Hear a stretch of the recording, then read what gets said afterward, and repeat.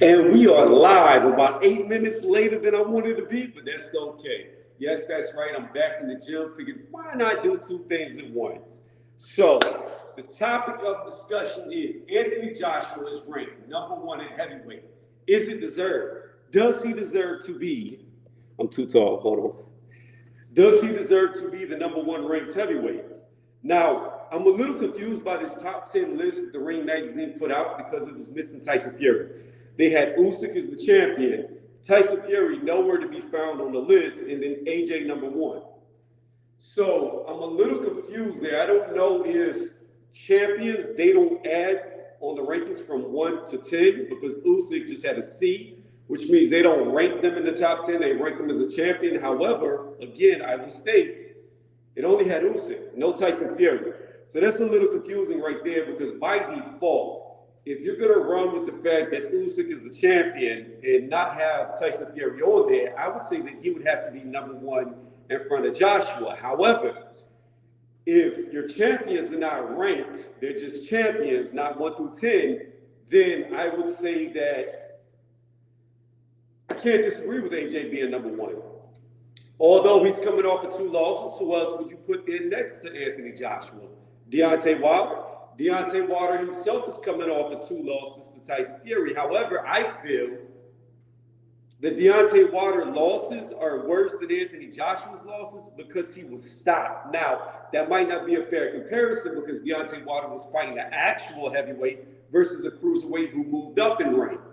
So there's that to take account too. Tyson Fury is significantly bigger than Usyk, and would Usyk be able to knock out Deontay Wilder? I have my strong doubts on that. However, when you look at it, you have 2 knockout losses, or you could say 1 knockout loss, 1 corner stoppage, by the towel coming across, and then you have Anthony Joshua, who was outboxed 2 times in a row and almost got knocked out in the first fight against Usyk. However, he did not get knocked out. So I would say that in boxing, the best way to win is by a knockout. The worst way to lose is by a knockout. And being that Deontay Wilder is coming off of 2 stoppage losses and Anthony Joshua is not, then your 2 ex-champions, I would have to, by default, put Anthony Joshua above Deontay Wilder. Now it comes into, does Deontay Wilder deserve to be number 2? And I say he does. I say that only because he was the reigning WBC champion for 10 title defenses. Now, people could argue about resume. However, you have to say that Deontay Wilder has a better resume than all the other heavyweights outside of Anthony Joshua, Tyson Fury, and now Usyk.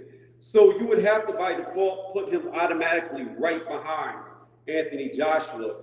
And this is not a list of, in my opinion, who would beat who. You could feel that Deontay Wilder will beat Anthony Joshua all day long. But just because you feel that way doesn't mean he belongs in front of Anthony Joshua. Just like you could feel like all day Terrence Crawford could beat Earl Spence Jr. However, Earl Spence has 3 belts. Terrence Crawford has 1.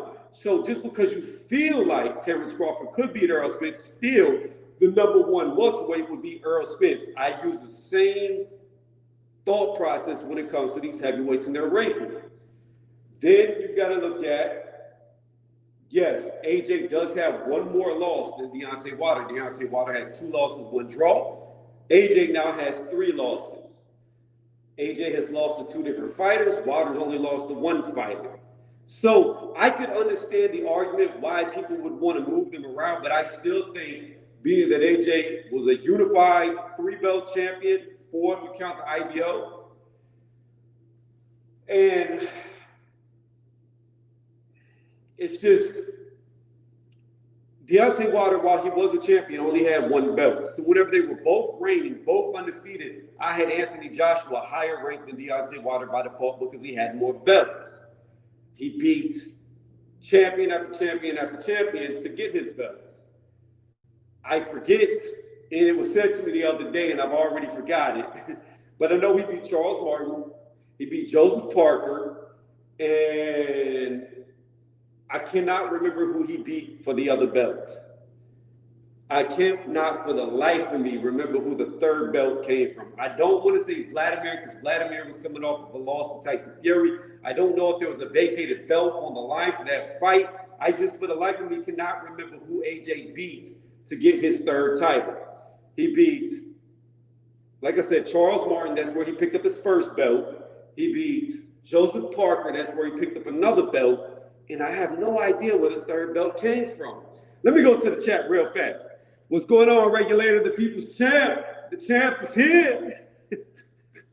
You know what? I look at it like this. I had a debate. The judges said I lost. I feel how I feel. Like, I don't really think. In a debate, my thing is you got to prove your point. And when the other debater's whole concept was to discredit my guy, but not even give any backup facts to his guy, I don't see how you could win at all. Because his whole narrative was destroy Chris Eubank Jr., but not say anything about Conor Ben, which to me is already a loss. Luckily for me, the chat agreed with me. The majority of the people agreed that I won the debate. But officially, if you want to go by the judges, I lost, even though I feel I won. You'll have to listen to the debate over at Knockout 86 TV and let me know who y'all feel won. But let's go to the next comment. Aka Kalavar became the next future heavyweight champion of the world.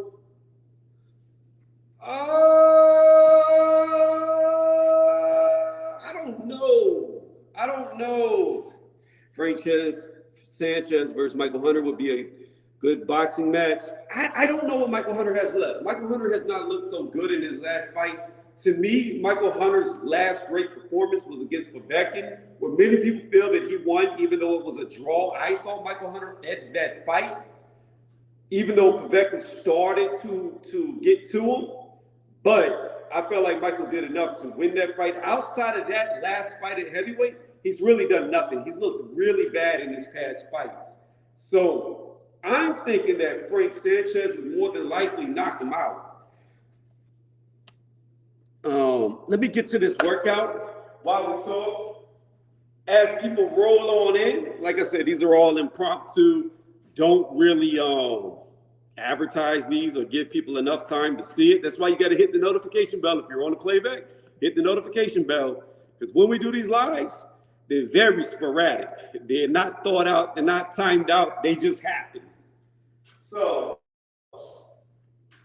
again, let me hit this warm-up set, and then we'll get back to the topic at hand. But yeah, I do not think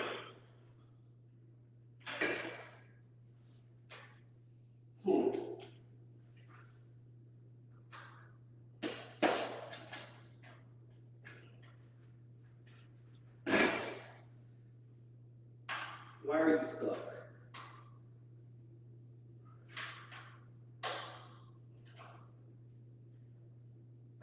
There we go. Okay. Hey, hold on. Tighten it down too much. There we go. All right. I got to be able to get these knees in my stomach without bottoming out this machine.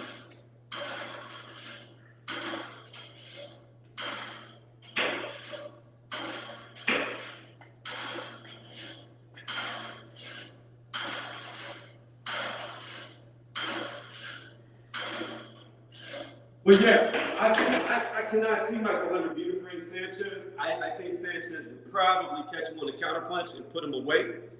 But it wouldn't be a bad fight. Now, I know David Wild was supposed to fight, was it Lucas Brown? And Lucas Brown popped. Am I hearing this correctly? I believe I heard that on, I don't remember what I was doing. I was like mopping the floor or something. And I heard in the background on YouTube that Lucas Brown popped out for something. I'm not sure if that is correct. Y'all can correct me if I'm wrong. Let me look it up.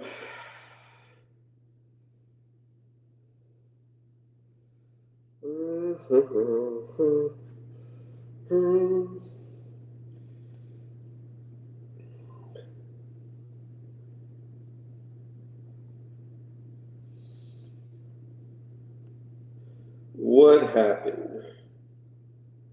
Oh, they won't sanction him.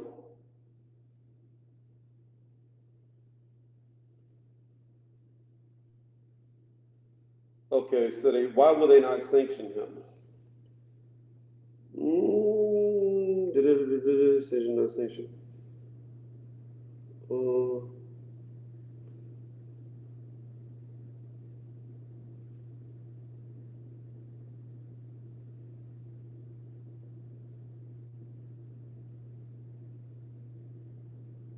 2-0. Okay, I must have really misunderstood it. That's weird.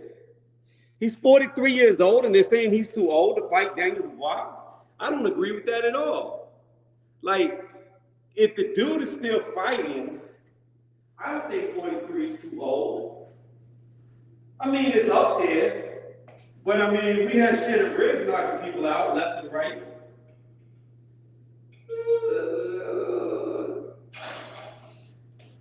So I disagree with that. That's the reason why they did it. I thought I heard the people say that they declined it because he popped hot, but obviously he did not pop for anything. It was because of his age.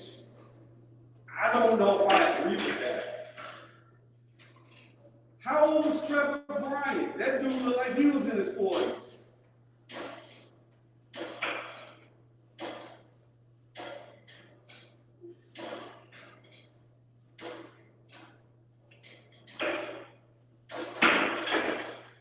Might have to move this chair even closer. My legs are too long and it's bottoming out. Got to get closer so I can, I don't know. If I get further, I can't, I don't know. We're just going to have to do what it does. Let's see here. Gerald Miller versus Derek Chisora would be interesting next. Joe Joyce versus, you like these European fighters, would be a good boxing match. I'm gonna be honest with you. Outside of Usyk, Tyson Fury, I don't think anybody could beat Joe Joyce. And I'm iffy on if Usyk can do it. I know Usyk beat him before, so I give it a 50-50 fight, but that was a much smaller Joe Joyce, a much less experienced Joe Joyce. But I could see Usyk outboxing him. Tyson Fury, I think Joe Joyce, as strong as he is, he just get picked apart. I don't think he would ever be able to get in range of Tyson Fury to really be able to hurt him.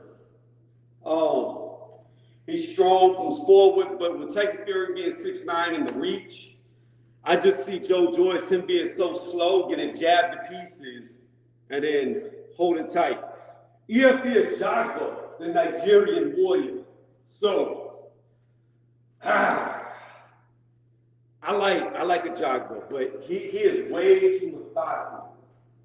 It's good to be methodical, but when he has people hurt or when he has advantages, he's too methodical. He doesn't go in for the kill.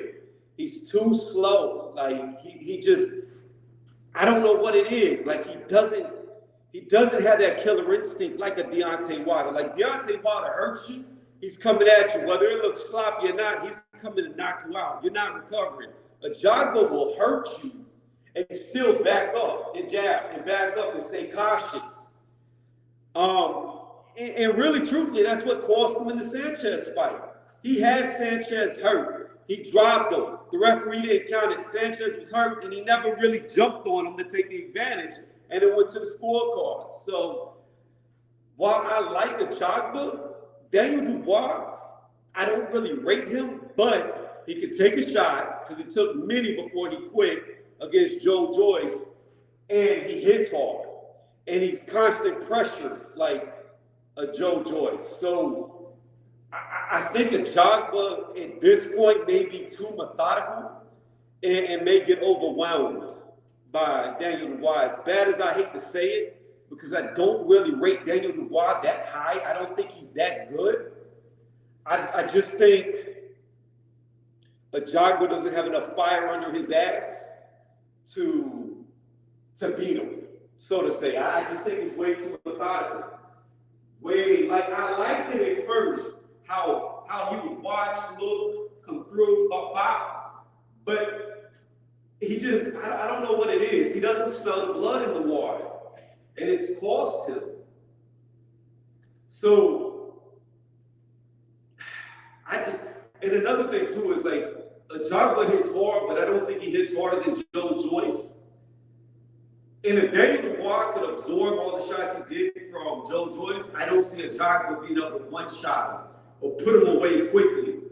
And that's another thing, like,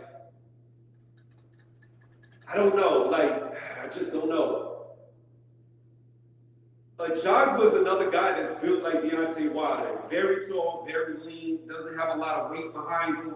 Whenever you're fighting a guy like Danny Dubois, who's constant pressure, who's big, solid, filled out for his height, it's hard. It'll be hard for him. It'll be real hard. Like, I don't know if Ajagba can beat him. I really don't. I think Ajagba needs to have fights he can win, but fights where he's going to have to fight. Not easy touches, but fighters that he should beat, but fighters that are going to make him have to come at them, make him have to fight them, and not rely so much on being methodical. So that's how I see that fight going.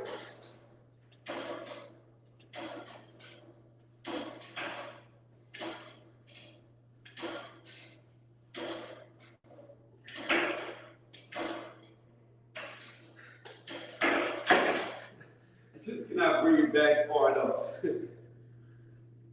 What's going on, Hoblo? What do you mean I must be kidding you? Kidding you about what? What is Hoblo talking about? You know what? Joshua is at least number 3, if not 4. We will see after the Wilder fight. Well, the thing is, Joshua's got a fight coming up too. He's got a fight coming up December 17th, according to what I've seen in the news. Which is weird to me. I don't understand that. Tyson Fury wanted to fight on December 3rd, and they didn't take it. But 2 weeks later, they're going to be fighting? I don't understand. Like, if you're going to fight on December 14th, why wouldn't you just take the December 3rd date? I don't get it. I do not understand it. If that was the plans from the beginning, it just doesn't make sense to me. Like, you're fighting on the 17th, just like the 3rd.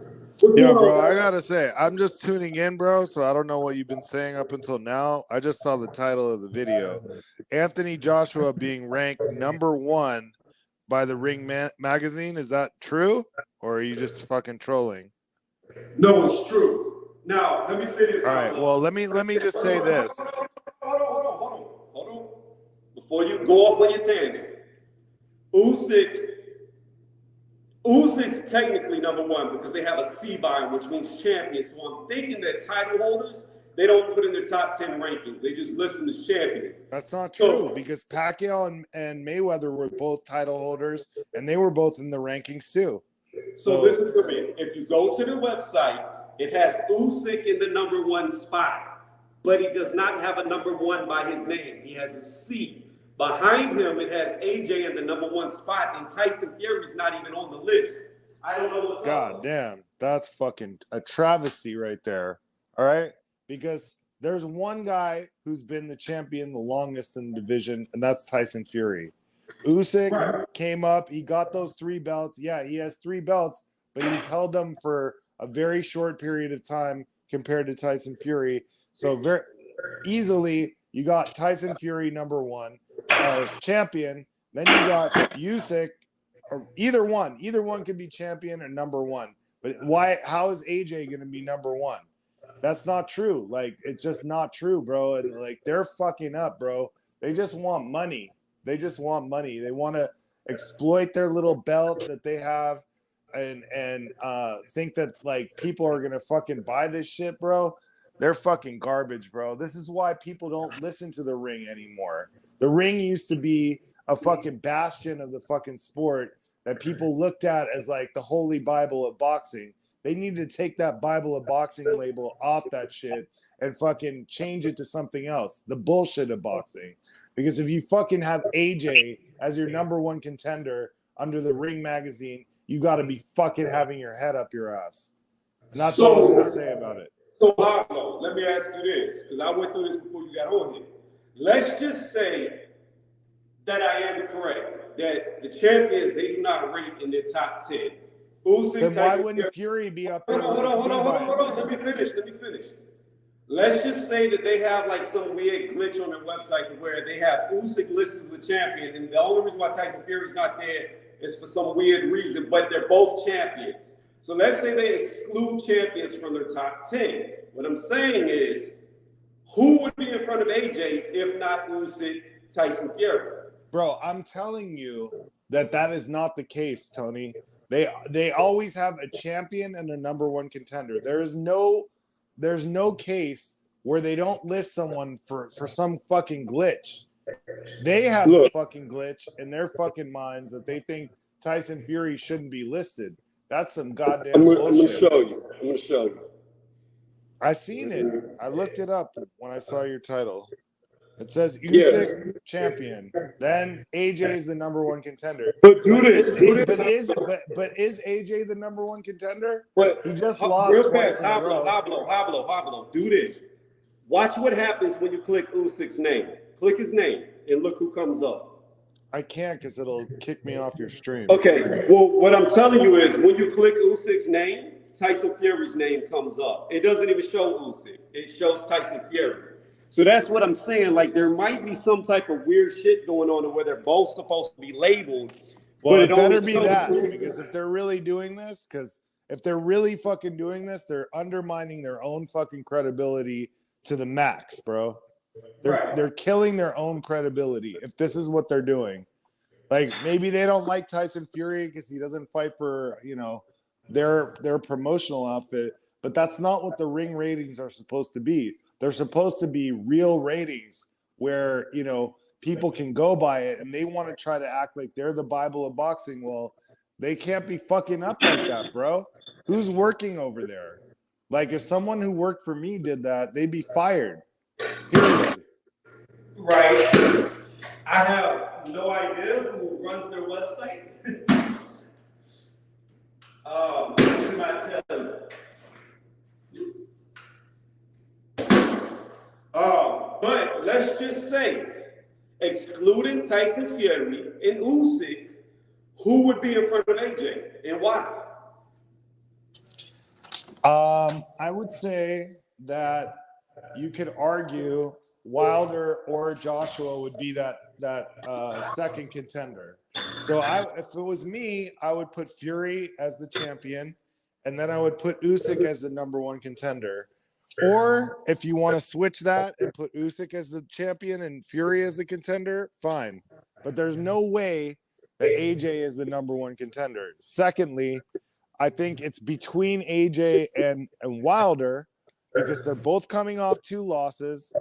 To me, Wilder fought the better competition for those losses. But either way, it's between the two of them, and it all depends on what happens with Wilder in this fight, coming up, that, if he looks good and wins by KO, he's definitely above AJ because AJ's coming off 2 losses, bro.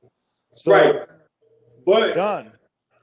But AJ is fighting December 17th. What if he gets a knockout in his comeback fight? Who's he fighting? You gotta understand. Who's he fighting? They haven't announced it. They've already announced the date. Okay, well, until I know that, I can't answer that question. Because if he just fights if he fights, like Joseph Parker or something like that, I don't think that's as good of a win.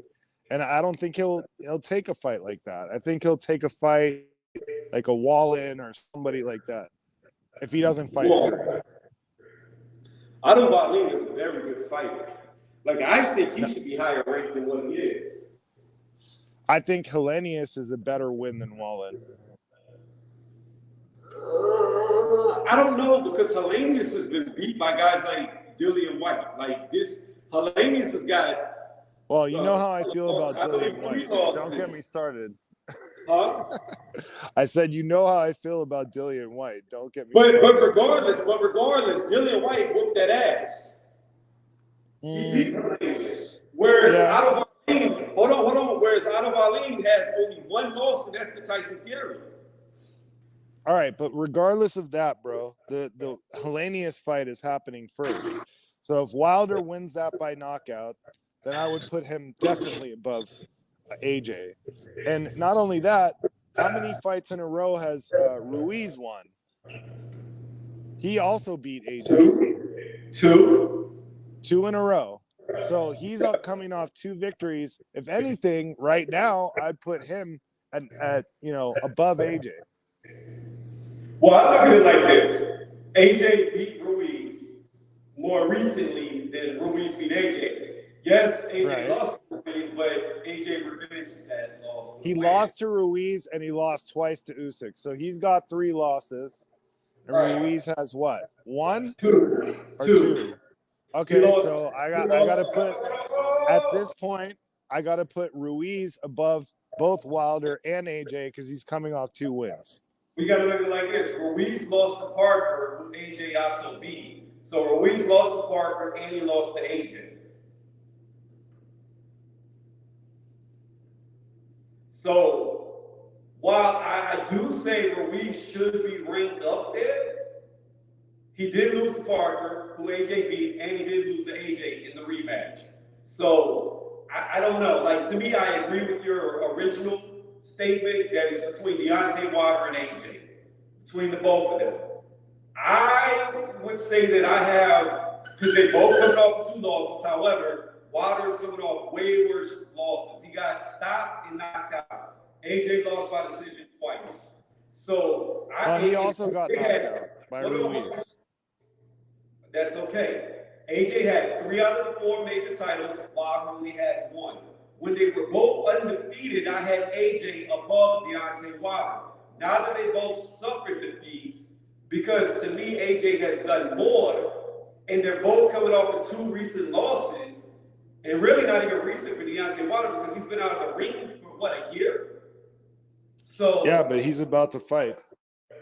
Right, but AJ just fought, is what I'm saying. AJ never had a gap in his career. So I would say that I would put AJ first, Wilder second. And I'm not saying that AJ would beat Wilder. I'm just saying if I had to rate. Okay, then if you're going to do that, then I'm going to argue that Ruiz should be above AJ. But why would Ruiz be above Wilder?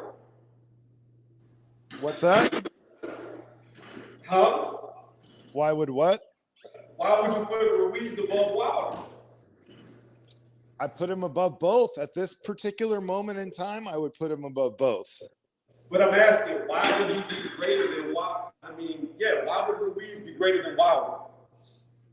Because at this particular moment in time, when they're doing these rankings, Ruiz has 2 wins. He also knocked out AJ in 1 fight. Yeah, he lost the other fight by decision. But he's coming off 2 wins. And at this particular moment in time, I would put him above either one of them. So listen both to coming off 2 losses. Right, but listen to this, Hoblo. Here's my counter to that. Ruiz, his 2 wins that he just had were 2 opponents that Deontay Wilder knocked out. He knocked out both of them.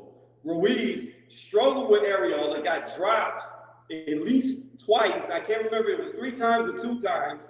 He got dropped twice against him, struggled with him. Wilder beat him with 1 fucking arm. And Ortiz. I got you. Ortiz made it for life or death, and Wilder knocked him out twice. I got you. But, however, the point is this. We're not talking about pound for pound rankings with theoretical who we think is better type shit. We're talking about heavyweight rankings as far as facts. Right now, Ruiz is looking better than either one of them, coming off 2 wins. Yes, he's fighting Wilder's leftovers. Yes, he's not as good as either one of them. But in terms of ranking people as they are right at this moment, you got to put Ruiz above either one of them until we see what Deontay Wilder looks like in this fight. And then if he looks spectacular and he knocks out Helenius, then I would put him above Ruiz. But for this moment, I would put Ruiz above either one of them. And the fact that they're not listing Tyson Fury is the main issue for me. Right. But here's what I'm going to ask you. And I'm going to get to the comments in just a minute. Don't get upset, guys. I will read your comments in just a second. I don't know where AJ went because AJ jumped on at the same time as you, Pablo, and he got off immediately. But anyways, here's what I want to ask you.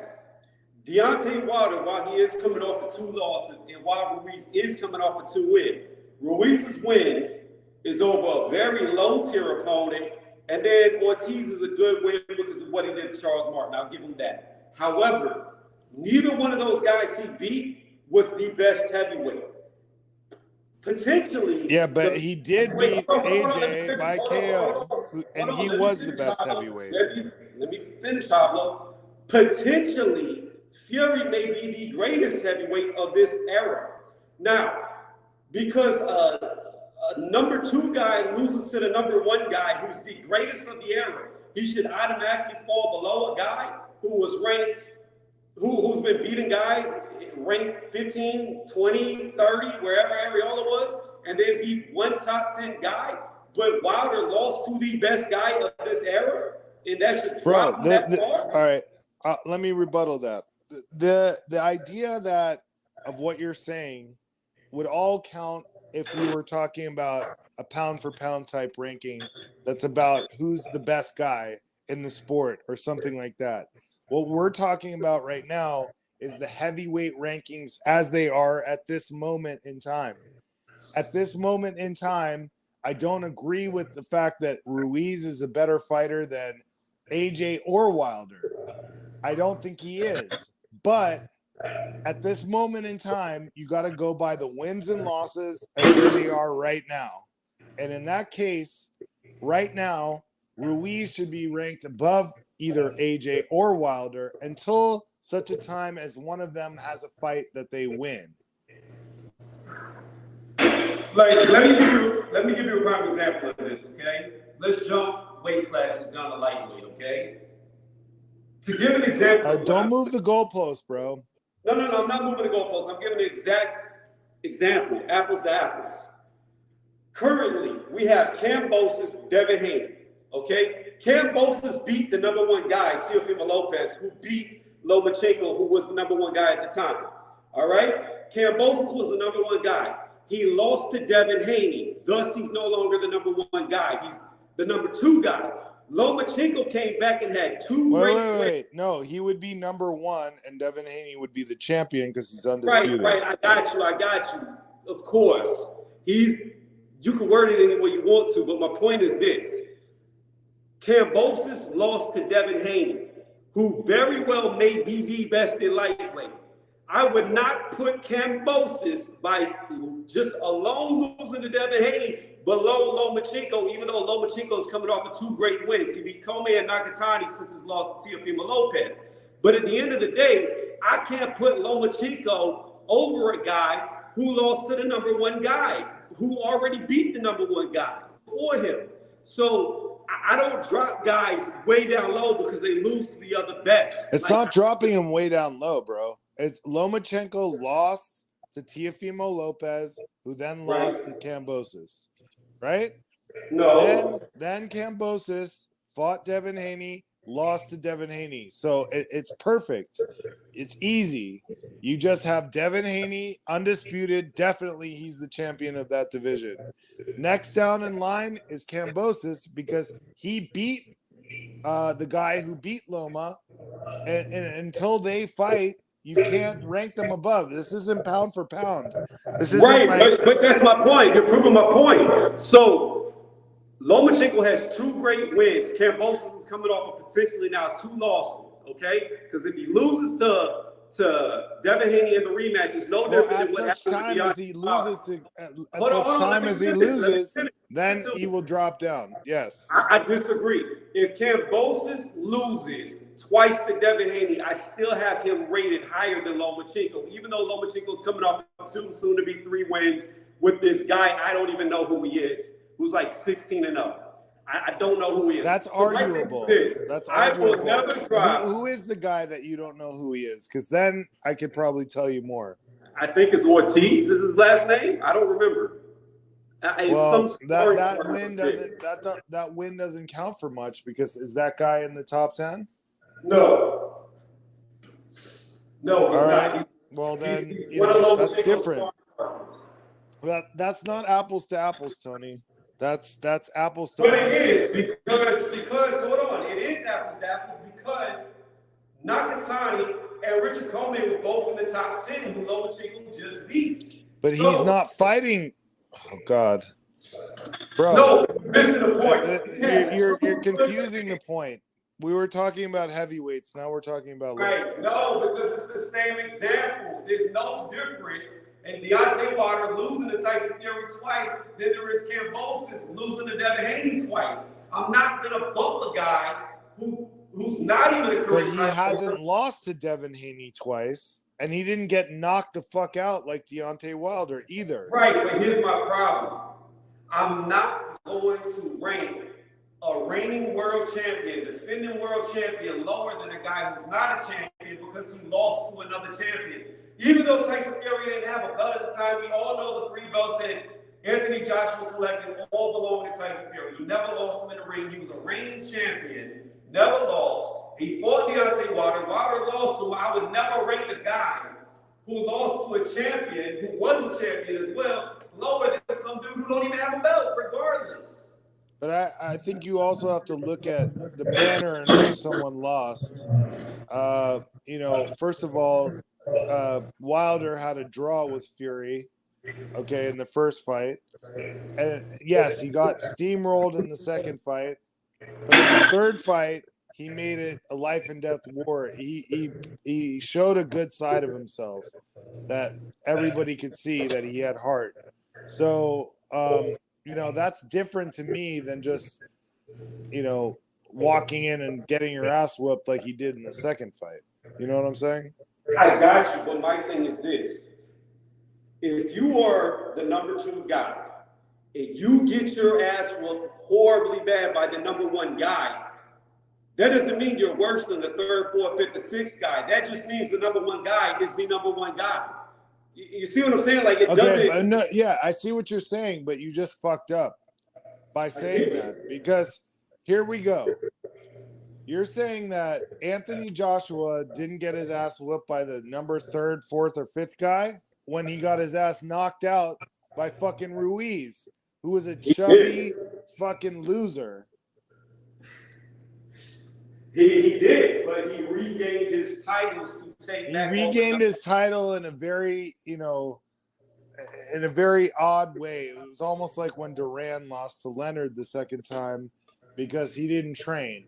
But it doesn't matter. It doesn't erase the fact that he got his ass knocked out by the fucking Pillsbury Doughboy.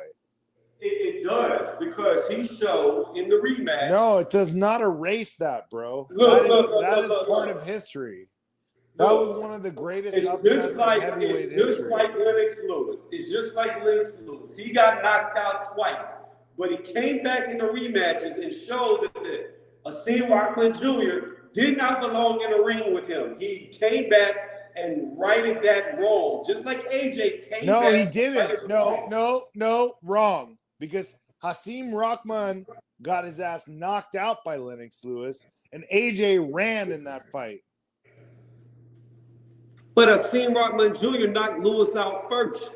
It's not junior, bro. Senior. I mean, not junior. Hasim Rahman, I'm sorry. I don't know why I'm saying junior because of the Jake Paul situation. My bad. Hasim Rahman, the dad, knocked out Lewis first. Right. Exactly. Right. And then got his ass knocked out. What AJ did was he got his ass knocked out by Ruiz, and then he boxed like a fucking Sugar Ray Leonard in the second fight and ran and fucking didn't fucking fight. I mean, last time I checked, boxing's about hitting and not being hit, and AJ didn't get hit. He did a great job in the second fight. Not taking anything away from him, but that is not the same thing as Lewis knocking out Rockman in the second fight, bro. And you know it. I mean, I'm gonna be honest with you. I'd rather get knocked the fuck out early than get embarrassed for 12 rounds straight. Not me. I would. I'm not getting knocked out by anyone. So I don't give a fuck, bro. Me personally, I would rather put to sleep early. All right, so you're on the record. Tony's reviews would rather get knocked out. There we go. Then get Now we have embarrassed that. for 12 rounds. Let me tell you something. There is nothing I worse. didn't think that was embarrassing. I thought there is nothing worse. The thing that was embarrassing wasn't that he got outboxed for 12 rounds. The thing that was embarrassing to me was that he didn't train right and didn't fucking prepare himself for the fight. That was embarrassing. I'm going to say this, Pablo, and then I'm going to get to the comments real fast. There is nothing worse than getting in front of somebody and realizing there's nothing you can do. Whatever they want to do, they're going to do to you. No, and there's what's nothing worse you than can that do is about getting it. your ass knocked out and slapped. No, it's not. Yes, it is. Anybody, listen to me. Oh, yes, it is. The right shot, the right when shot you get knocked out, heavyweight, anybody listen, can Tony, get involved. when you get knocked out and slept, in this day and age, with all the fucking cameras that everyone has, you got knocked out and slept, that shit's gonna live on forever. Standing up for 12 rounds is not as bad as that. Now you're posterized. You're fucking knocked out on the canvas, getting counted out. No, it's two different things. I completely disagree with you. Like I said, anybody get hit. You can disagree with me on a personal level where you feel like you would rather get slept than get outboxed for 12 rounds. But I'd rather be standing on my feet in that 12th round and like take my loss like a man than being rushed to the fucking hospital like a fucking bitch. Last time I checked, Mayweather has a whole bunch of highlights that'll live on forever of him just embarrassing people and not knocking them out. So to say that you getting embarrassed out box nonstop isn't going to be highlight reel? Wait, but how is that worse than fucking Pacquiao getting slept by Marquez? That image of him laying on the canvas asleep and Roy Jones Jr., your boy, saying, "He's not getting up, Jim. He's not getting up, Jim." How is that worse? Like, bro, you're fucking tripping, dude. Stop. I hear what you're saying. Don't be a fucking weirdo. Nah, see, but see, that's all you remember. I remember that fight. I remember Marquez hitting puberty for the second time in his life at 40 years old. I remember Marquez drinking his own piss. The image that's going to be lasting. Hold on, let me finish, Pablo. I remember 3 fights prior, he could not even hurt Pacquiao. Then going into the 4th match, all of a sudden his punches are actually starting to have effect. I also remember in that 4th fight, Pacquiao was schooling him and whooping his ass with ease. He was styling on him, and he got sloppy and jumped into a fight, but it was a fight that he had won every single round. You're forgetting the fact that Pacquiao already got dropped before that. I got you. I already said. Do you have me? Yes. No, I think I have you. He was still beating the shit out of him in that 4th fight. If it would have went to the scorecards, there's no question who would have won. He got caught doing this little hop shit, playing with him, and got put down on a guy who looked like he just hit puberty with all them fucking acne all over his back. Bro, I know you know what that's about. I know, and I know you know. But let's get to these comments real fast. Who wins, Usyk or Deontay Wilder? I said this before. I've said it actually quite a few times. I think Deontay Wilder knocks Usyk out. Wilder for sure. I think as skilled as Usyk is, the start of every round, he's going to get hit. And if Wilder hits as hard as people say he does, that's the big $1 million question. If he hits as hard as he does, then he's going to hit Usyk. And I don't know. Is there really a question about that anymore? I mean, he dropped fucking Fury enough times, bro. I mean, Steve Cunningham dropped Fury as well. Yeah, but, Fury has an iron chin, bro. He's proven it. Oh, I don't know if I would say he has an iron chin. I would say that he has an iron will, and he'll get back up and keep fighting, but I don't know. He has an iron will, just like Ali, and an iron chin, where, like, he could take an ass whooping like that and still get up and beat you. Like Right. that takes two things: an iron will and an iron chin. To Because me, anybody else, I think anybody else who got hit with those punches that Wilder threw against him would be done. I don't know, because I mean, he was done. You could argue that. Listen to me. How I'm gonna bring up a fighter. I'm gonna tell you, an iron chin to me is Joe Joyce. That's an iron fucking chin. A guy that we haven't seen it tested. Well, we know Joseph Parker can crack, and Parker was hitting with everything. I mean, Joseph Parker. I mean, compared to Wilder, no. We don't know. All I know is Parker can crack. Hopefully we find out. The problem with boxing is that we don't get these fights like we should. You know, back in the day, and I know people hate hearing this, but back in the day, we used to get fights all the time, left and right. And right now, what it is we have to wait 6 months between every fight to find this shit out. And they're stringing us along just like this fucking Crawford and Spence bullshit. Like, we don't get the fights that we were supposed to get. So it's just, we can sit here and speculate all we want, but the proof is in the pudding. When people fight, then you get the results. You do. All right, let me hit these comments real fast. So to answer the question again, I think Deontay Wilder would more than likely beat Usyk. I could see Usyk outboxing him, outpointing him, but again, I think with the height difference and how quick Wilder explodes, I think he would catch Usyk. And I think, like they say, styles make fights, and I don't see him getting around that straight right from a distance. I think he gets hit.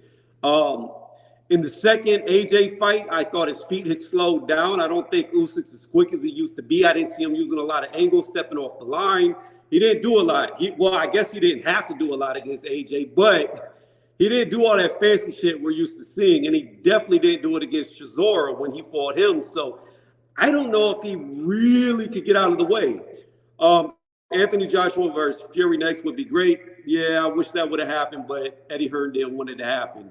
And now Eddie Hearn's looking foolish. He's looking real foolish because they passed up all that money on that Fury fight just to have what they were banking on go out the window because of PEDs. So now they're really hurting financially. They're trying to sue the British Boxing Board of Control because they canceled the fight. Good luck with that, because that might just be more waste of money in court. So again, Joe Joyce versus Mark McCauley. No. McCauley's a knockout waiting to happen. I disagree with that. I don't think McCauley's good at all. I don't think he has a chin. I think McCauley's going to get slept sooner than later. Joshua versus Deontay Wilder. That's a very interesting fight. There was a point in time where I believe Anthony Joshua would have blazed Deontay Wilder easily. However, that was our very first debate, and I told you no.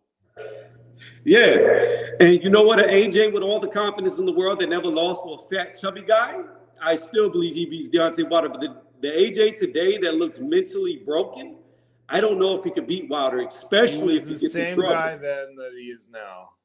I disagree. Some fighters take losses and they never recover. They never look the same after. And unfortunately for AJ, that's what it's looking to be. He's just not that seek and destroy. He lost his confidence and never found it. Like you said, when he fought Ruiz, he played keep away the whole time instead of going for the kill. I don't think he ever got his confidence back.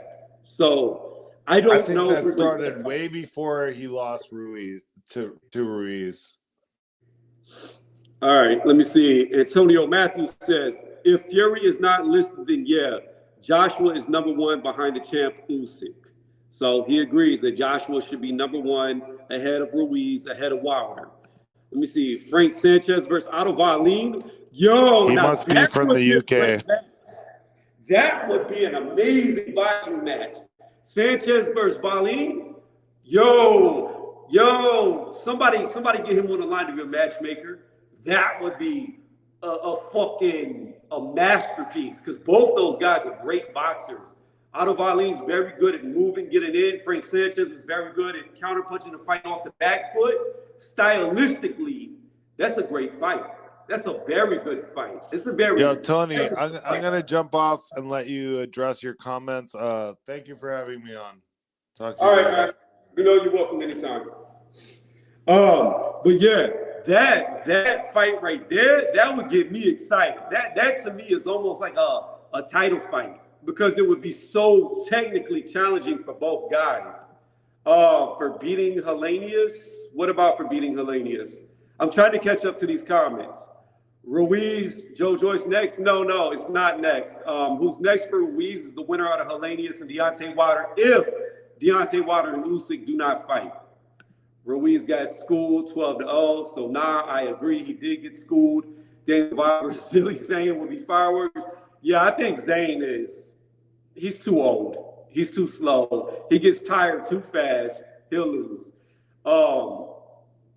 Odd way or not, Ruiz got schooled and Ruiz won against a Joshua that was either sick or something was going on. Buster Ruiz. Did Lewis KO McCall in a rematch? I don't remember. I thought he did. Maybe he didn't. The way that you wrote it, I don't think he did. Anthony Joshua will become heavyweight champion of the world again. I don't know. I don't know about that. I really don't know how. So look, while I do agree that AJ does belong number one, I don't know if he becomes heavyweight champion again. Because here's the issue that I look at. AJ is going to have, first and foremost, let me say this right now. Usyk, I picked Usyk to beat AJ both fights. It's on my playlist for predictions. I picked it and said he was going to do it like he did it. Here's the issue I see. Usyk cannot beat Fury. He cannot beat Fury. So that means Anthony Joshua, if he wants to regain the titles as long as Fury does not retire, he can't beat Fury. He just cannot beat Fury. He can't beat Fury. The Zone knows it. Eddie Hearn knows it. All the Matchroom knows it. Like, he can't beat him. The problem is, and this is what Usyk's going to experience. As good as Usyk is as a technical boxer, Fury is all of that. Except he's 6'9" and can weigh damn near 280 pounds and move the same way as Usyk. So when Usyk comes in against a just as technical boxer who's bigger, longer, stronger, and will fucking lay on top of him, he's going to have no answers. He doesn't hit hard enough to hurt Fury. He doesn't hit hard enough to keep Fury off of him. The death by 1,000 pillows, what I like to call Usyk, because that's how he gets most of his knockouts, by hitting you so many times you're exhausted, and anybody can knock you out at that point. That's not going to work against Fury. Fury's got crackhead energy. Like, this dude does not get tired. Like, you're not going to get him tired. And he moves fast. You ever seen crackheads get caught in the light? They skitter off. Well, here's the problem. In a boxing ring, you got lights from all angles. So that motherfucker's constantly moving because there's no escape from the light, but he's looking for every little sliver of a shadow. So you're not going to catch him. Usyk is not going to beat Tyson Fury because he's not going to get tired, and Usyk's going to end up getting tired. He's going to get big man and laid on, and his legs are going to give out, and he's going to lose. So to get back to the point, that means that Joshua has to fight Tyson Fury to regain the titles. And I don't see how he beats Tyson Fury. I really do not. I like AJ, but I don't see how he beats Tyson Fury. If not Tyson Fury, then he's got to fight somebody like Joe Joyce. How does Anthony Joshua beat Joe Joyce? How? Like, I'm really asking for a response, and if anybody wants to jump on the panel, it's an open panel, you can discuss this with me. But I think Joe Joyce starches AJ. I think he walks right through him. And I know AJ's talking about, oh, I knocked you out in the first round in the amateurs and blah, blah, blah, blah, blah, blah, blah. It's not the same Joe Joyce, and you're not the same Anthony Joshua. So while he's living in the past, this is the present. And I have no idea how Anthony Joshua can beat Joe Joyce. I don't see it.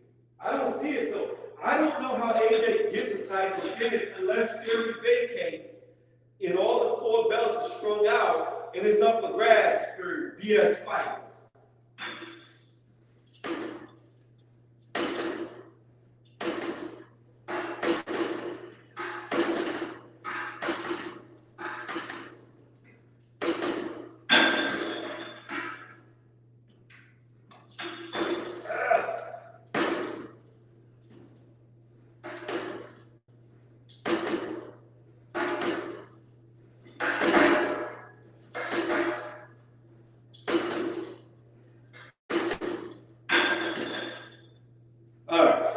Let's come back to the comments.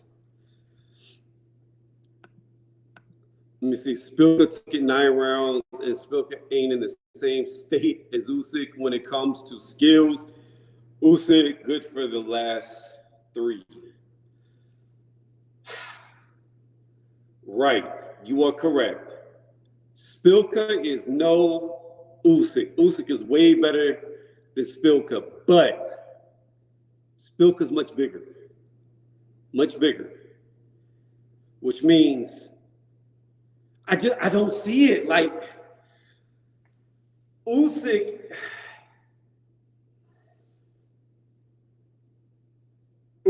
on the night is going to be lighter than Deontay Wilder. He's significantly shorter, and I don't believe he's faster. So I don't think he has the power. Like, that's the main thing. I do not think Usyk has the power. So Deontay Wilder is going to be a threat to Usyk 100% of the fight. And unfortunately for Usyk, what Wilder says could be true. You could win for 11 rounds straight, but all I need is 1 second and 12 rounds. That's it. And if Usyk slips for a moment, has a lapse in just thought, it could be over. And all that shit goes out the fucking window. It doesn't matter how good you are. If you get caught and you go down and you stay down, you would be the best fighter in the world. But it's over. It's done. You get hit right by the wrong one, you could be way more technically skilled. But if you're sleeping, you lost the fight. And that's the thing. Like,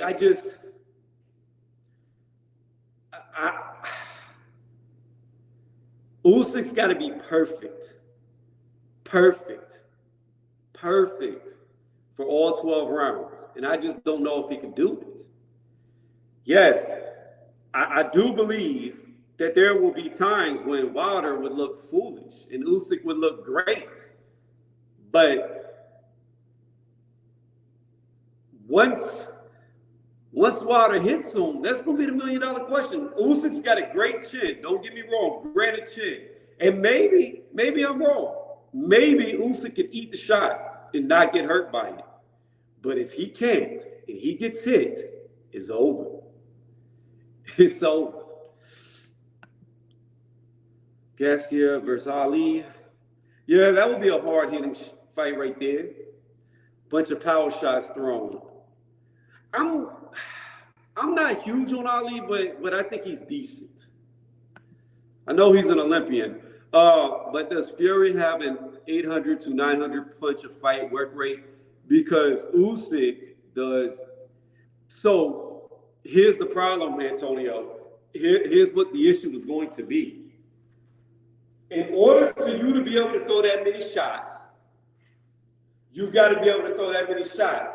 And what I mean by that is, when Usyk closes the gap, and Tyson Fury does what Tyson Fury does to little guys, grabs them, hugs them, and lays on top of them, how long is that going to take for Usyk to get tired? For Usyk, 220 pounds, to hold up somebody 60 pounds heavier than him, leaning on him, putting his forearm underneath his neck and pushing back on his head, laying on him, how long is it going to take before you see the legs of Usyk get tired from holding up damn near 280 pounds? That's the problem. Yeah, you can look good all day long throwing punches, moving around the ring, but it's completely different when somebody is laying on you for 12 rounds.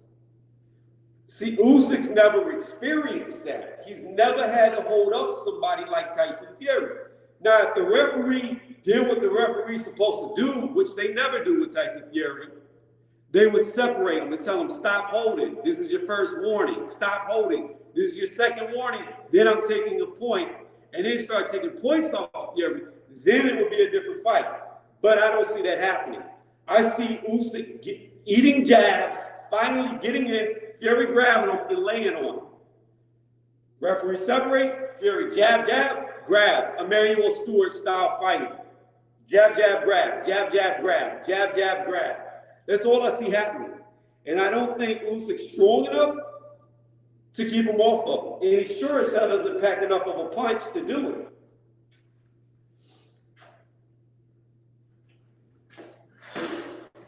I gotta lean down so far to be able to do this.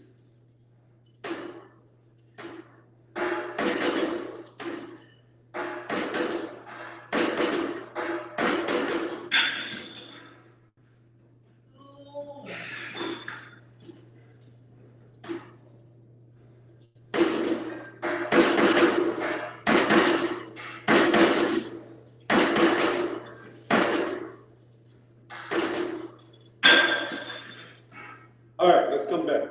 So yeah, Antonio, that's the issues that I see. Joshua boxes Joyce easy. I don't know about that. Joe Joyce may walk through everything AJ throws, and once he starts landing on AJ, is AJ gonna be able to take it? Can he take it? I don't know. AJ may get broken down like Joseph Parker did. Joe Joyce versus Sanchez. Oh, I got Joe Joyce winning. Again, Sanchez is very good with counterpunching, but one thing we know about Joe Joyce is it doesn't fucking matter if you counterpunch him. He just walks through it and gets you against the ropes, or gets you against the corner, especially if you're a back-footed fighter like Sanchez is, and he's extremely good at cutting off the ring. And once he's got you where he wants you, the nonstop onslaught just keeps coming. He doesn't stop throwing punches. The dude is literally the juggernaut. You hit him, he blinks at you and throws shots back. You hit him, he blinks at you. His head doesn't even move. My head moves because naturally I roll. You don't even have to roll with a punch. You just bloop. That's it. All right, let me hit you 5 times. So that's the issue I see with Sanchez. I don't think Sanchez could beat him. I think Sanchez is going to be pushed into a fight that he's not used to fighting. He's going to get overwhelmed. And anything he hits Joyce with, Joyce is going to eat it and just keep putting it on him. Again, in my opinion, only 2 guys can beat Joe Joyce. That's Usyk, maybe 50-50, and Tyson Fury. I say 90-10 Tyson Fury. I don't see how Joe Joyce beats him. I really don't see how Joe Joyce beats Tyson Fury.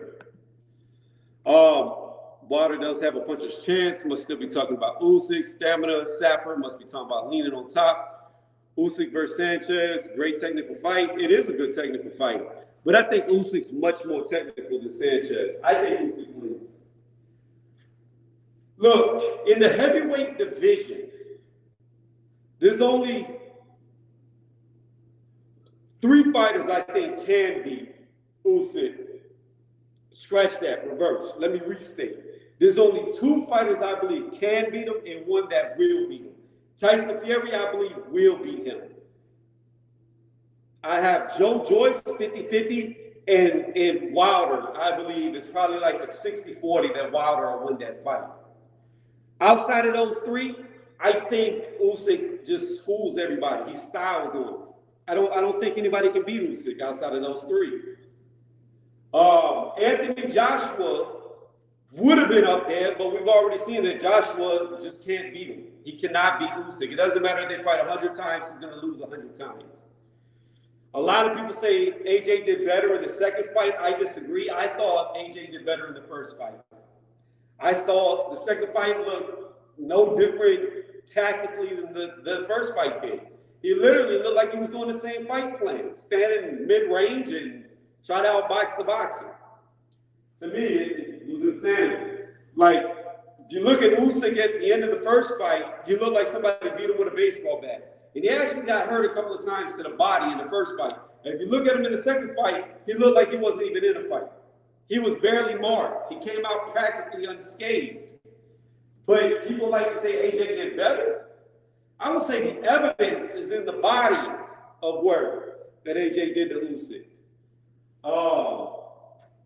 And in both fights, AJ damn near landed the same amount of punches. The only difference is, in my opinion, the first fight, he landed a lot more effective punches, a lot more harder punches.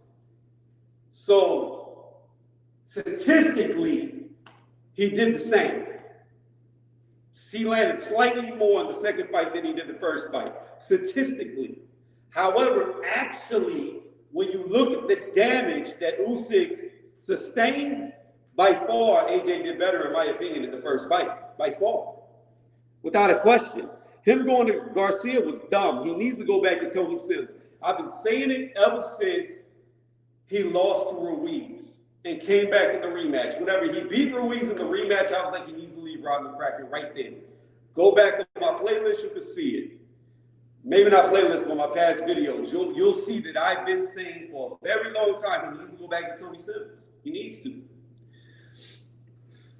Let's go down here. Joe Joyce should use the cross-arm guard to protect himself. Joe Joyce's best defense is his chin. That's his best defense. You hit me, I'm going to eat it, and I'm going to hit you 5 times. That's his defense. You hit me, I eat it, and then hit you 5 times. Because once you hit me, I know I can hit you 5 times. All right, last set. I hate how low I have to get in this thing.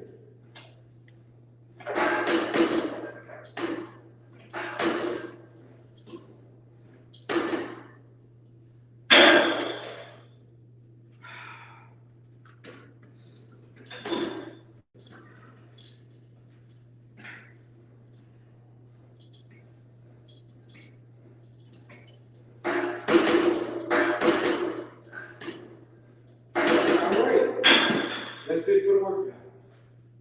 Normally I wipe everything down, but all the wipes are gone.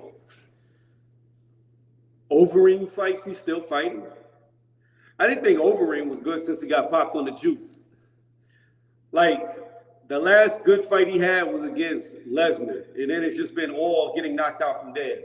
And we all know Lesnar wasn't the same. He came off of almost dying twice. And then he got popped juicing and just got beat up coming off the juice.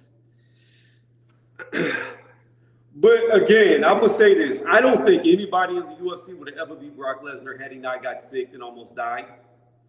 Had he never got sick, he would have never lost. Cain Velasquez would have never stood a chance. I'm sorry. There's no way. You could tell the difference in Brock Lesnar before he got sick and after he got sick. Before he got sick, if he touched you, you were on your back. There's no escape. And then he's hitting you with lunch boxes. That's it. When he came back, he looked horrible. He couldn't hold down, what was his name? Carwin? Because I used to watch UFC whenever Lesnar was fighting, because why wouldn't you? That's fucking Brock Lesnar. He couldn't hold him down. Then he goes in there with Velasquez and couldn't hold him down. You never saw at any point in time in Lesnar's career when he got somebody down, he couldn't keep him down, or he struggled to put him down. He did not have the strength that he once had, and it reflected also in his weight. He would weigh in at 260, come in 300 pounds. When he came back, he was barely like 265, barely. So, again, it was not the same Lesnar. And again, I will restate what I just said. I don't believe Brock Lesnar would have ever lost had he not got sick. All right, let's move on. Gerald Miller, I don't know. I haven't watched any of Gerald Miller's fights since he came back. I know he's won 1 or 2 fights. And I think he had a fight coming up. I don't know if it already happened. I haven't been watching. The last time I saw him, he looked like a fat slob. He had no muscle detail. He just looked fat and sloppy. So I don't know if Gerald Miller, without all his gear, can even do anything at any level. Only problems with Brock was reactions to getting hit. Yeah, but regulator, think about this. This is what I want you to think about. He did have bad reactions to getting hit, right? But before he got sick, I don't know who he was fighting. You may know because you like UFC. I really don't. Before he got sick, he hit a dude one time and made that motherfucker do a backflip. Like he hit this dude, bow, but he did a backflip. That dude had so much power, so much explosion. From my understanding, whenever he tried out for the NFL, he ran a 4.640. Now imagine that. A guy who's not cutting weight, 320 pounds, running a 4.640 coming directly at you. The dude was a freak of nature. And like I said, while he did react bad to getting hit, before he got sick, he didn't have that to worry about. And I don't believe if he had never got sick, he would have that to worry about. Let's go over here. What's up, big brother? What's up, brother Big? Up to you, mate. Wait, what? I'm so confused. What's up, brother Big? Up to you, mate. I know what you're saying. I'm just trying to understand. Not much going on with me. What about you, Prodigal? How you doing tonight? Let's see here. If Bellator, UFC 1, SC, MMA did not exist, will we have a lot more boxing matches? No, we wouldn't.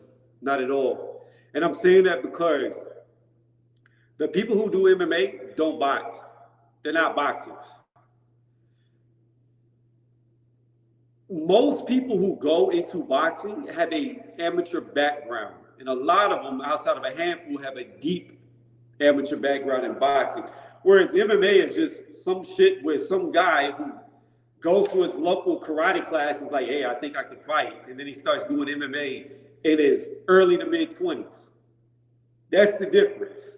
So I don't think the MMA talent pool pulls from boxing at all, because most boxers start so young that they don't go into MMA. They just stick with boxing. And there's way more money for the fighter in boxing than there is in MMA. In MMA, the promotional company gets paid all day. Fighter gets nothing. You get nothing. So again, I don't think that the MMA has anything to do with us not getting the fights that we want to see. What it has to do with, and I like him, is Mayweather. Mayweather puts such an emphasis on the O. We got guys who don't want to lose their O's, so they don't fight anymore. And we watch guys like Tank Davis fight cherry after cherry after cherry, and that's what we get in boxing, unfortunately. The days of the best fighting the best are long gone. Like, I wish it wasn't that way, but that's the way that boxing has turned into. What's going on, AJ? Welcome back. Oh, yeah, what up, man? Had to dip out for a minute, had something to take care of. What's going on, Tony? What's the topic of discussion? AJ is ranked number 1 according to Ring Magazine. Does he deserve it? I didn't know I was ranked. That's funny. You are, man. Number 1. Does he deserve it? Oh, man. Yeah, I don't know, man. These ratings are all over the place usually. That's why I don't really go by what I see on most of these things. I mean, I can rank the guy number 1 when he's coming off a couple losses. That's just what doesn't make sense to me, you know. Usually, well, here's the thing. Coming off wins. Here's what I will say. They have Usyk ranked as the champion, and they don't count him in the top 10. Tyson Fury's not on the list anywhere to be found, so I'm assuming that he's not there because he's a champion as well. So I think their top 10 is solely based off of the contenders and no champions. So outside of Usyk and Tyson Fury, do you believe Joshua should be number 1 over Jojo? Oh, hold on. We got somebody else. It's not. Hold on. It's not letting me let you on yet. It says it's still verifying. Prodigal's in the background. Let me get him on real fast, AJ, and I'll let you answer that. But yeah, outside of Usyk and Tyson Fury, do you feel like AJ should be number 1? Let me see, because I'm thinking of Usyk is you said outside of Usyk and Fury, or yeah. He could be. I'm trying to think of anybody else. It's like this. You got to ask like who's like all the relevant guys right now at heavyweight. So you would have Deontay Wilder. You would have Joe Joyce. You would have Andrew Ruiz, Frank Sanchez. You would have Hrgovic. Who are the other guys that I'm missing? Parker just won. So I don't think he's in the top 10 anymore. You would have Daniel Dubois. There should be a couple of more at the top. Frank Sanchez, I believe he's in the top 10 now. And I don't remember who else. I'm surprised. What about the Chinese Zhang. heavyweight? Zhang. Big Bang Yeah, Zhang. I don't think he's in the top 10. He should We be can look after it up that. right now. After that We can win look over it up right Hervey. now. I'm gonna look it up right now, and I'll tell you for sure who their top 10 are without me just trying to pull it out my ass. Well, like looking at like all the careers from a whole, like you want to factor in like everything every guy's done. I guess you can have Joshua ranked at number 1. I guess it's credible, but I wouldn't necessarily know if I'd put him there. But well, where would you put him, and who would you put in front of him? Okay, so Usyk is champion, right? Yes, like I said, don't use Usyk or Fury. They're already in front of him. I think Joe Joyce would have to be the number 1 consensus at the moment, wouldn't he? Yeah, it's hard to disagree with that because he is coming off wins, a career best win over Joseph Parker. All right, I'm gonna read this to y'all real fast so y'all can hear their top 10 in order. So they have AJ number 1, Deontay Wilder number 2, Joe Joyce number 3, Andrew Ruiz number 4. I forgot Dillian White. That's the one I was forgetting. Dillian White number 5, Luis Ortiz. How's he still on the list? I don't know. Number 6, Joseph Parker number 7, Hrgovic number 8, Frank Sanchez number 9, and Zhilei Zhang actually made the list, rounding it out at number 10. Joyce definitely needs to be number 1. I'm sorry. Who? Joyce? Joyce. Yeah, he definitely needs to be number 1. So this is well, let me let AJ finish. Who AJ will put in, I'll tell you my thought process. All right. I mean, I guess I could kind of like as if you factor in like everything every guy's like done, like on the list. I mean, you know, it was Joyce. I mean, even though he's coming off a career best win, he's never really been a champion or nothing like that. And Joshua, 2-time unified champion, Deontay Wilder, long reigning WBC champion, and everybody else. You know, I mean, based on what the criteria is, if like they're just ranking guys based off of accomplishments per se, then can't say I disagree with too much. But if they're ranking them off losses or whatever else or wins, then obviously it needs to change. So that's just my stance on it. But go ahead, Tony. So my thought process is I would have Anthony Joshua number 1. If we're not counting Usyk or Fury, I would say that AJ deserves to be number 1 because I look at it like this. And I would have Deontay Wilder number 2 because out of everybody on that list, outside of Andy Ruiz, who did beat AJ, he lost him in a rematch. So I got to take that win over AJ away from him because he lost in a rematch. Mm-hmm. Outside of Ruiz, nobody else is a champion or ever was a champion. Well, Parker was a champion, but he just lost to Joe Joyce. But so let me say 2 people on that list were champions. However, Joe Joyce has never held a belt. He's never held a belt. Exactly. Never been a champ. Yep. Right. And I look at it like this. Usyk is arguably the best cruiserweight to ever box. Period. Hands down. He moved up. Okay? There is no shame in losing to the number 1 guy. Although he may not have been the number 1 heavyweight, he beat Chaz Witherspoon, which if you could beat Chaz Witherspoon, you're already a Hall of Famer right there. Like, that was a Hall of Fame win. He beat Chisora, who was Chisora, no matter his losses, has always somehow magically remained in the top 10 of the WBC. He's always been a top 10 ranked WBC fighter throughout his entire career, through all the losses, even with the wins, the controversies, etc. So he beat Chisora, then he goes in and beat AJ twice. So when you got a guy who is the unified champion, has 3 out of the 4 major titles, 4 if you count the IBO belt, the dude was the number 1 guy and he lost to the number 1 cruiserweight. So Usyk could just be that good. And maybe Usyk does beat Fury, even though I don't think he can. And he just proves to be the best of this era. I can't knock you that far down the list by losing to a guy who's potentially the best of our era and arguably the best cruiserweight to ever fight. In Deontay Wilder's case, coming off of 2 losses, he lost to the best heavyweight of this era. Nobody, regardless, has done more than Tyson Fury. Tyson Fury has held every title you can hold. He's had the ring, the lineal. He was the first one to dethrone Klitschko after a damn near 10-year reign. Like, he stopped Deontay Wilder's reign. You can take that for what you want. Maybe not the best of opposition, but he still stopped it. He's had every title that you could have, and Deontay Wilder lost to the best heavyweight of this era currently. So I can't really knock him down that much for losing to the guy who was just the best in this era, because there's a possibility that Tyson Fury beats everybody. And if he can beat everybody, then how low can you knock somebody for a guy who can beat everybody? It's possible. So I really can't take that much away from him. So when I think about AJ winning 3 titles off of other champions, I have to say, yes, he deserves to be number 2, even though he's coming off of, number 1, even though he's coming off of 2 losses. And with Deontay Wilder, I have to say, yes, he deserves to be number 2 because he lost to arguably the best heavyweight of this era. Like, I know Joshua cannot beat Fury. I'm convinced at this point he stands next to no chance. So that's why I would have AJ number 1, Wilder number 2, and I agree with Joe Joyce being number 3 because I think outside of Usyk and Fury, nobody can beat Joyce. Fair enough. Who do you have, Prodigal? Yeah, I was going off of the losses. I would have said kind of a little bit of a reverb there with Joyce being number 1, just because I guess he's had just a string of really good wins.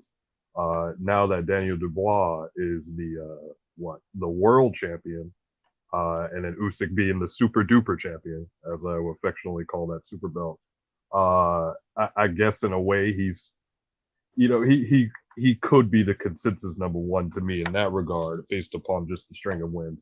And then I would say I would have AJ as number 2, and then Wilder number 3.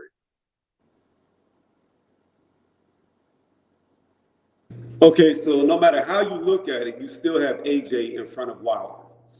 Yeah, just because I would say AJ had a better loss to Usyk than Wilder having to Fury. Yeah, let's not face it. Wilder got ragdolled twice.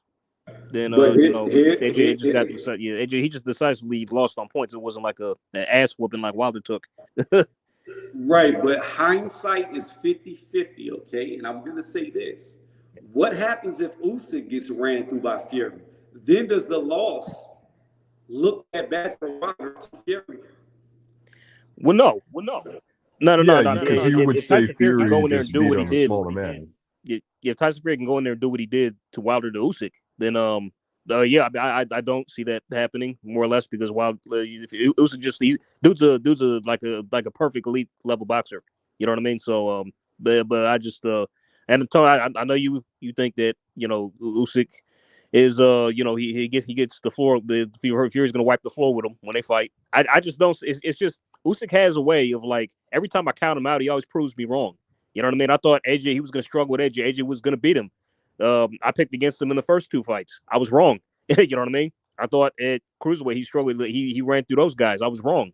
It's just he has a way of, like, just keep. And it's like I just think that, like, it's not going to be so. He'll give Fury issues. I mean, I think it's gonna. That's why I want to see the fight so bad. You know what I mean? And honestly, that's why I think that, like, Fury's not ranked because he's retired. So that's nobody's fault but his own. So but that's why I wanted. I'd like him to come out of retirement to fight Usyk and get all the marbles. But talking right quick about, let's just say, like, all right, you pick Joshua, Joe Joyce, Usyk. If Fury fought those next 3 fighters in a row, call me crazy, I don't think he could beat them all. One will get him. Why do I think it's possible that he could beat all of them? Yes, but I think if he was to take on them all, like 3, like just one on like every one after the other, one would get him. Don't know which one it's going to be, but I think one will get him. I mean, but I do think he can beat all those guys. I just, but I don't think he's not going to do that. So I'm just speaking. I'm talking. I'm talking to the trees. Well, I will say this, AJ. It was AJ and Eddie Hearn that fucked that up for Tyson Fury, because Tyson Fury wanted to fight him on December 3rd. He sent him the contract. I'm not sure if I believe that. I mean, hold up. AJ admitted he had the contract, admitted that it was with the lawyers, admitted that it was sent. Eddie Hearn also admitted to having it. George Warren came out and told the whole story and even brought up the last email that was sent to Eddie Hearn, and he never responded to it. And stuff like that, if they really wanted to, they could bring out. And Eddie Hearn could bring it out if it wasn't true, and he never has. Now, here's the thing. Here's where I'm going to say that I believe Tyson Fury's side on this one, because this is what I look at. They wanted to fight AJ December 3rd. AJ is going to have a fight December 17th. You mean to tell me that they cannot fight on December 3rd, which is only 2 weeks earlier, get the fuck out of here. Eddie Hearn saw the writing on the wall, and now he's looking foolish, in my opinion, because he fucked up the money there. He was too scared of the cash cow losing to Tyson Fury, which I believe will happen. And now what he was banking off all his money isn't going to happen because of some fucking pregnancy pills. So he's all out right now. Yeah, maybe. I mean, maybe that's correct. I'm not disagreeing with that, but at the same time, like, there's also things like, why does Fury keep jumping on social media? Okay, you're tired. Why can't you just wait? Why can't you just be patient? You know what I mean? Like, your people will handle all the details for you. Get in the gym, train, wait till December 3rd. Stop going on social media saying, oh, yeah, you have till today. Nope, you have till today. Nope, you have till today. Plus, his own brother, like, kind of blew the whistle on him, which I found funny. I caught that on Twitter. He was saying, like, oh, yeah, he's probably going to fight, man. He would charge somebody else. Like, I don't think the AJ fight's going to happen. I'm like, oh, really? So I guess just the whole I don't know. I mean, I was never confident the fight was going to happen anyway, because, like, it was just too much of a big ask. You know what I mean? I thought the plan should have been from jump, should have been like, because I mean, at this stage, I didn't believe that Joshua would beat Fury. It was just bad timing. He's coming off 2 losses. He's not in a good headspace right now. I just never thought it was the most opportune time for Fury to get him. So that's why I was just saying from jump, like, he should have just, abandon that, do your world tour. You know what I mean? Take on some contenders, get your confidence back, and just do it that way. Now he's coming back on the 17th. I wonder who it's going to be. You know what I mean? I just, again, here's the thing. Here's the issue with what you're saying. You know why he gave him deadlines? Because he knew Eddie Hearn was going to do what Eddie Hearn did and kept saying, well, it takes 3 more weeks to do this. It takes 3. Eddie Hearn is on record saying contracts don't take that long. We can get a fight done in 48 hours whenever he was talking about another fight. I can't remember exactly what fight he was talking about, but he was on record saying that fights will take months and months to make in the past. His words. Now, all of a sudden, they've gone 10 days and now need an extra 3 weeks to get it done when the fight's in December 3rd and they're already planning to fight December 17th. I call bullshit. I call him being hypocritical, just like when Gerald Miller popped hot for PEDs. He wanted Miller banned out of the sport, but yet Conor Ben pops hot and the fight needs to go on because now it's his fighter. See, I'm starting to get to the point where I don't believe a fucking word that Eddie Hearn says, and I'm basing that off of his character and the things that he said and the moves that he makes. And again, like you just said, opportune moment. AJ's coming off of 2 losses to a little guy in Usyk. My question for you and Prodigal would be, if you truly believe Fury is scared of AJ, why would he be scared of AJ, a guy who just got beat up by a cruiserweight twice? Yeah. Yeah, no, I definitely agree. But you got to understand, like, AJ is also his golden calf, just like Conor is, right? His golden So goose. he's going to do everything in his power to try to keep him, essentially protected. And, yes, it's all smoke and mirrors at this point with Eddie. DAZN and Matchroom are kind of on their last leg. So, he's just trying to save face where he can, right? But it's not really saving face. It's just sort of a workaround, and to the benefit of who, really, we don't know.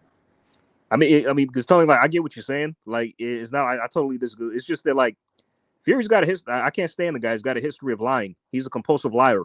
I mean, so it's really hard to believe anything he says. Now, I want to believe he did want the fight, but at the same time, it's like, how do we really know? You know what I mean? All he does is lie. No. We know he really wanted to fight, and I've said this several times, and I'll keep saying it. We know he really wanted to fight because he sent a contract to AJ, which means if AJ would have signed that contract, oh no, you fucked up, Tyson Fury. They called your bluff, and now you're legally bound to this fight on December 3rd. However, it was AJ's side who decided not to sign the contract. You don't send a contract to somebody if you don't want to fight. Yep. Shouldn't have done that. I just would have been like, nope, Fury, I'm done. I'm doing my thing with the fight manual or whoever else. See what you do with that. Because I like I told, I like his chances. I didn't. It was not a good time. It just was not a good time. I'm gonna tell you, AJ, he'll knock AJ the fuck out. He'll snooze him. I wouldn't doubt it. I wouldn't doubt it. Do you think it would be worse than when AJ fought Klitschko? I think you're going to be looking at, to be honest with you, I think it's going to be as bad as whenever Fury fought Dillian White and Deontay Wilder in the rematch. I think he's going to beat AJ that bad. It is going Wow. to be embarrassing. Embarrassing because you got to understand, I've always liked AJ. I've always liked him because he did everything that you wanted a champion to do. He never ducked anybody. He took on all challenges and fought hard opponent after hard opponent, champion after champion after champion, climbed to the top, wanted to be undisputed. I don't hold it against him that him and Deontay Wilder never fought because, in my opinion, AJ did everything to make me want to believe that he did want to be undisputed. I saw nothing to make me think differently. Everything you would want, AJ has. He's got the look, so he's got the marketability. He talks good. He's nice. He's humbled in his wins, humbled in his defeats. Like every characteristic that you would want in a champion, he has. However, as good as I thought he was, to me, he has proven through time not to be as good as I thought he was. He's just not. Because I'm just, in my mind, I'm really trying to find a way that Tyson Fury loses to Ruiz. And I couldn't see in a million. There's no way Tyson Fury will lose to Andy Ruiz. I don't see it happening. I don't see it being possible. If Anthony Joshua could dance around Ruiz for 12 rounds, what the fuck do you think Tyson Fury, who's known to be a mover, who's known to be a jabber, who's known to fight on the outside, is going to do to Ruiz, who's much faster, much longer, and much bigger? And then when we get to Usyk, if Usyk even makes it to Tyson Fury, because Usyk's talking about fighting Deontay Wilder, and I think that's a huge mistake, because I think it's possible that Deontay Wilder may spark him. And then we're going to get, unfortunately, the fourth fight for undisputed, Tyson Fury, Deontay Wilder, which I don't want to see. Tony, let's not get carried away there. Let's not get carried away. I'm telling you. It's that windmill punch. If Wilder catches you with that windmill. Now, if he catches him, yes, I don't think he will though. Usyk is too elusive. He constantly moves. Wilder needs to be set to throw that shot. And but could he land it? Maybe. But listen, go ahead. What has Wilder proven? In terms of what, like in his fights, or what when he's through adversity? Just in general. When you think about Deontay Wilder, what do you think of? Him twerking.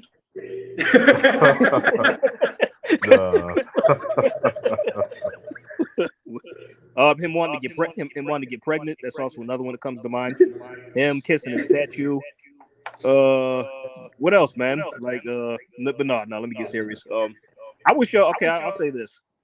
He's got a knack for landing that right hand. He does, but I've seen him struggle with guys who aren't like really ready to high. Like so like before. And there's this pattern in several of his fights. He'll lose several rounds before he lands that shot.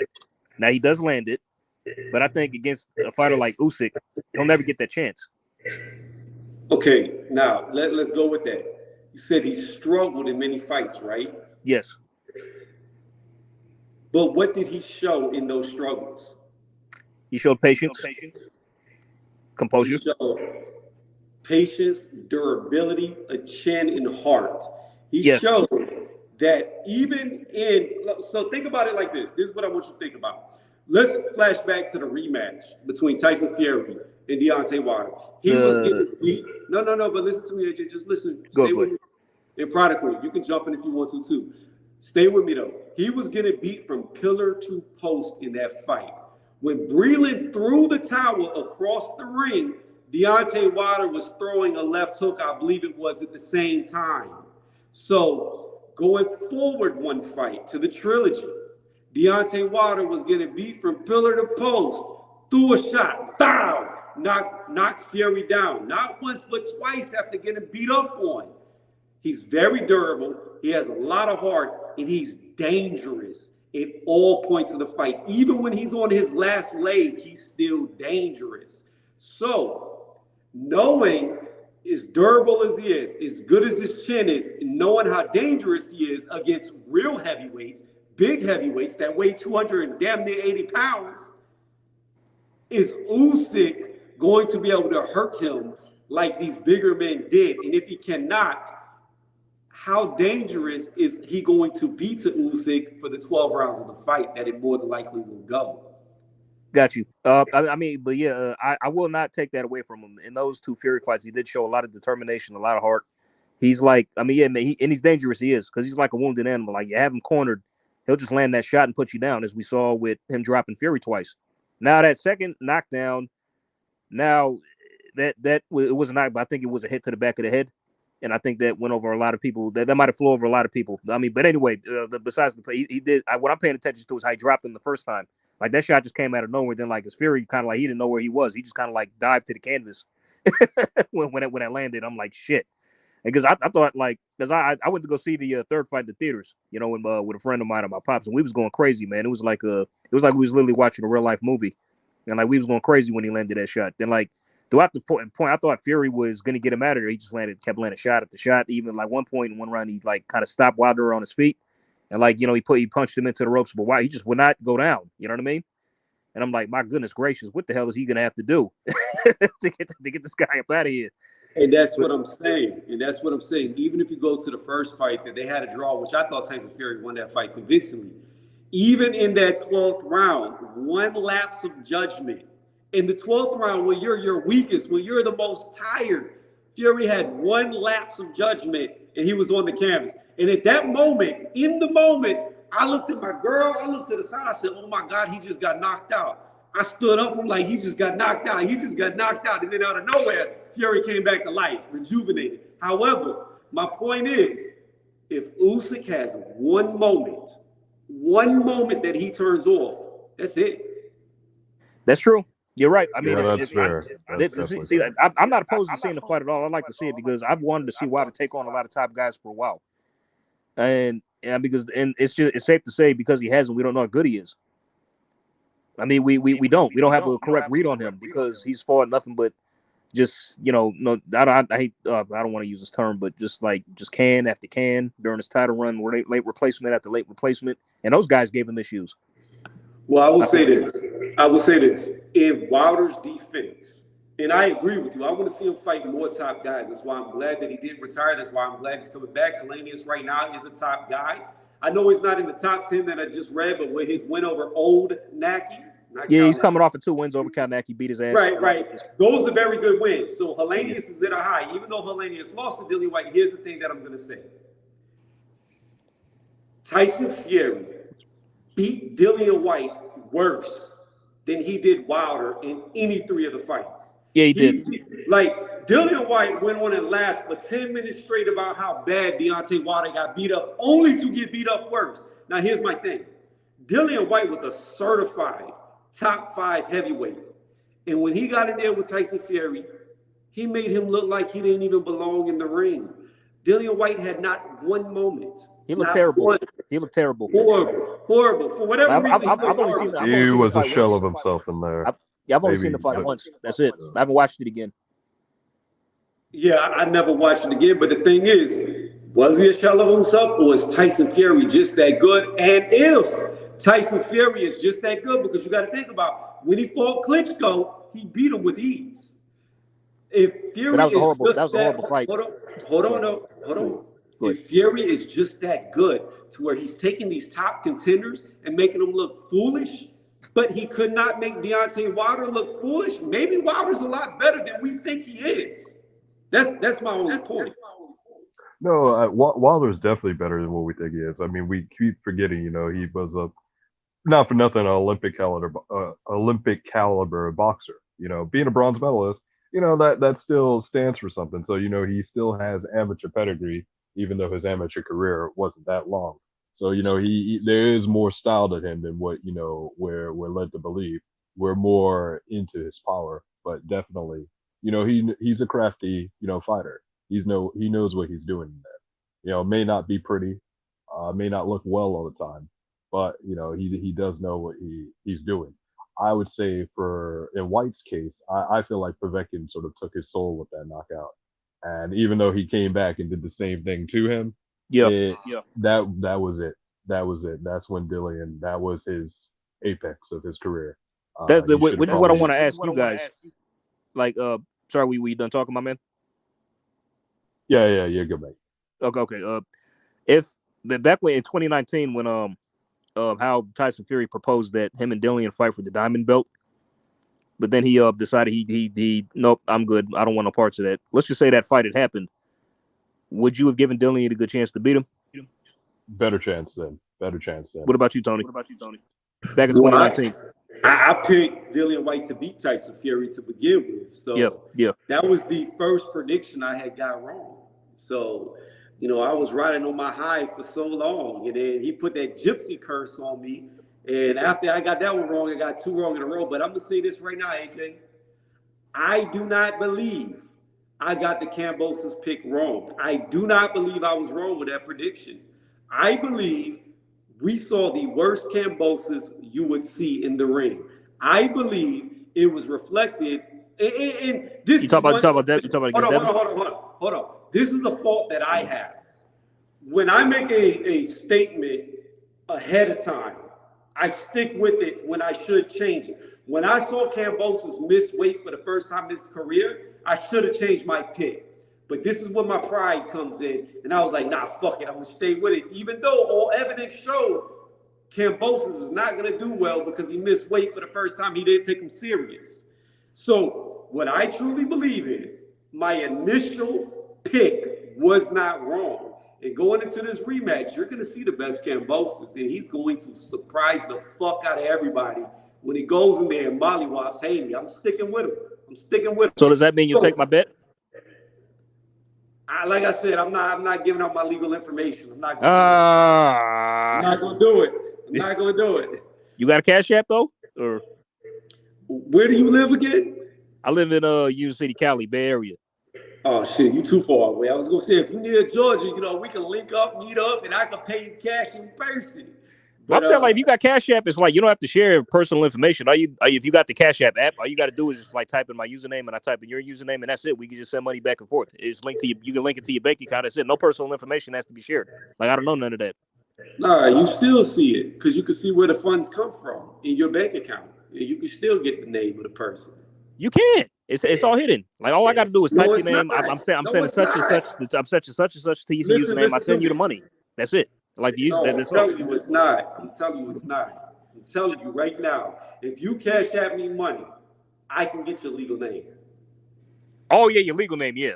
I mean, yeah, it does show that stuff. Yeah. I mean, but terms of like bank account stuff like that, nah. No. It doesn't show that. I'm saying that it get your legal name. The legal name, yeah, it shows. Yeah. Yes, which is what I'm not trying to give out. All right, fair enough. Just you two. I'm not saying you would ever be that way, but you. When Devin wins the rematch too, I understand though. So.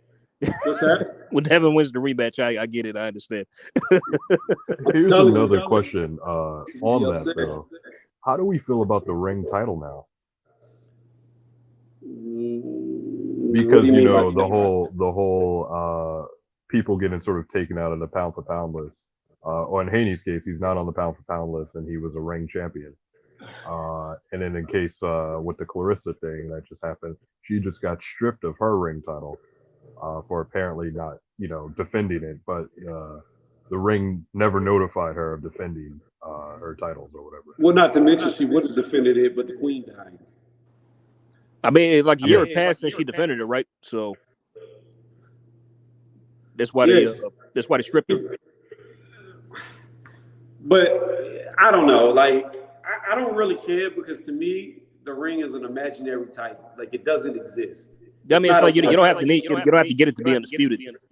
I think it kind of stands in for being, if you have the ring, then you're like the consensus champion, right? You're the term lineal champion. That's why not always. Tyson Fury went so hard for it. Yeah. Not always, because you can have a lineal champion. There's been times when there's been lineal champions, but not the ring champion. In fact, Mike Tyson was the ring champion, had the ring belt, undisputed, but Spinks was the lineal champion. So it doesn't always mean you're the best guy just because you have the ring.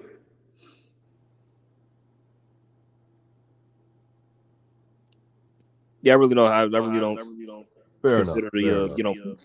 consider the ring to title me, too much. again, I don't really put too much stock into the Ring magazine because if we go off the Rings rankings, like they're gonna have Tank Davis way higher than he deserves to be. So They had him ahead. I remember like he only had like one fight at lightweight. They like I don't know. They had him in like the top 5 or some shit. I want to say it was like. So again, like I got to go with something that I can see, something that's tangible that I can hold in my hand, and those are the real 4 straps. And I will rate the number 1 guy, not who I think will win, but the number 1 guy to me is the guy with the most titles. Thus, at the moment, why I have Earl Spence number 1 at welterweight, Terrence Crawford at number 2, even though. Yeah, I can agree with that. Crawford gonna win that fight. Like, I'm sorry, he's gonna win that fight. Say it again, Tony. Crawford's gonna win that fight. Say it one more time, Tony. No. I'm about to make videos. I'm gonna make videos. Terrence Crawford is scared of Earl Spence. Terrence Crawford's gonna get dominated by Earl Spence until the fight is made. So Earl Spence will get confidence by seeing content creators be like, "Oh yeah, we think you're gonna win." And the minute the fight's announced, I'm gonna be like, "Hey, I was lying. Spence about to get that ass whooped." Let me hit these comments real fast. AJ and Wilder just lost twice in a row. AJ lost 3 of his last 6. See, these are really old comments. Ruiz, former champion, holds win over AJ, but AJ also got that win back over him. Who wins, Joe Joyce or Andy Ruiz? Like I already said, there's only 2 heavyweights I believe that can beat. Well, one will beat him and one can beat him. That's Tyson Fury, will beat him. Usyk could beat him. 50-50 fight. Usyk and Michael Hunter. Philippe Hrgovic would be a bad stop for Tyson Fury. I disagree. Michael Hunter, to me, he's seen his better days. I think he gets beat. Hrgovic is way too fucking slow. He'll get knocked out easily. And he gasses. Like, did you not see him against Zilly Zane? Like, that was a horrible match. Let me keep going. Joyce will beat Wilder. Yeah, I do agree with that. I think Joe Joyce will beat Deontay Wilder. And why he got to do Joshua like that? Looser. Oh, wow. Gosh damn. But yeah, I think Joe Joyce will beat AJ as well. I think he'll just beat him down and wear him out. And AJ will shell up and not throw back. He'll get overwhelmed. Big up, mate. Big up back at you. Manual chart is very annoying. He needs to move out of the way. Well, you got to understand, Tyson Fury also sent a contract to Derek Chisora. So to me, the Chisora fights were just contingencies on if the AJ fight didn't happen. So I didn't really put a lot of stock into that. You got to have a backup plan, especially if you're planning to fight in such a short turnaround. You got to have a backup if the guy's not going to fight you. So I'm not against him sending a contract to Char or Chisora. You are making it sound like Tyson Fury is invincible. Well, I'm not saying he's invincible, but I'm saying at the moment it doesn't look like there's anybody out there that could beat him. He sticks around long enough, somebody will get him. Yeah, when he's old and out of his prime. Yeah, that's it. But we don't rate fighters off of when they get old and out of their prime. We rate them at their pinnacle. During that time, Fury was on TalkSport telling AJ to sign something he never had. AJ admitted he had the contract, though. Frank Warren admitted what I said first in an interview on the radio. The interview never pressed him. Again, I will have to say, AJ admitted on that Sunday that he had the contract and it was with the lawyers and he would sign it before the deadline on Monday and it never happened. He said fish eyes, Frank Warren. Dillian White versus Jarrell Miller would be interesting. It would. I think White will beat Miller. Tony, you don't sound confident with that Cambo pick. Oh, I'm very confident. I'm I'm riding with Cambosis till the wheels fall off. Hey, Tony. Go ahead. If George loses again, will you shave? My beard? Yeah. I'll agree to that. Can we bet on that at least? Like if he does lose, I'll bet on that. If Devin Haney beats Cambosis in a rematch, the beard is gone. All right, cool. All right. Invisible shade. Invisible shade. All right. Gotcha. Right, there we go. Beard is on the line. Let me see. News. Tyson Fury is going to fight Derek Chisora next. Did they just announce it? Because that's breaking news, if so. I'm not watching that. That's a mismatch. Well, it'll be the third time. The 4th fight, I think. The third fight. Third? Okay.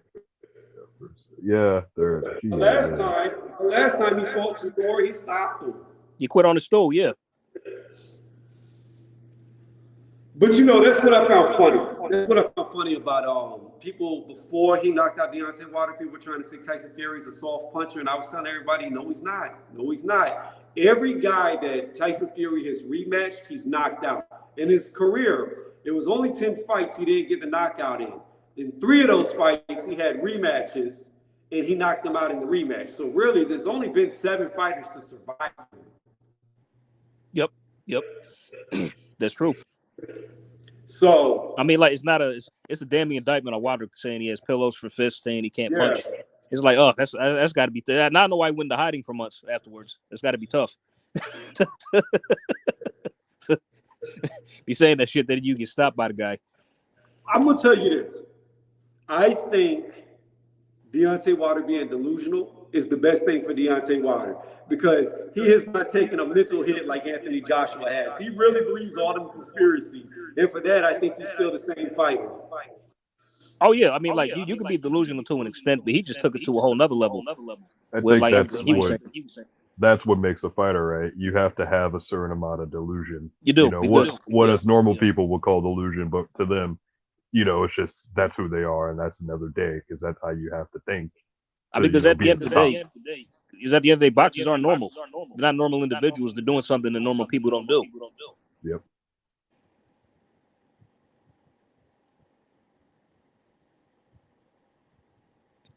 Tony, unmute. Yeah, I was reading this comment. He said he only had contract with 3 days of the deadline left. No, that's not true. They admitted that they had the contract for 10 days before Tyson Fury. Well, it was on the 10th day that Tyson Fury gave the deadline. They had it for 10 days total. And then he came back out and gave him an extension till Thursday. However, George Warren said that they were working with the zone, working with the promoters, Eddie Hearn, working with all the advertisers, broadcasters, etc., even past that Thursday. And when the Thursday hit, that's when Eddie went silent, according to George Warren. So again, to me, I just don't think Eddie wants that fight because I don't think he has faith in AJ. I really don't think he thinks AJ can beat Tyson Fury. I don't. Even though if the fight would happen, I'd be rooting for him. But would I be picking him to win? No, I wouldn't. If the fight was next. Say that again. But I'm saying, like, I wouldn't. I was saying the plan from jump was like, don't forget all that. It's like if the fight was announced, I'd be picking Fury, even though I'd be rooting for AJ and I want him to win. I wouldn't be picking him to win. You know, I would want AJ to win too because I don't like Tyson Fury. I would love to see him lose, but I don't think he will. Yeah, that's the thing. Yeah, same with me. That's what I'm thinking. Same thing. Like when Wilder was fighting Helenius, I hope Helenius knocks him out, but that's not going to happen. So. You said you hope Helenius knocks out Wilder? Yeah, but it's not going to happen though. So, Tony, I'll explain how the fight's going to go. Like, pretty much. Oh, snaps! Electricity out? No, I'm walking to the car. Joe, I'll be okay. So, like, Wilder's probably going to lose some rounds in that fight, right? Probably shake off the cobwebs. So, but at some point, that right hand is going to land on Helenius, and either Helenius is going to go down and be counted out, or he's going to be staggered, probably fly into the ropes, and what he's going to do is trademark windmills, and the ref jumps in and stops the fight. Well, I don't know. I think this fight's going to be a lot harder than what people are thinking. And it sounds like, including you, because Helenius has already felt his best shots several times. That's true. Yeah, he was a sparring partner. Yeah. So, but like two guys. Well, I mean, dude, Gerald Washington knocked him out for God's sakes. I mean, just cold slept him. You know what I mean? So if you could, if you know, Washington could do that, Wilder's going to knock him out. I mean, but I would like that. I hope the fight is more competitive for him because Helenius is riding. His confidence is at a high right now. Like he beat Kanaki worse in the rematch than he did in the first fight. Yeah. And you know it's crazy. I actually picked Kanaki to win the rematch. I feel like a moron now that I actually made that prediction. Bro, I was so happy when he got his ass whooped both times. That's the only person I've never liked because, like, to me, the audacity. You call yourself babyface when you look like you 50. You shaped like a 6-year-old, but you gonna call yourself babyface? Get the fuck out of here. You deserve to get knocked out. Yeah, I think the PBC is pretty much going to use him as a gatekeeper now, or journeyman, more or less. Because now that he lost to that Demirezin guy, it's like, bro, and it's like you know he was offered the Chisora fight, right? I did not know that. Yeah, before before he took that Demir, but it was turned down. He didn't take it. Wonder why? I don't know. There we go. There you go. That's right. My brights were brighter than yours. Turn your brights off, motherfucker. My bad. Oh, good. Somebody was driving with their brights on, so I turned mine on, and then they Oh, the hot turned beams. off. Yeah, Motherfuckers. I hate that shit. Like, why are you driving with your fucking brights on? As accidents happen, be careful. Nah, I'm already home. No, but he was offered the Kanak was offered the Giseur fight. He turned. So that's the second time that like he was offered a big name fight for like a lot of money, and it was turned down because remember the first time he was in a run for the AJ fight when he was going to fight when he eventually fought for Ruiz. Yeah. So it's like, bro, like because as of now we know that PBC has been exposed in terms of their contracts and stuff like that. So in the situation with Bud. So it's not. I mean, this all makes sense now. You know what I mean? In hindsight. I don't think that fight's gonna happen. Well, which one? Spence and Bud. Probably not this year. Probably not this year. Well, the thing is it's ridiculous. Like Terrence needs to say fuck this and at least get a fight because they're trying to ring rust the fuck out of him. It's gonna be over a year since he fought. They are. I mean, like, lucky for him, he's a consummate professional and stays in the gym. But yeah, he still needs the fight though. I mean, he's still. I mean, he's still getting his work in the gym when with Keyshawn and Shakur, guys like that. So he's keeping the toe sharp. But he does need a fight. If he doesn't get the Spence fight, do you think he should just move to 154 and challenge? Jamel. Yes, I do. 100%. Because you know what? At the end of the day, all the PBC fanboys could talk all the shit they want, but if he goes up there and beats Charlo, nobody will give two shits about Errol Spence because that's a much better win. Yes, it will. Yes, it is. That's in a bigger weight class, and like everybody be like fuck Spence after that, and like everybody gonna be like the real one's gonna be like if he did Jamel, like if he beat Jamel, shit, what the fuck would he have done to Spence if he fought him? Yeah, and people will be like, this is the real reason why Spence didn't want to fight. That would sum it all up. But like I've never seen anything. This is just crazy. Like you have a whole promotional company, literally like stalling a fight because they're terrified that their guy might lose. That's insane. That's insane. And to me, the talks of the other side of the street go out the window now because he's on no street. Exactly. I never believed it was Bob's fault. I mean, like it was the PBC the whole time that didn't want this fight. Like, period. I mean, see, Bud was a spoiler. Like, he was never part of the plan. Hey, I'll be right back. Y'all talk. I'm gonna run in the house real fast, and I'll be right back. I'll be sure. Yeah, good, brother. What you think about that, man? You agree? No, most definitely, I do agree. Again, what leg do you have to stand on now when Crawford's not tied to any other promotional company? So why can't this fight get done? Makes no sense. It really doesn't. Yeah. And his Bud, you got to be really frustrated because, like, I feel sorry for whoever Bud fights next because he'll probably just take out his animosity and frustration on whoever he's fighting. Isn't there talk of him fighting, or Thurman was trying to throw his name in the mix? Sorry, give me 1 second, my man. Hold on. No problem.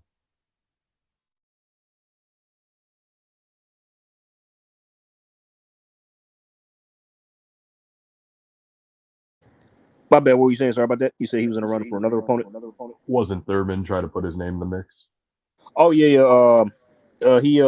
That's probably what's next. If I were to guess, like if Earl Spence was going to fight again, it's probably going to be Thurman because they moved him up to the WBC. They moved him up the rankings for the WBC's number one. They did this a while ago, and I'm assuming this is for a reason. So that can't be that's not a coincidence. Yeah, I thought it was Thurman. He was wanting Crawford more. I was thinking. Well, he was. I think he was calling. Was he calling him out? I think he was. I mean, but I was never serious. I mean, he priced himself out 2 years ago to not fight him. He asked for like $10 million or some shit like that. Yeah. I mean, but yeah, he would have got Bud whoops his ass, man. He stops him from probably like not even 6 rounds. So yeah, Thurman is just he's done at this point. He's washed. I think. You don't think because it's funny too, because Thurman was even talking about moving up to challenge Arislandi Lara for his world championship belt at 160. So Yeah, that's not buying it. I think he's clout chasing. I think he's clout chasing. So I mean, Lara, he fights a middleweight now, so Keith's gonna go up to 160. yeah. He was talking about trying to do a catch weight with Lara. Yeah, right. So it would take place at 150. So Lara would have to move back down, and I don't see him doing that because dude is like, over 40 now, close to 40. so yeah. and so I'm not buying I it. think what would make sense is probably just Thurman and Danny going at it, I guess. Yeah, I won't be watching that shit though. So Fair enough.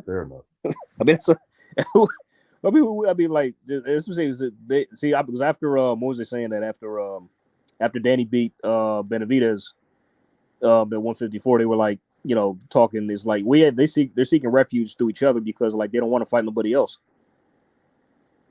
Yeah, I mean, because at this point they're like, I mean, I guess just they're on their last legs too, so they're one loss away from retirement. So Oh yeah, I agree. Absolutely. Whoever loses now, they have to call it quits.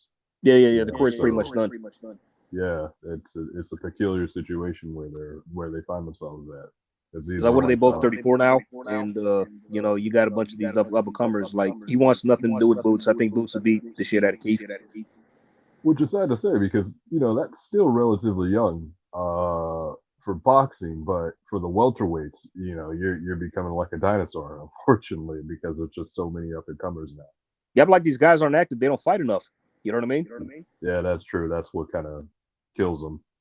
I mean, it's not the pandemic. It's like what was Keith's excuse for taking damn near 3 years off? Yeah. I mean, he could have got out there earlier. I don't know, because like after all this talk, like, I'm coming back with a monster again, all this nonsense. It's like, bro, it's like there we go. He goes out there decisions. Mario Barrios, who was coming off a knockout, lost the Tank. Yeah, I mean that fight made no sense. Yeah. Crazy, man. So I don't know. I don't know what the hell Keith's gonna do with any of the PBC guys. It's like, but it's not looking good over there. No, I mean, but at the same token, this is what we're talking about. What I guess boxing in general, right? Because now you have the zone and Matchroom, they're bleeding too. So it's just like, what's going on in the state of boxing? Yeah. I mean, Matchroom, they taking a hit, but I think they still got a lot of good fights coming up though. They got that Bivol versus Bivol Ramirez card out in Abu Dhabi. They got the Chaco Estrada 3 coming. Yeah. As well, maybe one or two more events. So it's not right. It's not. I mean, they took a hit with this one, but it's like, they just had the Canelo Golovkin fight, the Joshua Usyk rematch, and I think those probably that brought in a lot of money. So, but even though they kind of took a hit with this Conor Chris Eubank fight, I don't think it's curtains just yet. Yeah. I think it was more so from just an integrity aspect with this. Yeah. With his pet shit. More so with Eddie, and his kind of double-sidedness in terms of being on two-faced. Yeah, so that's kind of where that is. I mean, it's funny. I heard Frank Warren talk about how, like, if it was an event, he would have, if it was his event, or if it were up to him, he would have canceled it. I'm like, not if it was your event, you wouldn't have. Yeah. I mean, you say it seems like everybody's so just judgmental. It's like, bro, if you was in Eddie's shoes, you would have done the same thing. Come on now, let's not play around. Yeah, the show must always go on, as they say. So it's just. I mean, they just want to see him fail. Yeah. That's all it is, really. I mean, because he's got hella rivals, so it's like, no surprise to me that everybody's coming out being all judgmental. Oh yeah, definitely kicking him while he's down. So that's how it is over there. But I mean, all we can hope is for the fighters to come out on the better side of this at the end. I don't really know what's going to happen to Ben now. What does he do? Because there's been talk about him possibly getting a 4-year ban. Oh yeah, I heard about that. Yeah, which is like, I mean, we're not going to see him again for a while if he gets a 4-year ban. And Yes, it's going to be bad, man. what type of shape will he be in then? You know, This is 26 now, so if he got banned 30. for 4 years and coming back when he's 30, it's like that's a lot of time. He'll still be Yeah, a young, lot but of good years. like he'll have lost a lot of good years, like a lot of his prime years. Yeah, especially if he's not fighting anybody who has a pulse. And you're only as good as your last performance. So it's like That's true. That what was his last fight? Van Heerden or Algieri? It was Van Heerden. Yeah, Van Heerden. Yeah. So I mean that, and then if he actually gets banned for 4 years, the landscape is going to be a totally different place. It is. I mean, who knows who's going to be around me? Who knows? Boots, Virgil, they could be champions. Bunch of up-and-comers, new up-and-comers. Yeah, people moving. I mean, I wouldn't even favor him to beat those guys now. Yeah, that's true. You're talking about Ben? Yeah, and how saying he can get a 4-year ban. Yeah. Yep. No, I disagree with that. No, it was on the Twitter. It was on the Twitter sphere today saying like UK could investigate, and if severe, he can get a 4-year ban. Remember that happened to White when he took that 2-year ban. Yeah. When he took Jack 3D, he had a 4-year ban. That was 4. That's 4. I thought it was just 2. I thought it was 2, but someone was saying that it was 4. I think it, but I'm pretty sure it was 2. It was 2. It was 2. Okay, yeah. It was 2. Yeah. Here's my issue. This is the issue that I have. Okay. You got Conor Ben, who got caught.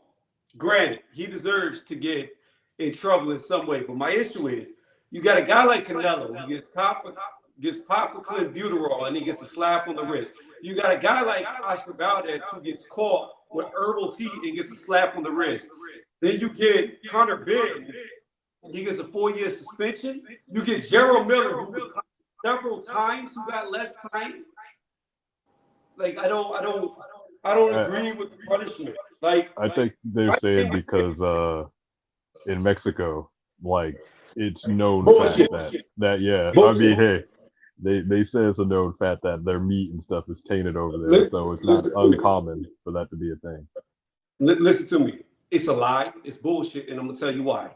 If you take clenbuterol right now, the pill, legit, you take it right now, within 72 hours, you won't even have a trace of it in your system. If you take the pill, now you're gonna try to say that you're going to eat the meat of something that consumed clenbuterol, which is very little, that you're gonna get trace amounts in the meat to begin with. But clenbuterol's half-life is so short that you could get tested right after you eat the meat, and I guarantee you won't pop high. That's bullshit. It's a lie. Fair enough. Like clenbuterol has such a short half-life. I'm telling you, go to any chemist, any biologist, and they'll all tell you bullshit. Go to a pharmacist and ask them how long it stays in your body. Off the straight pill. It's legal in England where you are.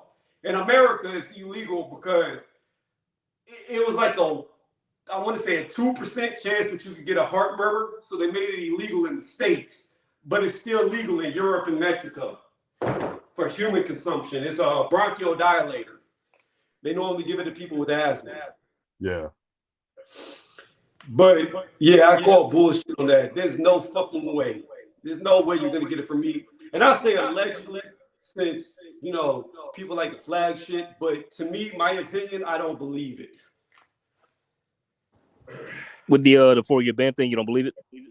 No. Clenbuterol being in steaks and it causing you to pop hot. I don't believe it. Oh no. Yeah, of course. But with Conor Ben, no, I don't agree with it. I don't believe he should get 4 years. If other people have got caught on a lot harder stuff than he did, I don't think he should get a 4-year ban. Who is One Network? I don't know who this is. Let me see. Hey, One Network, type in the private chat. Because they got a picture of Eubank Senior, it looks like. And I'm not sure who that is. I didn't even see him type in the chat, so it could be a troll. You get a lot of those still? Okay. Yeah, the last like. Oh, I see. Okay, yeah. We good.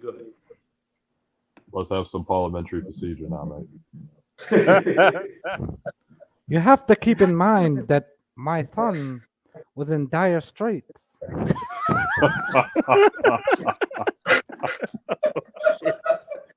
That was good. Oh, that was good. Oh shit. You have to look at it from another angle, if you will. I mean, yeah, man, the motherfucker got popped, and that's Oh, that was good, bro. Yeah, that was great, it, mate. man. That was great. But what I was saying is, before we got Senior on here, here's my thing. If you're going to be strict with the banning, then ban them for life and move on. Don't let them do it. But if you're going to give guys who get caught with hard stuff only 6 months and then give other guys 4 years, I don't agree with that. The punishment should be the same across the board. I mean, was Oscar Valdez even punished? I don't think he was he? No, he's still the fight still went on. Yeah, fight still won, and that's it. And that nobody ever heard. Nobody ever talked about it again, more or less. Nope. And then right after that, he lost the Kansai Sao, even though they gave him a gifted win, and then he got embarrassed by Shakur. Yep, I mean, I had to trip off that because, like, as soon as the Shakur fight was announced, I was fully confident Shakur was going to win. So I'm like, oh, he just lost his belt, so it's not like I'm tripping that he, got the decision. Yeah, he never looked the same off that British tea that he was taking. That's true. That's very true. And I do feel like that they should pass on the same like restrictions. I mean, Big Baby got suspended. He was like kicked.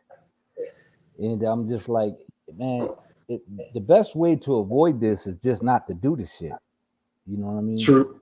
But at the same time, everyone's like, well, these guys are getting paid.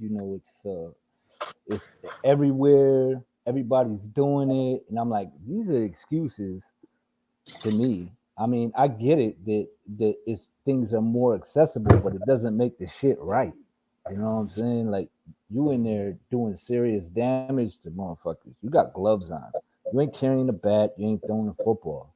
You punching somebody in the head.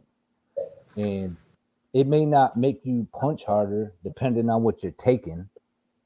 That HGH make your bones grow, so that'll probably help your punching power. But at the same time, it builds your stamina so you can pop somebody in the head more. You can see it in these guys when they in the weigh-ins. It's like, how has he got that much energy making this weight? You know what I'm saying? And they're just like all enthusiastic. Like, oh man, I can't wait to get in there. And you like, dude, ain't you making weight? Like, you should be exhausted right now. You should be like, just give me my drink. You know what I'm saying? I need to replenish myself. He's like, let's do it. Arr! I'm like, yeah, something's up, man. I just hope the sport cleans up. You know my take on it already, Tony. Like, I don't like it at all. I don't care for it at all. I mean, I've said this. To me, it needs to be one of two ways. One, if these certain guys aren't going to get in trouble and other guys are, then the testing just needs to stop altogether and let them do whatever the fuck they're going to do, because that's unfair. You're giving popular, supported, money-back fighters an advantage because they can pop hot and not get in trouble, but you get a Conor Ben, you get the 4-year ban off the jump. Or two, the other option is every time you pop these dudes, you ban them for life. No suspension, no 1 year, 2 year, 3 year, or 4 year. They're out of sport. So therefore, it's so severe that they're not going to do it. Right. Those are the only options I see. Mm-hmm. Yeah, because Tony, that's what I've been saying about the DEA for like the longest time now. Like, if I was like, if I was running the DEA, I'd be like, I tell my agents, like, you know what, fellas, we ain't gonna never want us war on drugs, no way. So, what we should do is we should pretty much everything we confiscate, we should just either smoke it ourselves or probably resell it at a greater price. So, Now, I'm gonna tell you, this is gonna be very unpopular. but I can tell you how you stop drugs very quickly. You want to hear? I'm all ears. All right. First off, I'm gonna say this. I've never done it. I don't do it, but I don't really have issues with people doing it. Weed, I believe it should be legal. If cigarettes can be legal, then weed should be able to be legal. Cigarettes are so deadly. Yes, I totally agree with that. Yep. I agree with that. Now, Yep. when it comes to hard drugs, what I believe is if you are a user and you get caught with the substance, not meaning that you're breaking into somebody's house, stealing this shit, etc. No, you get the punishments for that. But if you get caught with the drugs as a user, you should not go to jail. First off, if you've never done nothing to nobody and all you is an addict, you're not going to survive with a bunch of killers. You're just not. You're not built for it. You're not that type of life. And you're going to ruin somebody's life by putting them in there where they're just going to get ran through. So I think all users should go to some type of facility for rehabilitation. Now, here's where y'all might not agree with me. This is how you stop it. You catch somebody selling it, death penalty, off top. And I guarantee you drugs go bye-bye. Can't say I disagree too much. I don't know. Hey, everybody's entitled to their opinion. I ain't mad at it. I ain't mad at it. Not because like if somebody gets a death penalty for selling, that'll like put a warning sign to like, you know, you can't sell. You know what I mean? Under no circumstances. And if you do, bro, nah, man. You can't be doing that shit around here. You know what I'm saying? Like off the jump. I'm telling you, it's But only you gonna gotta- take. You gotta make an. But that's the thing is these guys on steroids, man. It's gotta be. I agree with Tony. It's gotta be fair down the board. Guys can't be getting passes and you know what I'm saying and shit like that because let's just be honest. Like somebody probably said something. You know, it's promotions against promotions, and you know, guys are saying in contracts that these guys you can't put the test results out, and it's like what? Like that type of shit right there is just bad business. That tells you everything you need to know.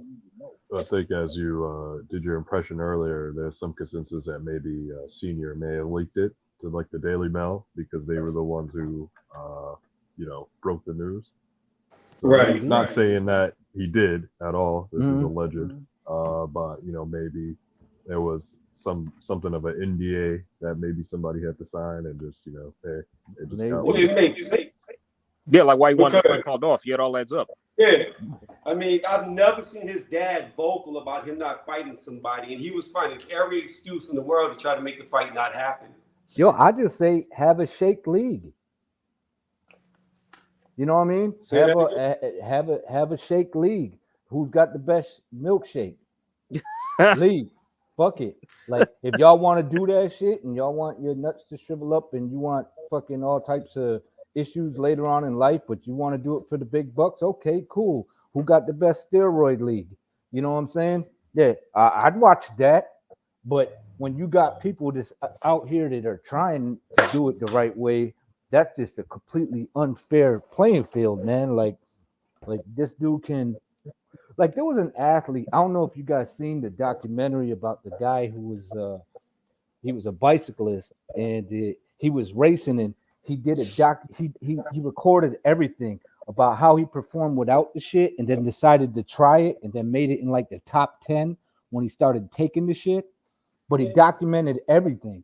And I was like, that tells you right there that it ain't gonna make you fight better, but it's going to make you perform better. You know what Oh, I but mean? it will make you fight better. Oh, but no, yes, it will make you fight better. See, this is what you got to understand, one, too, that while taking PEDs cannot make you fight good, right? Mhm. The issue is when you give it to somebody who can fight good, now they're going to fight way better. Yes, than they way ever better, could. right? Because they're gonna be probably faster. They're You gonna have be, Faster, they're gonna the be their vasodilation endurance, in right? the muscles, Later in the rounds, absolutely, right? more concentrated. more energy. Yeah, absolutely. I know. So- I totally get it. And that's the issue. That's why I say, like, if it's not going to be a permanent ban and it's not going to be fair, then why the fuck are we even testing them? Because at that point, it's just who's got the best lawyers, who's got the most money Right. back. I They're think gonna at get the away with same it. It's gonna time, ban them for life or don't test them at all. at the same time, you have to point to all these testing regulational bodies who has the consensus on the test, because obviously they use two testing body regulations for this fight. So you had VADA and then you had UCAT. So it's like, Right. why is there no consensus? Because I think both of them are underneath WADA, which is the World Anti-Doping Association. So why is there just not using WADA testing to just be the gold standard of testing, as opposed to having to go through these different bodies in themselves when they're Well, here's all underneath of one branch? It only seems like VADA is the one that catches people. It seems to be always VADA. None of the other ones ever seem to catch people. But they ain't got no power though. That's the problem. Is they're the best at the testing. Well, VADA is But also the WBC's testing program. Yeah, that's I bullshit. believe, too. Right, but I'm saying that's bullshit. I mean, look what the WBC did with Valdez. It was like, oh no, you could still fight for the title. Nah, you could still hold on to the title. Yeah, you could still do. It was like there was no penalty whatsoever. Look at what they did for Canelo. They raised the clenbuterol levels. He's the Like, cash. how the fuck do you raise the legal limit so now it's no longer illegal? Yeah, because Mauricio likes Canelo's table scraps. Right. Let's just be honest though. I mean, that's what it is. Is these guys get a percentage, the sanctioning bodies. So that's why some people are favored over others. And that's the corruption within the business as is. Like that should be pointed out. So it should be the trainers that know some of the. I mean, there was times when Freddie Roach used to say shit about Manny, like, "Yeah, I don't like that guy in the camp. I don't know what he was giving him. I told him don't bring that shit in here." You know what I'm saying? Yeah. So I mean, it's like a lot of questions are raised, and when them questions are raised, it tarnishes the legacy of the individual and the fighter. Whether they're guilty or not guilty is always remembered. So I'm just saying, get rid of this shit. I don't know why Canelo didn't, being he had already the heat on him and everything, why he didn't jump on Valdez's ass like, yo, you're in my camp. You're bad news right now. You bringing me heat. You know what I'm saying? I would have been on his ass. Because everybody in Reynoso's camp was getting popped. Yes. Right. That's the thing. Right. Everybody. But that's what I'm saying though. The whole camp. I mean, like, but y'all want to hear where I don't know if y'all saw the interviews with Conor and Chris after the whole situation happened. Like Conor was saying like how they spoke to Chris and we talked about it, we're okay. But then when they went to Chris's interview, Conor said he spoke to you. He's like, no, that didn't happen. Yeah, we talked about it live. I'm like, oh shit. Oh, I don't know. I don't know what Eubank talk like. Eubank's like, nah, I want this payday. You know what I'm saying? He's like, I want this payday, and this is a fantastic fight. And if my dad's not there, then it's okay. I'm on way. I did my job. Yeah. Well, the thing is, Eubank and Conor Ben knew that Eubank was going to beat that ass. So Eubank didn't even care. He was like, look, I'll come in 60%, you come in 600%, and I'm still going to beat you. That's the assumption I was under. That's the assumption I was under. Like Chris always knew he was going to win. I hated the fight. Honestly. I still didn't like. I still don't like it. This just kind of fucks it up even more. Like the fact that you got a 168 guy fighting a 147 guy. It's like I'll tell you what's going to be even better. So Gerald McKellen has a son who is also a junior. He just turned pro not too long ago. Oh yeah. So, I'm just saying, man. This dude was gonna have to drain down to like what was it, 152? 157. And still with a weight clause as well. Yeah. So I'm like, that's like it's no good for either fighter at all. Like, oh shit! Hold on. Pause. Read this. Breaking news: Anthony Joshua versus Chris Arreola next in December. Oh, wow. You gotta be kidding me. Are you serious? Oh man. Wow. No fucking way. I mean, that'd probably be his easiest scalp now. Bro, that's an easy win. Bro, Oh my that's God. ridiculous. Wow. Like, Well, you know what? I mean, he needs to tune up, so I'm not gonna gripe too much. But you couldn't Areola. boy, let me tell you something. If Let me AJ translate loses, that. Let me translate that, Tony. Breaking news. Who cares? I'm gonna tell you what. If AJ loses to him, oh, that's it. Eddie's No, gonna have. he's not. Eddie. He can't lose. He can't lose. No, it's not. No. Hey, don't never say can in the heavyweight division. I mean, if he lose, it's curtains. If he loses that fight, Areola can crack. He can crack. he probably drop Louise. Yeah, like 2 or 3 times. Yeah, I was shocked. I couldn't believe that. I picked Louise to stop him.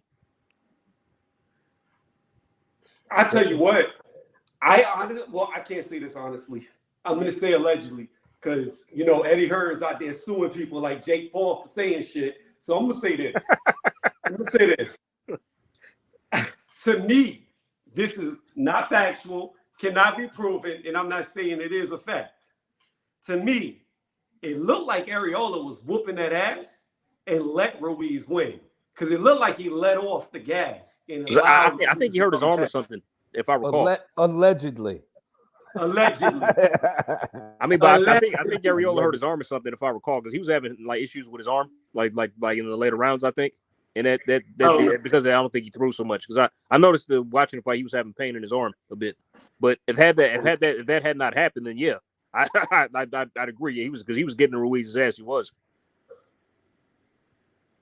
Boy, we've had 2 breaking news tonight. What was the first? Joshua Areola is the second. The first is Chisora Fury. Oh yeah, right. Oh, was that official too? Yeah, he said they're both official. Oh shit. Okay. Who the Nice. fuck? Sorry, I'm not paying. Fuck the zone. I'm not paying to see Joshua Areola. I'm not paying for that. Well, shit. it's gonna be for free, but I'm not watching that. I'm not subscribing for that shit. I'm not watching both fights.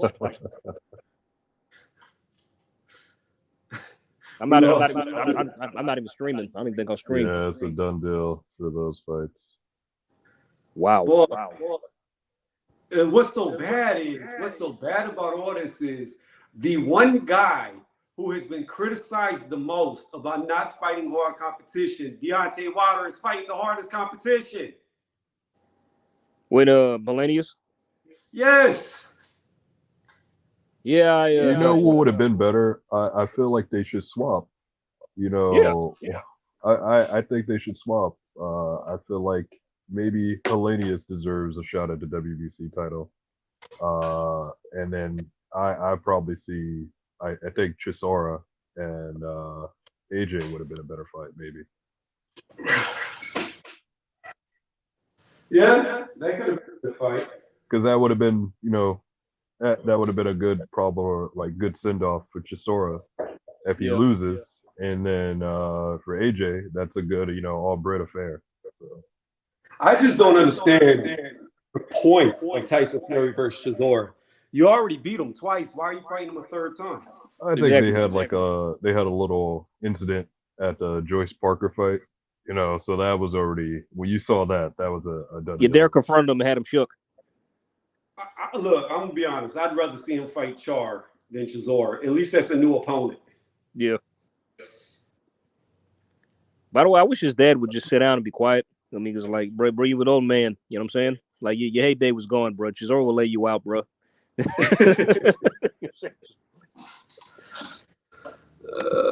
me drop this link. Talking about my son. I'm a young man. I'm not an old man. If I say.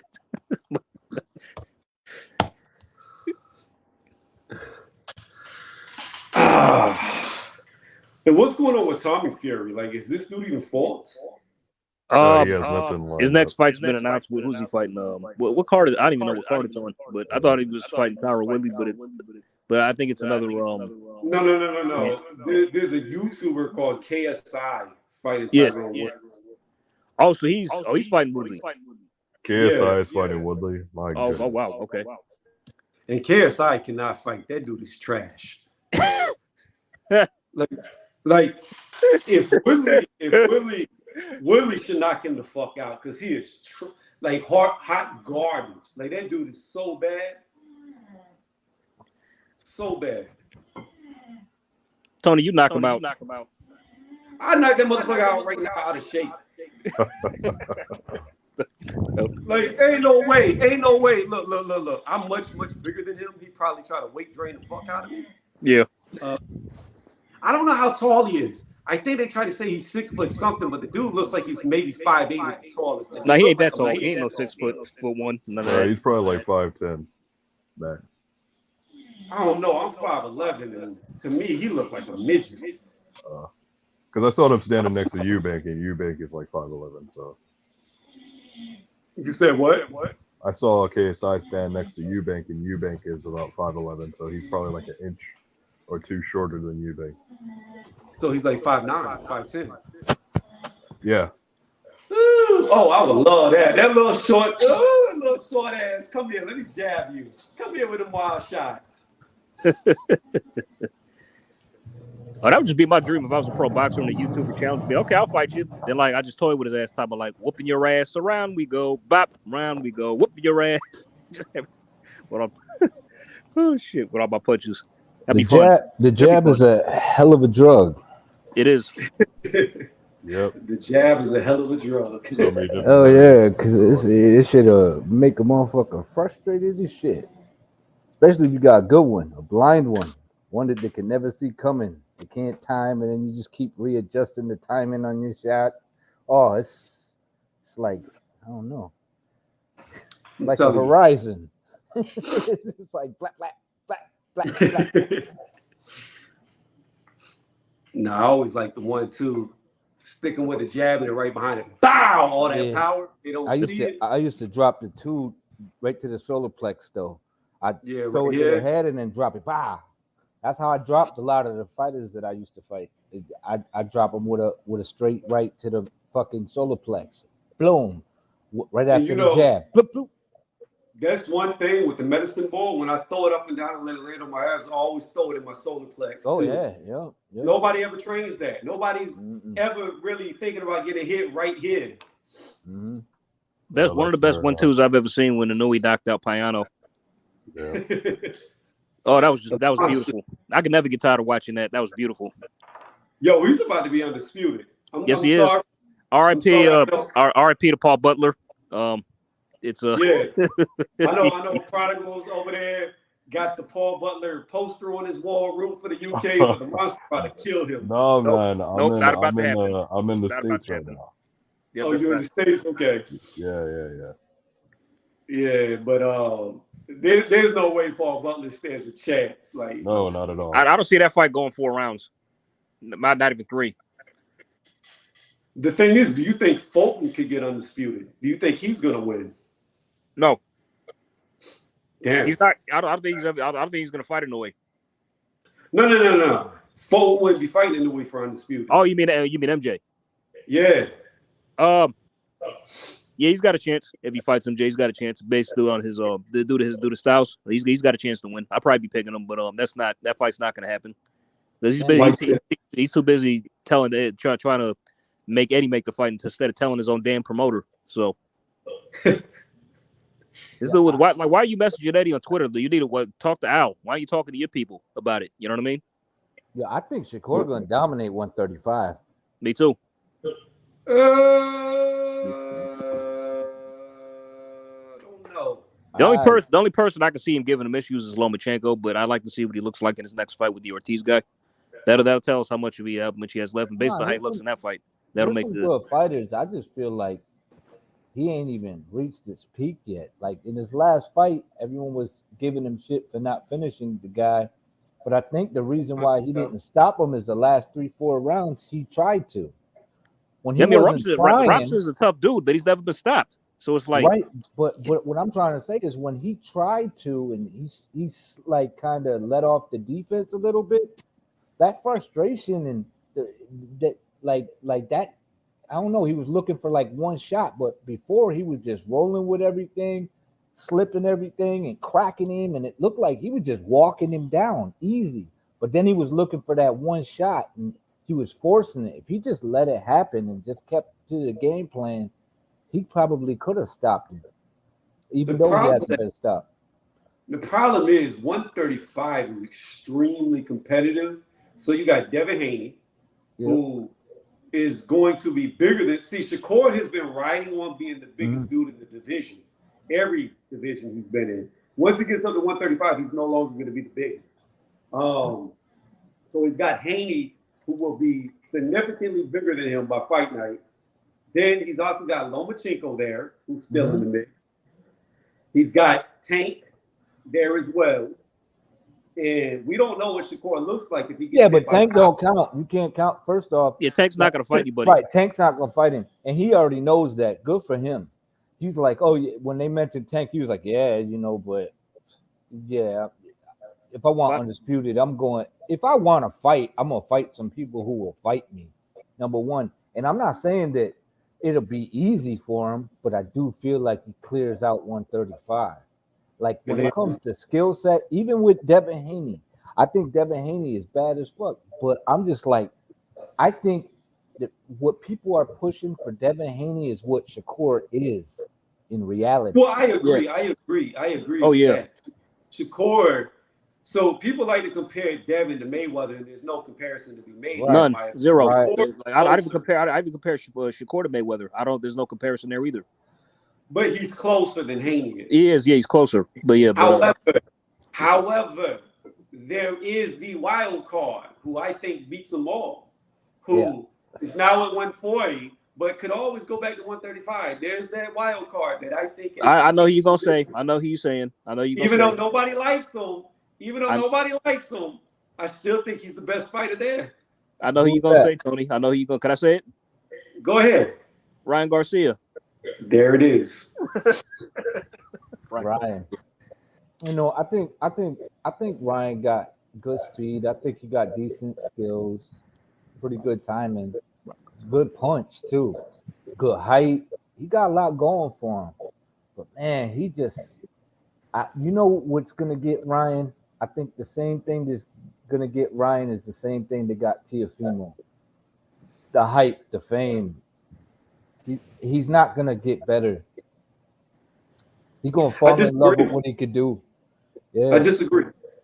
I don't know, man. Well, no, I hope you're right, but let me explain though. Let me explain why I disagree. What was the little short dude's name? Started with the N that he fought. Who, Ryan? Yeah. Fortuna? No, not Fortuna. Before that, you said started with an N.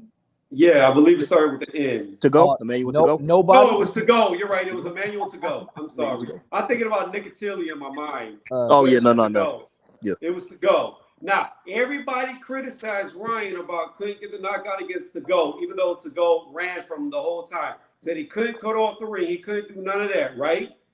Now, they also criticized Ryan saying that he was scared of Fortuna. He didn't take the fight because of the mental illness that he said he suffered from, which I think was cap. But regardless, he gets in there with Fortuna. What does he do? He cuts off the ring. Fortuna cannot escape him like to go did. Then he punishes him and proves that Fortuna didn't even belong in the ring with him. Yep. Listen, I agree with you that he beat on Fortuna, and I think the reason why he didn't get in go, is that his name? How you pronounce it? To go, yeah. Yeah, to go is because that's what he was doing the whole night. He was on his way to go someplace else. He was not there. Yeah, he had to go. He ordered his food to go, so that's why he was hurrying up. So that motherfucker wasn't trying to engage at all. So I mean, you can't force a guy to engage with you in a fight at all. So you just gotta hope that the motherfucker's there to win, and that was not the case. He was there to survive. Yep. And like what's annoying about that is like he's one of the ones that talked hella shit before the fight, and that's what you go in there and do. Like for real.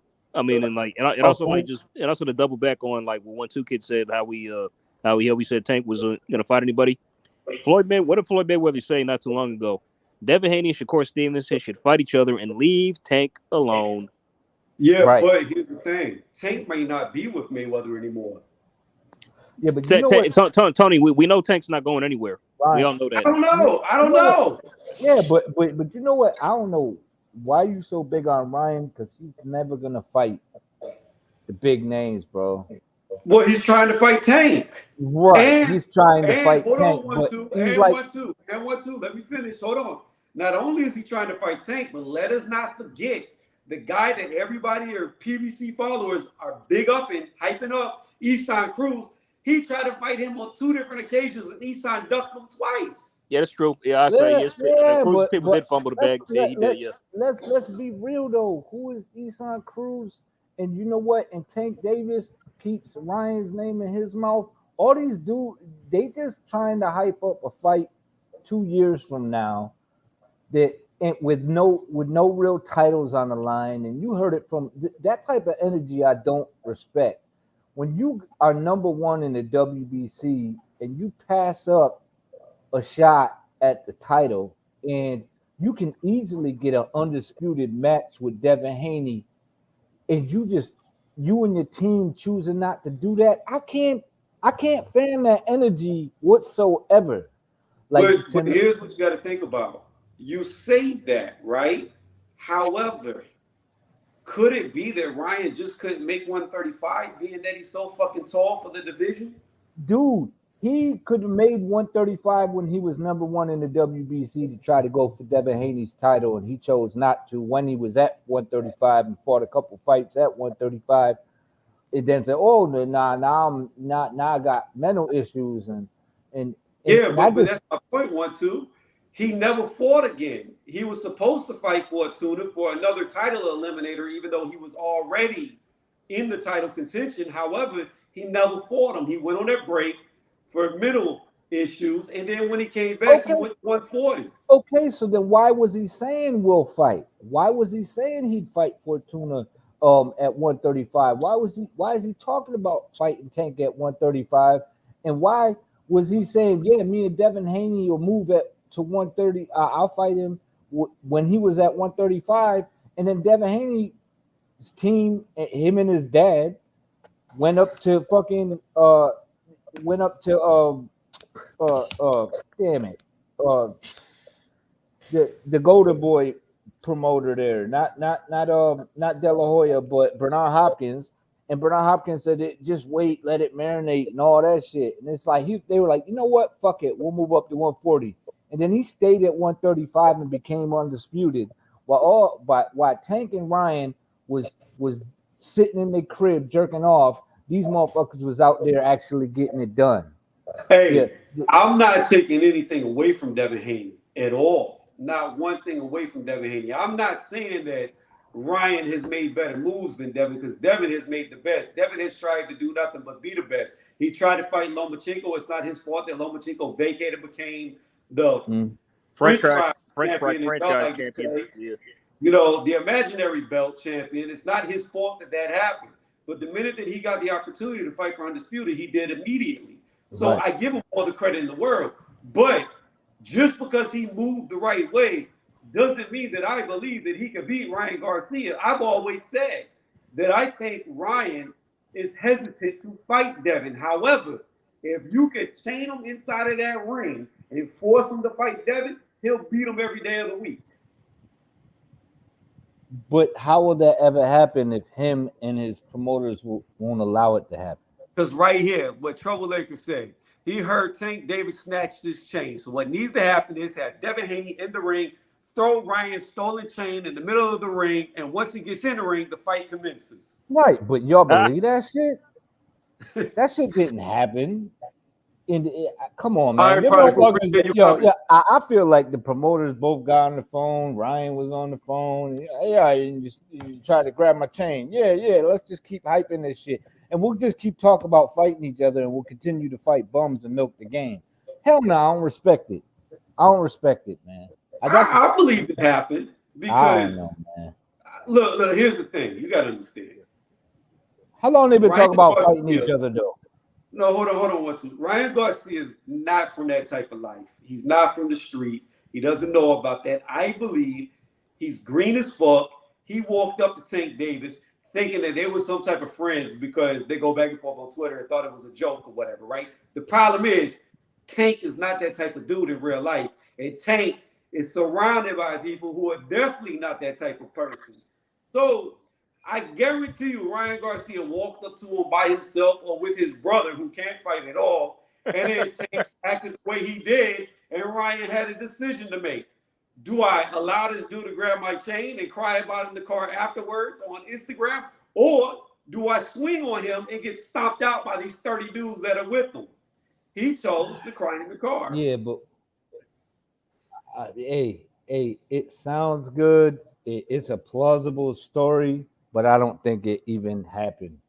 I really don't. I don't buy the shit. I really don't. I mean, it's like, and here's the thing: it's like you putting that video up, crying it. Like, what was the whole point? Was that your point of like trying to turn public opinion against him? Was that your version of tattling? No, that tattling? was just like, That was it. Didn't even make it. Don't even make sense to get on there and say, "Yeah, he grabbed my chain," and I was like, "Yo, what you doing?" And I got, but yeah, it's okay because when I get him in the ring, blah blah blah. Like it don't even make sense. Like that's it don't even. what I'm saying. I mean, if it was me, like first off, like let's say I got him. Do you actually think I'm going to jump on social media and tell the world about it? No, I'm going to go home and just fucking. Yeah, you mean to tell me he pulled up on him in a club and with everybody and all the social media, everybody got a phone. No one was taking pictures of that shit. Nobody seen that shit. Nobody filmed it. You know what I mean? Like you're making very valid points. Come on, man. Come on. Mike Tyson snuffed the dude on a plane and they got all types of footage of that shit. Exactly. Here's the problem. Let's be serious. Let's be serious right now. Mike Tyson could not walk through a club and not be noticed. I guarantee you, you take Tank Davis outside of Philly or Maryland, anywhere up north, New York, Philly, so PA, or wherever, Baltimore, in Maryland, you take them out DC, take them out of that area, put him in any club, and I guarantee you nobody knows who the fuck he is.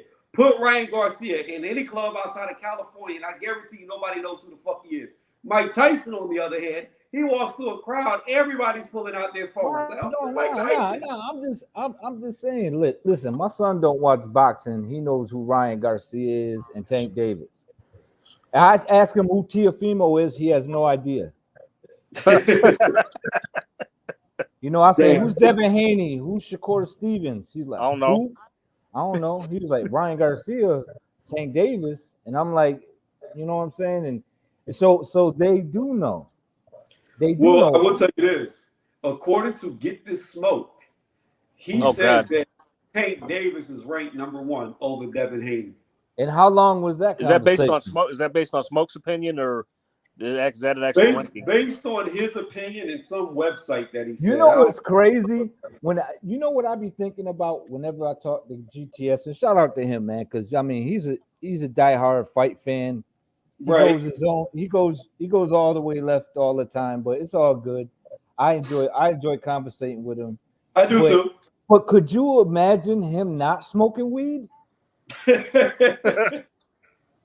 Real talk, like if this dude is that amped up, like could you imagine at this moment? And he's probably got that fire too. So I'm like, this dude needs to smoke weed because this dude would be like, I mean, he has to be blazing, man. Maybe the PPC is his supplier. I don't know. Shit. Oh shit! Well, I'm just saying. I mean, I don't know. So, but yo, I like GTS, in the man. bag, literally. I don't agree with him hardly ever at all, but like I do enjoy talking to him. You see this drama unfolding between Ryan, Tank, and it's like, all right, so Ryan obviously wants the fame and fortune. He's not trying to go for belts because recently he said when Devin became undisputed, the belts don't matter. Right. And so you have that. And honestly, like, okay, let's say we get the Ryan Tank fight, right? Well, it's not really a relevant fight to the weight class. It's not like whoever wins is the best of 135. It's not like whoever wins is going to be a world champion. You know what I mean? So it's like, I mean, like, honestly, if the fight happens, I'll tune in. You know, just maybe. I will tell you this. I will tell you this though. I will tell you people tune in. financially, that is the biggest fight that can be made. Yeah. Money wise, yeah. But Like, not legacy wise though. I mean, like Ryan should be trying to no, fight no, that. no, not legacy. But if you look at it from a financial standpoint, Ryan Garcia versus Tank Davis sells the most tickets. Yeah. They can do a pay-per-view fight. I'll pay for it. You know, so because I kind of don't really care for them both. So, you know, I got no horse in the race. Whoever gets knocked out, I'll be happy You know about what it. we need? You know what we Yeah, need? neither do I. I'm like, yo, I hope one of them gets slapped. Let me tell you what we need to happen.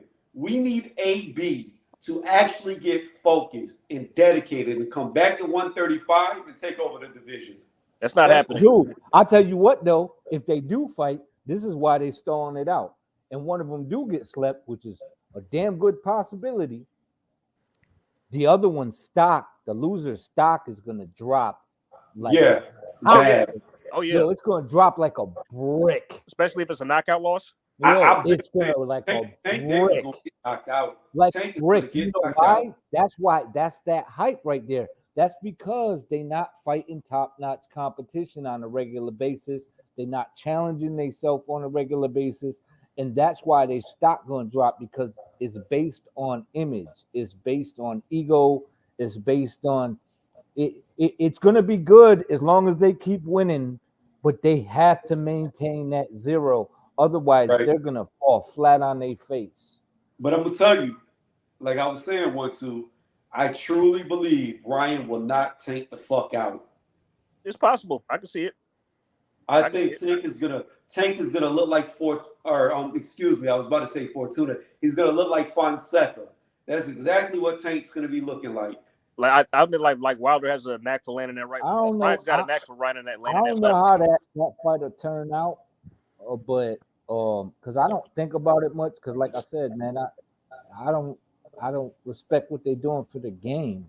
I mean, as fighters, they both can fight. They're super talented. Right. The fact that they're not competing with the rest of the group makes me feel like it's just not. It's not for me. You know, I'm a little old school, so. And people say times change, and I'm like, nah, people change.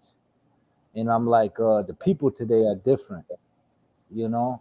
And so I'm just like, I'm just not for that, because it's not standard for nothing. There's no integrity in it. Right. It's just like, let me get this bag and then go on about my shit. I like them both though. I mean, I know they got a lot. Both of them got a lot going for them, but I don't know how that fight gonna go. Either one of them can sleep each other.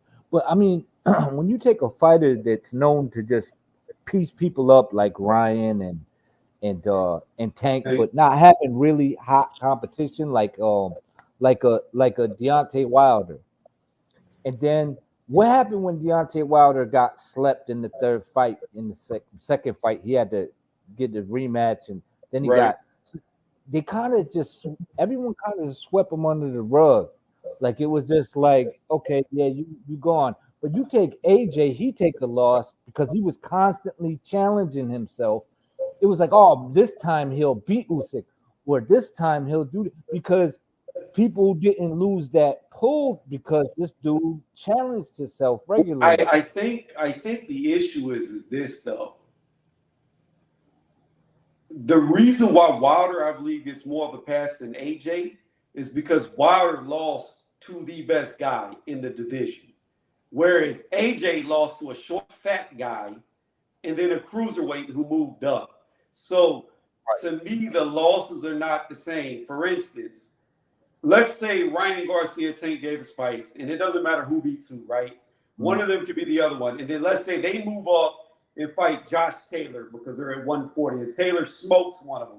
Nobody's going to hold it against them because they lost to the number one guy. Right. Whereas if one of them lost to Kambosos, it would be game over. Yeah, but I'm not sold on Tyson Fury, man. Yeah, because I mean, just if I could just add this right quick, it's like if you lose to somebody that like nobody expected you to lose to, it's a lot more damaging. Where if you take on one of the top guys in the weight class and you lose to him, everybody's like, oh, okay, well, that's fine, because like most people thought you weren't going to win anyway. I mean, but I get that. Yeah, but it's also funny because since we're on the subject of Tank and Ryan, it's like, well, Tony, you probably know about this. I don't know about you, one too, kid, if you follow Marvel movies. Like Tony, you know, Avengers, the Kang Dynasty. Yeah. That's coming out in I think May of 2025. That movie's gonna come out, but and you know what's gonna happen? We're still not gonna have seen Ryan Garcia versus Tank Davis by that time. And you know what? We I don't even really, know that was going to come out. you know what really sucks is the fact that we talking about this, and you got two guys in the welterweight division in negotiations, and it ain't moving. And I'm like, what the fuck? And I called this shit 3 years ago.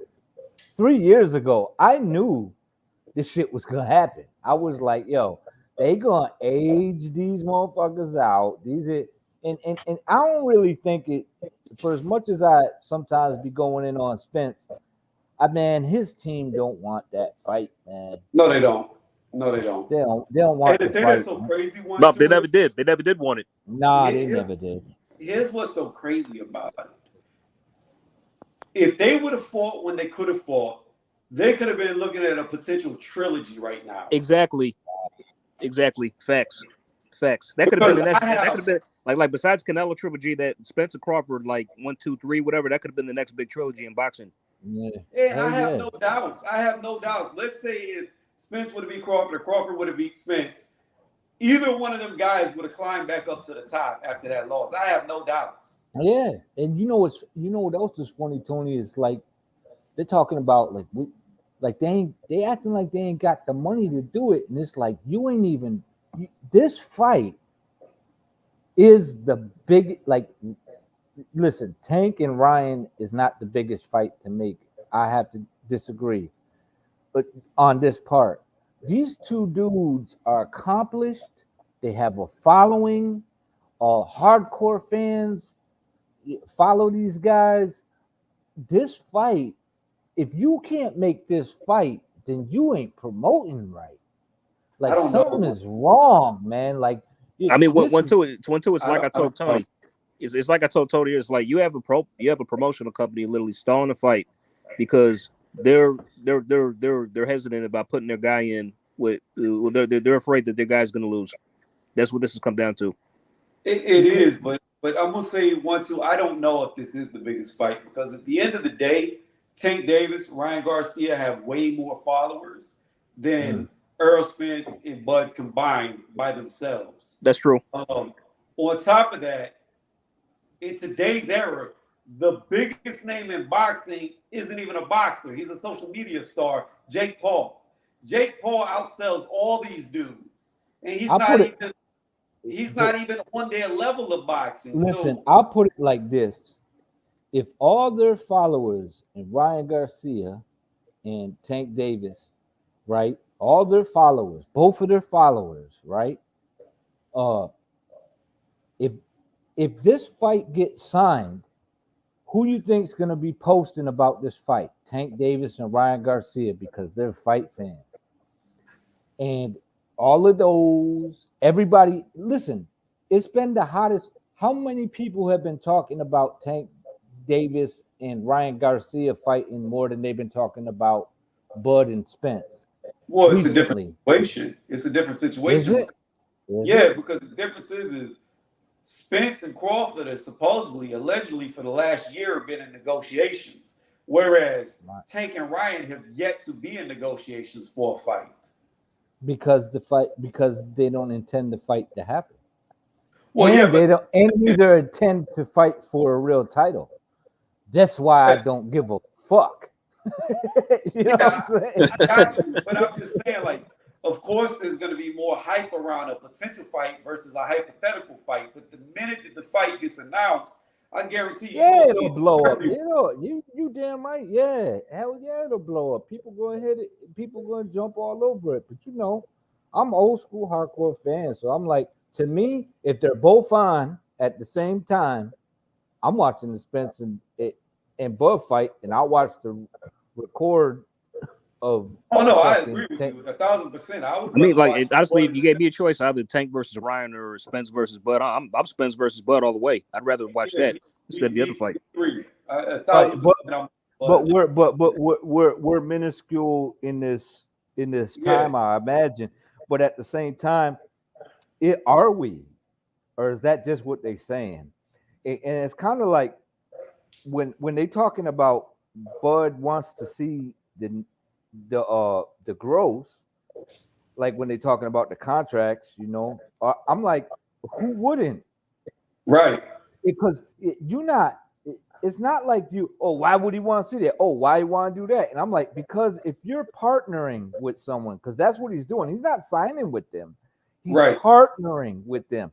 So if you have Right. a partner in a business, you want to know what's coming in and what's coming out. And if I'm taking allegedly 35%, then I want to know what the fuck my 35% is going to look like. And I don't Right. want to take it on your word.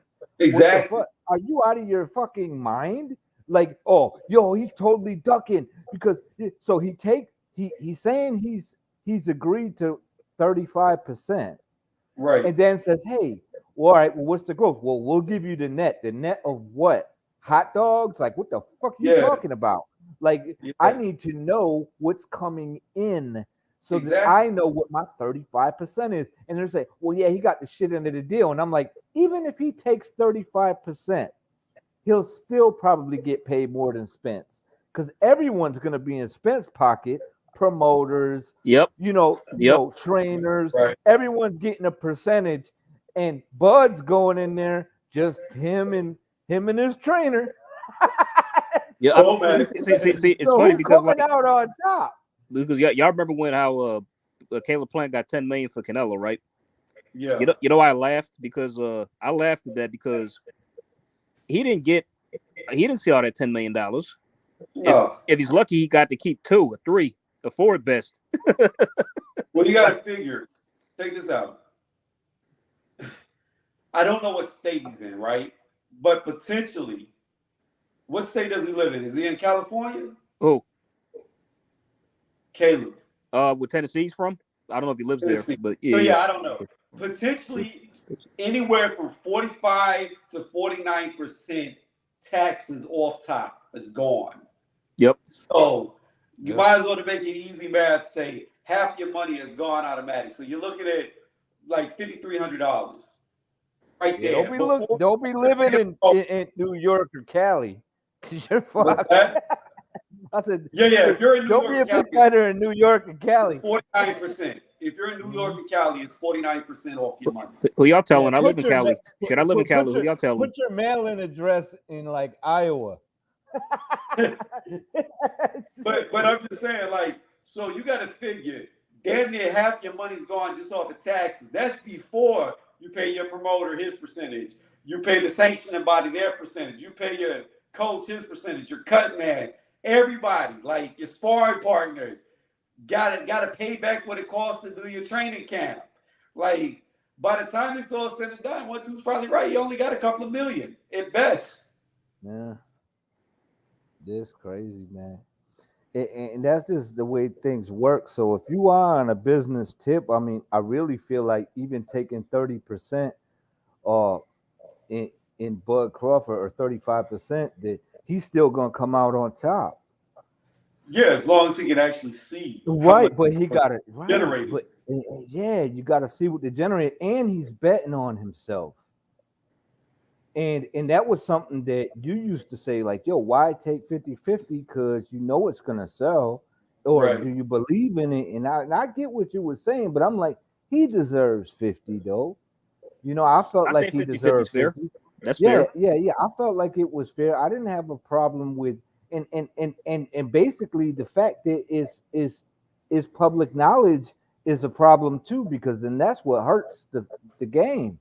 Because Well, this is what I always say. What I always say is this. Because there's going to be a rematch clause for Earl Spence. We already know that. There's going to be. So I always say this. If you truly believe you can win, do it like this in the contract. 60-40 to the champion. And then in the rematch, you get the 60 and he gets the 40, and then it's still a 50-50 fight. Just like with the Wilder Fury fights. Right. That's why I'm falling back with Canelo. At first, when he became undisputed, I was like, yeah, he's doing his thing. I was feeling him. But, I mean, to say if Bivol loses, I don't want the fight. If a dude whipped my ass and he took an ass whooping, and I'm like, win or lose, I'm gonna be like, now we gotta run that shit back. I don't care. You know what I'm saying? Exactly. I don't care Yeah, where you the know other what I mean? nigga lose. And if you take an Canelo- ass whooping, I'm like, yo, man, I don't know. Then it's like, okay, so what if this guy wins? What if Zerto wins? Oh yeah, I won't fight him because he's a Mexican. I'm like, Well, One, I mean, what's one, funny is like two, one, Canelo's. Sorry. Have you ever gotten the English knocked out of you? yes. Listen, I know. Listen, I know it. I almost did a video on it, but I was like, I don't want to be known as a troll for the rest of my life because I almost did a video, and you know what I was gonna do? I'm just gonna put it out there because I didn't do it. I was gonna show Bivol hitting him, and then him getting interviewed, and then pull up the dude from fucking fucking Pulp Fiction. English, motherfucker, do you speak it? Samuel Jackson. Yeah, yo, I'm telling you, I was ready Yo, to that do would have it. been hilarious. You Oh, should've that'd done be Yo, funny as and hell. but here's what's funny about it is I had it in all these different languages, Spanish and everything. So I was gonna put it through it like I was just gonna just have all that shit on there so that everyone can understand it. And yeah, it was crazy. Did you see my last one? I dropped it, and then I seen you was live. Yeah, man, you got to check it out, Tony. You got yeah. I mean, but like, it's funny you were saying because Canelo saying like, oh yeah, if Zerto win, I want the Bivol rematch if he beat Zerto, and it's like Canelo's still dictating terms like he beat him. Right. Right. I mean, it's like, well, wait a minute, bro, you lost. What are you talking? You lost the fight, so it's Yo, like, and Dibble said if he loses, I ain't fighting him either. there's Bivol. You know what time it is, man. He spanked that ass. Yeah, he said, "Oh yeah, I want that fight," and he was like, "But if he loses, I don't want it." I'm like, "Yo, that'd be the perfect time for the pickings." You know what I mean? If you got beat up by a bigger guy, he's bumped and bruised. You know he's going to take that Canelo fight. Anyone would take that Canelo fight, so jump on it. I just don't like Canelo's energy, man. The thing is this. Canelo knows he cannot beat Bivol. For the first time in his entire career, he got beat up so bad the judges couldn't steal it for him. Yep. And he knows that. He knows he cannot even make it competitive enough to steal the fight. So he's scared. He don't want it. I don't know, man. And then he was like, "I'm rooting," and he couldn't contain himself. He said he's rooting for Zerto. Zerto. I'm like, because he's Mexican? This dude ain't in your camp. This dude don't train with you. You don't know this. This dude probably calls you an asshole every day, and you wouldn't know it. And you like, I'm rooting for him. And I'm like, dude, like that doesn't help you. So like, I mean, that hurts your legacy. Because if this dude just whitewashes Bivol, which I don't see happening, but if he does, that's gonna make you look like shit. And guess what? Guess what? The Mexican beat, public gonna put pressure on them to fight. Well, that don't matter because the Mexican public is putting pressure on him to fight Benavidez, and that ain't pushing that fight either. See, and that's why I personally do not consider Canelo undisputed. Even though I believe he'll beat Benavidez, until he does that, he's not undisputed in my opinion. That's what I'm saying is the dude is talented. The dude can fight. And I'm just like, he can't fight his eating urges though. So yo, dude, just give it. Oh, well, he was reaching for greatness when he fought Bivol, and I'm like the smallest light heavyweight in the division, and the softest punching one. Man, but I knew Bivol was gonna get him. $1,900 I did too. later. We both did. We talked about it. We knew it. We knew it was gonna be the way it. But imagine. Just imagine if you would have got in there with better beef. Oh, well, there's probably a reason. Canelo would have been speaking Italian. Oh man, he probably wouldn't be speaking. He probably had to learn how to speak. He'd have been speaking Russian. That's what would have happened. What happened to Bradley when he fought Provodnikov? He had to learn how to speak again. Oh, really? No, I know. Yeah, that was real. Like that, motherfucker. He lost it. He couldn't speak for a while. He had to learn how to speak again. That's fucking crazy. And now Yeah. look at him. He's a commentator. Yo, Right. that's a bad motherfucker. Yo, Tim You know what Bradley I is a like about bad Bradley? motherfucker. You know what I like about Bradley? It's a He bad tells motherfucker. the fucking truth. And he'll argue. Like Andre Ward is a straight businessman. He's straight there for the team. He's the company man. Company man. Yeah, he did Right. turn into a company He man. doesn't rock the boat, go against the waves or anything. And Bradley will be like, no, fuck no. Hell nah. That motherfucker He lost. used to, was though. robbed. He used to. He sold out. Same. See, you know what? Who is that commentator with the zone now? The big dude that's always talking shit to the snake, and I hope the snake punch him in his mouth. Oh, you talking about Manic. Yeah, Chris Mannix. Chris Mannix. Yo, Yeah. Mannix used to be one of the best. Now that motherfucker, as soon as he signed to the zone, this dude just turned into a. This motherfucker sold it all the way out. He wasn't hiding it or nothing. Because like I mean, because I remember with Bradley how like they was talking about the Fury Dillian White fight, and while like everybody was pretty much saying Fio was not a competitor, like Bradley was the only one giving White a chance. Right. Man, I hope the snake punch him in his mouth one day. I really do. Because What is Mannix? Where did he come from? What is his state to being a boxing commentator? Isn't he from from Sports Illustrated? Yo, I think he used to. Yo, when I got pieces, like a matter of fact, I got a video. I think it's the boxing game, exposing the boxing game, and this was like 3 years ago, exposing the boxing game and the Cure, and yo, I got him talking about the fights in the welterweight division, and everything that the video was about is happening right now. I literally put it on my page. I put it on my the video that shows on your page. Right. Yo, dude, Mannix did an interview when he was interviewing one of the representatives of the PBC, and he was just dogging him. And I was just like, yo, that's when that moment, like because the dude was talking bullshit. He was like, Right. we're thinking about making our own belt, and Earl Spence might be fighting, Manny Pacquiao, and this was. You know what's funny about that one too? What's up?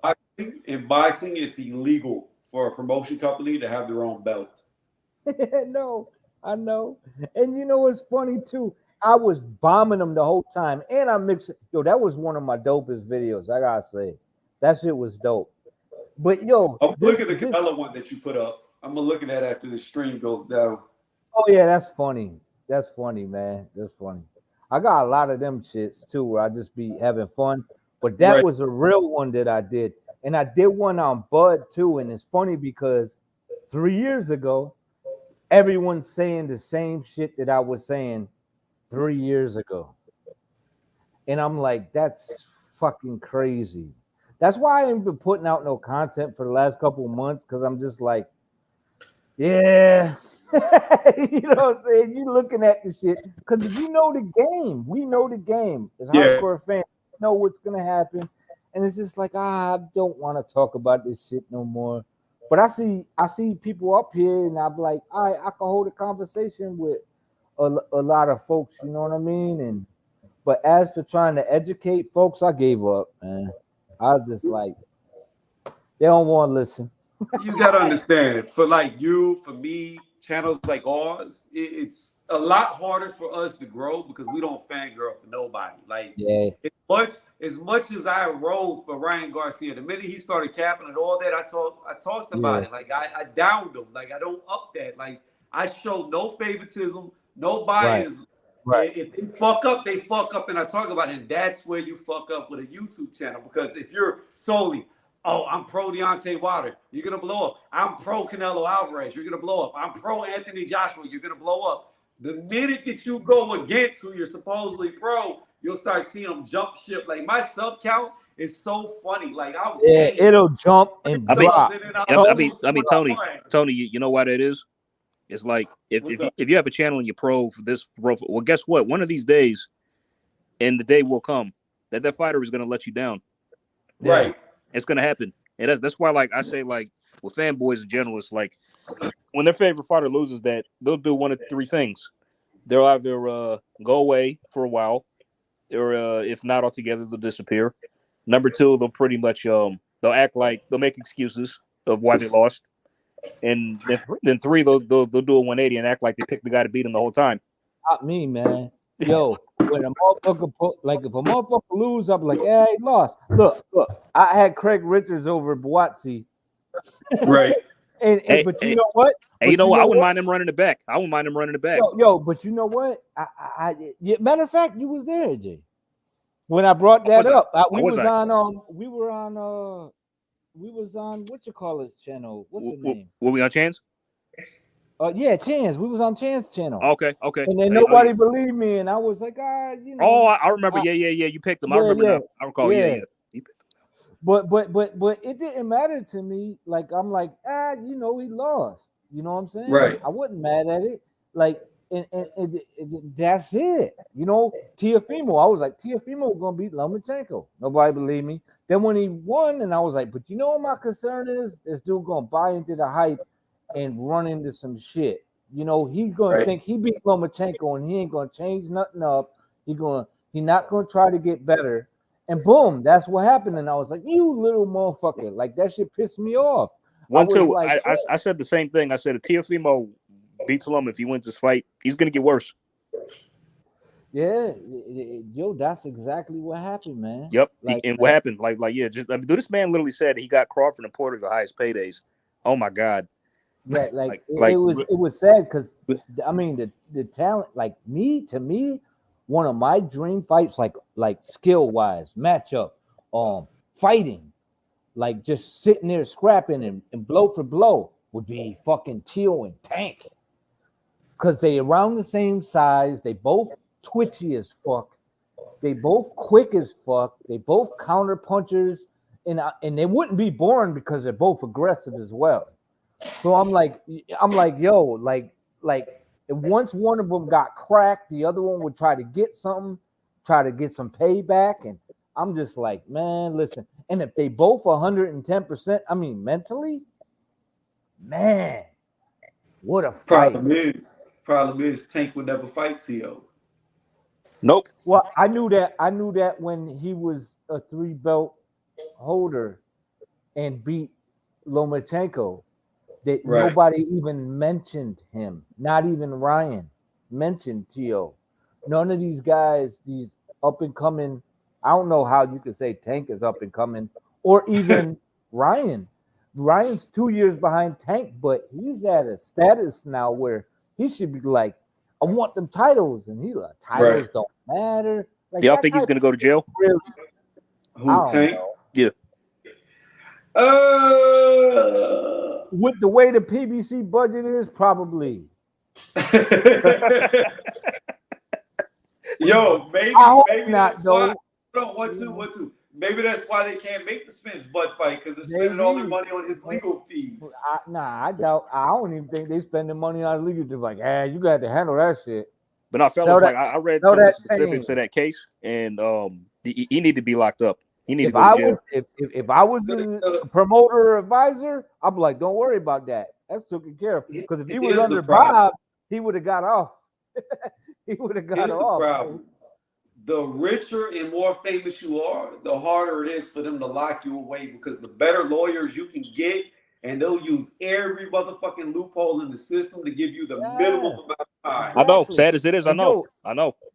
You know, I mean, I don't wish no bad on him at all. I'm just saying, like, I'm not sure if his legal team is, you know what I'm saying? They'll probably put him on house arrest and let him be allowed to have his fights to keep making money.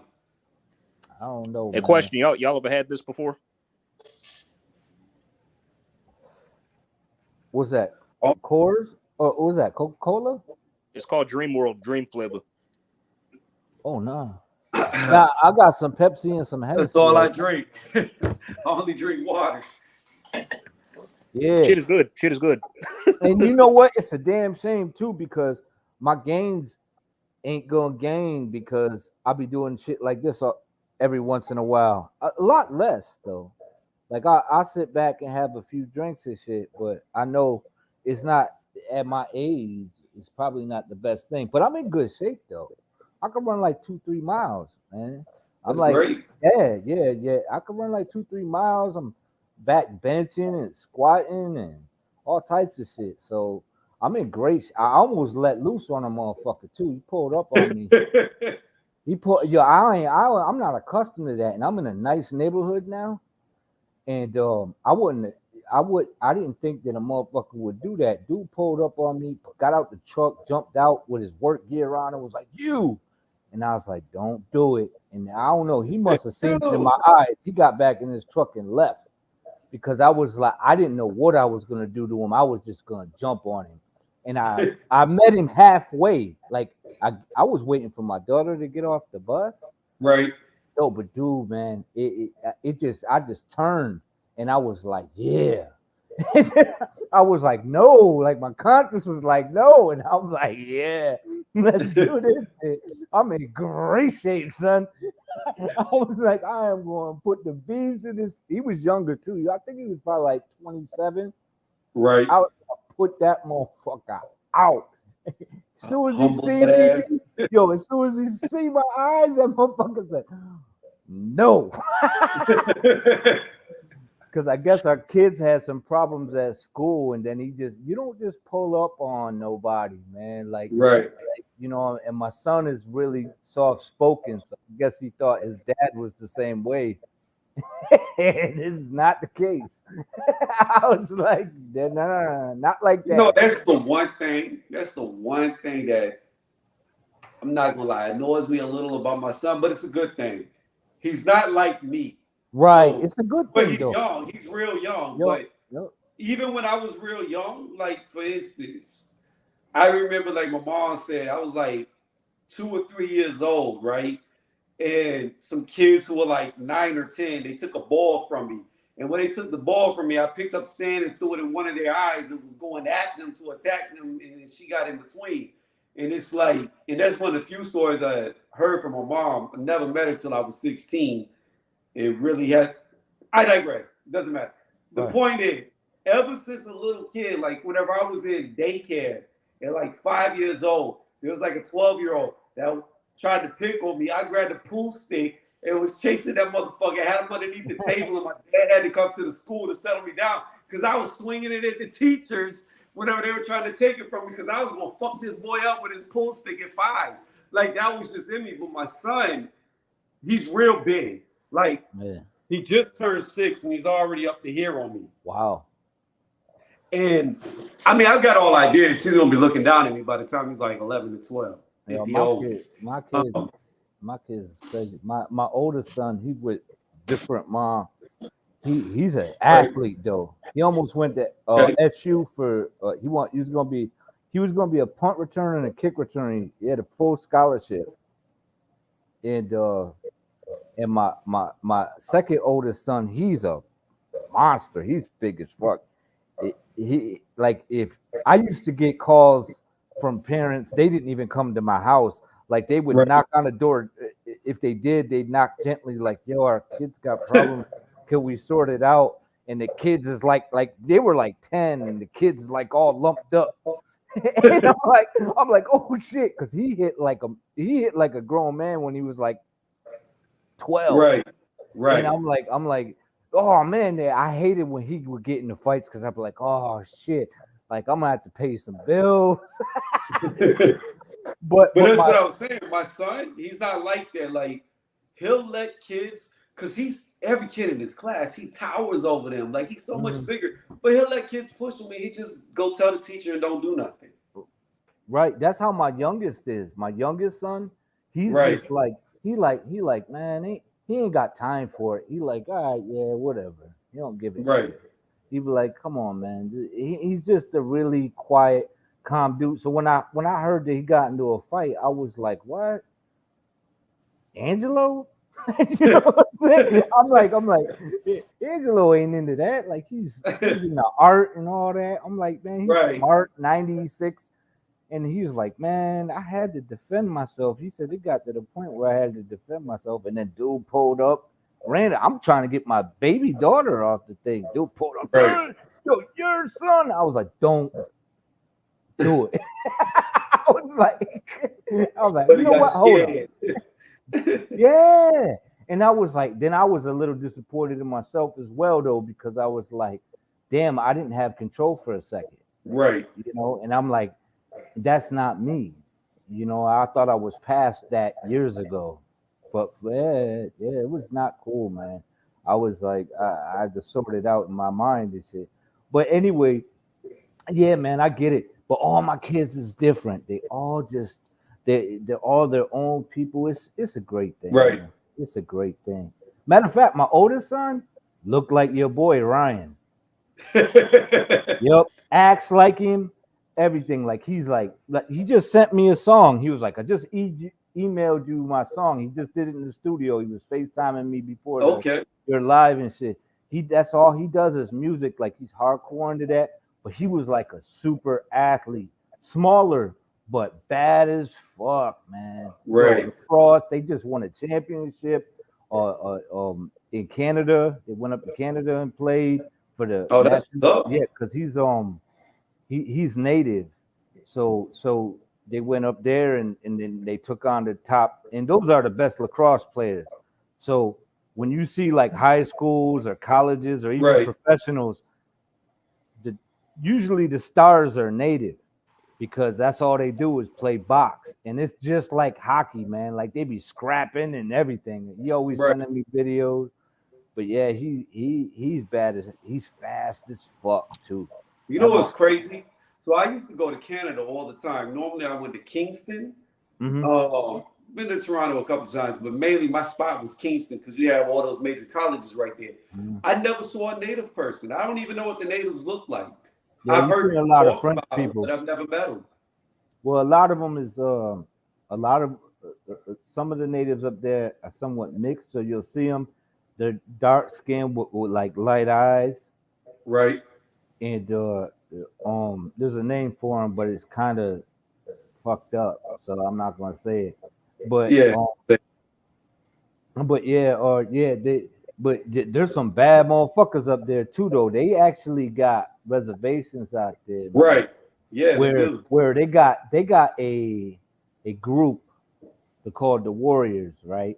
And what they do is they come and basically they basically just clear up issues. And Right. it don't matter where you are, whether you in Canada or the United States, they come down and they sort shit out any way they can. And I tell you, these some bad motherfuckers. And it's a different life. It's a world within a world when you go to a reservation. It's not like how it is, you know. Speaking you of can be that, in the United States. Go ahead. and I'm saying, speaking of that, y'all remember the movie Goodfellas? Yeah. The scene where the dumb question, of course you remember, but there was a scene where what happened where like Ray Liotta's character, what the fuck was his character's name? Damn it, my mind is fuzzy. But when he was a kid, remember how like he said that like he got in trouble for not going to school. Then like he told the mob about like the post office guy sent letters to his house, so like they would know that he was attending school or whatever. Then like y'all remember how like they forced that guy in a restaurant and they said like if another letter goes to that kid's house into the fucking oven, you going head first. Yeah. Yeah. I'm like that's the But way you deal with bullies and that's the way you get shit done. You know what I mean? You know, It's funny too. about that movie. That movie is the reason why I never liked Ray Liotta. Like I never liked him because he said one line at the start of that movie that summed up his character, in my opinion. He said, "I always wanted to be a gangster," and at the end of the day, he was just a wannabe. He got scared off. He was a snitch. And he snitched. Because of that movie, I never liked the dude, and I know it was just a role. But every movie I saw him in after that, I'm like, man, fuck this guy. Oh, all I ever wanted to be was a gangster. Yep. But everybody liked Jimmy though, or Tommy in that one. Everybody liked Pesci in that movie. Yeah. Yeah, because Pesci checked him too and said it. He said you might fold them the question. He gave you like they literally gave you what might happened too, because he was like, "Get the fuck out of here." He was like, "Yeah, I don't know, man. I Yo, was just fucking with you." Speaking of Pesci, like he had them gangster movies, right? How did he go from that to the biggest lame in Lethal Weapon? Like I never understood this shit. I never Yeah. understood it. Like this dude went from beating people's asses with payphones and murking people to being the joke of a movie. Bro, he Well, stabbed the guy to death with a pen. what? Come on, Like, with a man. fucking Yeah. pen. Yo, but he was also he was also fucking falling downstairs in Home Alone. So I mean, he's an That's actor, right. bro. Macaulay Culkin whooped his ass. That means he's really good at what he Twice. does. He's really good at what he does. You know what? It's crazy because I never like Sharon Stone played such a good part in Casino that I couldn't stand to watch her ever again after that movie. Real talk. I was like, I can't stand that bitch. And I was yo, like she did such a good part that I was like, I don't even like watching her anymore. I was like, I used to enjoy watching her movies, but I was like, yo, man, that Casino shit, she played that shit too good. You know what too? It's funny you said it because like it's kind of like how Joe Pesci, you know, we're talking about like, I fucked up, Frankie. I fucked up good this time. Should have never started with this fucking broad. Yeah. He's like, the only reason you're out here is because of me. You motherfucker, you. I was like, yo, this dude's a trip. I enjoyed a lot of them movies though, man. Like I let my youngest son watch Scarface and all that shit and was like, yeah, check it out. You know, he liked it. He liked Goodfellas. I let him watch them and shit. Just check it out. Talk about But you one took your movie that boots I off, don't you put your have. feet on a table, you shit kicking, stinky horse smelling motherfucker. He was like, I don't. No, my favorite line that he had at Casino was when that motherfucker was like, I don't think it is that you know what I do or something like that. He was like, Oh, yeah. I'll come down here and you know go down to the bank and bust your fucking head I'll crack open. your fucking head open before you're playing the He bank. said, and right around the time you're coming out Tacoma, guess what? I'll be coming out of prison and I'll bust your fucking head open again. Because I'm fucking stupid. I was like, Oh, yo, to bro. me, that shit had me. He was like, yeah, you have my money. He said, what did he say? He said, you put my money to sleep or put your fucking head to sleep or some shit. I was like, damn, he played a good part. Maybe he was telling that dude who like something like, you think you're a man? I gave you fucking money to pay groceries and buy the rent, put the heat on. Yeah. And then your wife called me and told me to fucking eat off. Don't fuck with me, Al. Don't make a fuck out of me. Yeah. Yo, I used his Casino part in my Bibble video, where they were collecting the money. When he collected the money and shit, and he was like, oh, I thought you were laying. He was like, no, not fucking laying. Collected, and he smacked him with the fucking thing. Right at the end, I put that on there. Me and who else bet on him? Oh, Charles D. Me and Charles D. So I put our heads on Pesci and De Niro. Yeah, that's it. You know, that makes me mad. That makes me mad. I cannot bet in my state. In Georgia, you can't bet, even online. You can't bet out here either. You can't bet in Cali either. Yeah, well, then you need it. You know what's crazy is that Teofimo Lomachenko fight. Fucking Charles told me. He said 1-2. He said, yo, go to this shit right here.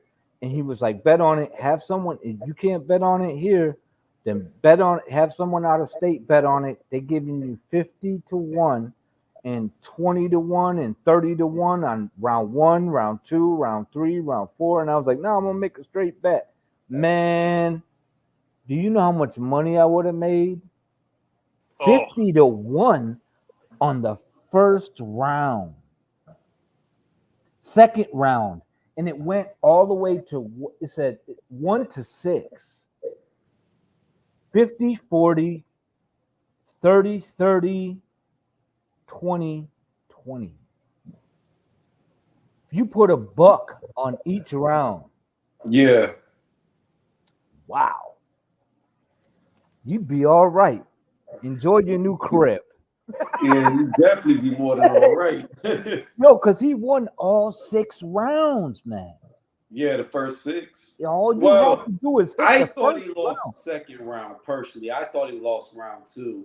Hey, you could still buy a It- nice ass car with that You shit. could argue that was a swing round. I Oh, he remember. definitely Yeah, could yeah, have. He so definitely could have. But I still walked away Yeah. with like 1700. So Yeah, that's not bad. that's It's a not come bad. up. pretty good. Yo, I walked away with 1700. My girl would be like, and now every time I bet, because I only bet on that in the Bivol fight, and she'd be like, Right. "Ever you want to bet, let me know." She was like, "I'll pull anything out you need." And I was like, "No, I'm good." I said, "I ain't gonna bet nobody else money. I just bet mine." Right. But Well, they that's safe though. that's what scares me about whenever I do prediction videos, because right now I think I'm 16-3. But on one of my lives, I said like all the fights on that card, and I got them all correct the way that I said Right. it was going to happen. I just don't add it to it. But I believe my playlist is 16-3. What scares me is that random people may come across me like, oh, he's got a very good percentage, and then Right. they bet on the Just one bet that I on get it. wrong. Yeah, and they lose. Yeah, That's and why I I don't say like do it at your I own don't risk. like having that in the back of my Right. mind. You know what I'm saying? That's why even when I bet, I don't really say anything until after I win. Right. You know, but I only bet on 2. I only bet on 2 because I like the underdog fights, and I'm like, Right. nobody sees this shit coming. Well, I'm telling you, Cam Bost is about to win next week. Maybe, who knows? Remember the bet, Tony. If you lose, I you ain't gotta betting. shave your beard. I ain't betting. I got I you. ain't I got betting you, on. AJ.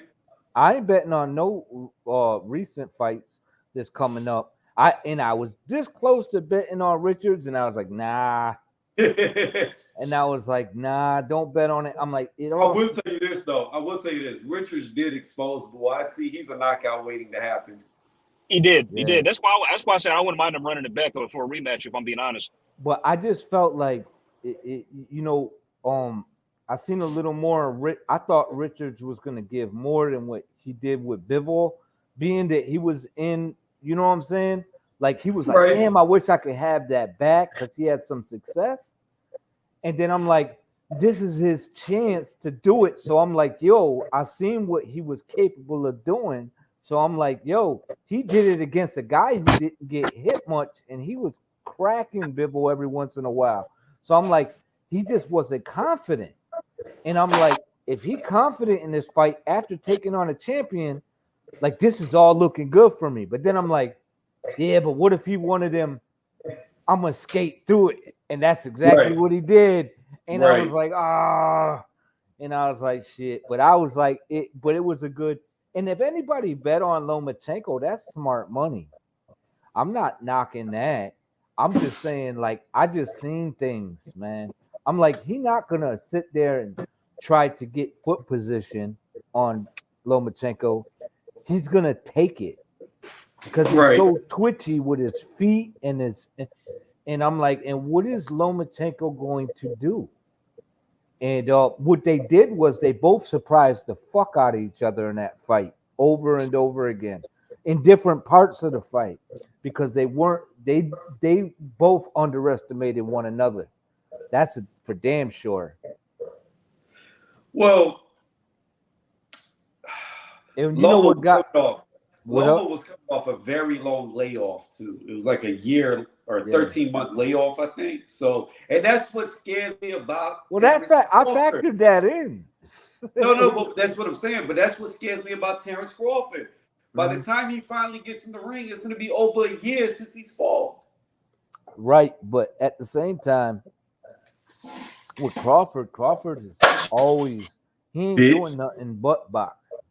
So That's what I doing was telling Tony. he's Yeah, it's staying like in the gym. he's a guy. He stays in shape. He gets rounds in. He's been getting Yeah, rounds but in it's with Keyshawn. different though. It's Yeah. different. Yeah, Sparring, it's It's not like he's been different sitting on under the the couch lights. like most of all these other guys. So yeah, but it's still different. I got you. I understand that, but you got to still understand that just because you're spar ready doesn't mean you're fight ready. And doesn't mean that just because you've been sparring, you still gonna have the right reactions when you get in there for real. Right. But what I am saying is his shape is gonna be good because he reminds me of I hope. when it comes to staying in shape and age. You never hear about him doing any drugs. Reminds me a Right. lot of Bernard Hopkins. Yep. No drugs, no drinking, nothing. He I doesn't don't fuck know around. about no Trouble. drugs. Take the test. Take the test. Take the test. Yeah, The there Pascal, was no the Pascal test. turned out to be Wait, using. wait a minute. There was no test with him and Porter. There was no test. Me and Oh, Black was talking about that shit. When him You and talking about Porter. spin? No, I'm talking about Bud and Porter. Oh, okay. There was nothing. There was no Vada involved. And I'm like, yeah, that shit's suspect. And even though I'm a Bud fan, I wasn't a fan of that shit. Right. But he is man down when it comes to the welterweights. And people can say, oh no, his resume isn't this, it isn't that. Well, he fought some decent fighters at 147, He and stopped the no ball. big name fighter wanted to fight him. And he Yo. has stopped them all. All Thurman didn't want to fight him. nope. He Garcia priced didn't himself want out. to fight him. Spence put him on hold. Yeah, both all the fights that he kept trying to have with Manny kept falling through, and Yep. him and his team was trying. And he wanted like 40 million to fight him. Yeah, he wanted 20 more. He Yeah. wanted 20 more, man. For That's that him stuff. versus Thurman. Yeah, that's Thurman wanted that 10 mil on tells that. you, and they all But wanted here's the that. thing about it. Bob Arum used to say it all the time that he believed that Bud would beat Manny way back. Not Yeah, even but like he also said that about like Spence. years He ago. told Spence to his face, "Stay away from Terrence." Even in that interview, After he knocked out Kell Brook, he said he believes that Bud beat Spence and Danny Garcia on both on the same night. That's what he said. yo, he told Spence to his face. He said, "But stay away from Terrence." And I mean, the energy wasn't there, man. When they were face to face, he's like, "Man, I'll smack you up." And then he immediately jumped on his boy. He was like, "No, you won't." And he was like, "Why are you talking from the side? Why are you talking?" He was like, "What was that energy for Bud?" That's what I'm saying. You concentrated on what was a Bernie the boxer that he was Because concentrating Bud on. told him right there. He said, "You try that body shot shit with me." And that motherfucker was like, "Man, I'll knock you out." He was like, "Yeah, okay." Like the energy was different because he said it too. He was like, let's bet, man. I'll bet 100,000. He was like, let's bet a million because he gets a million every time you don't fight him.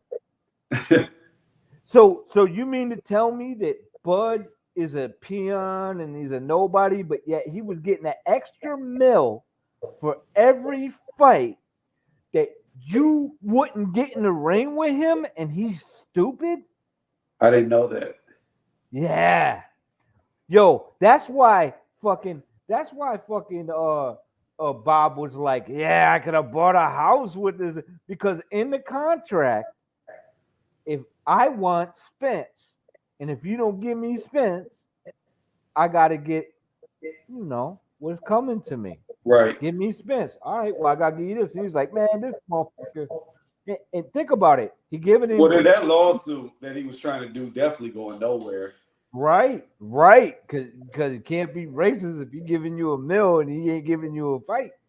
But at the same time, that would be very hard for him to prove, considering that Bob has so many black fighters. Right. And I get what he's saying, because Bob wasn't really pushing him. The same way Bob was, when Bob was sitting there saying that shit about him, I'm like, I get where he's coming from, but at the same time, you signed the contract too, Bob.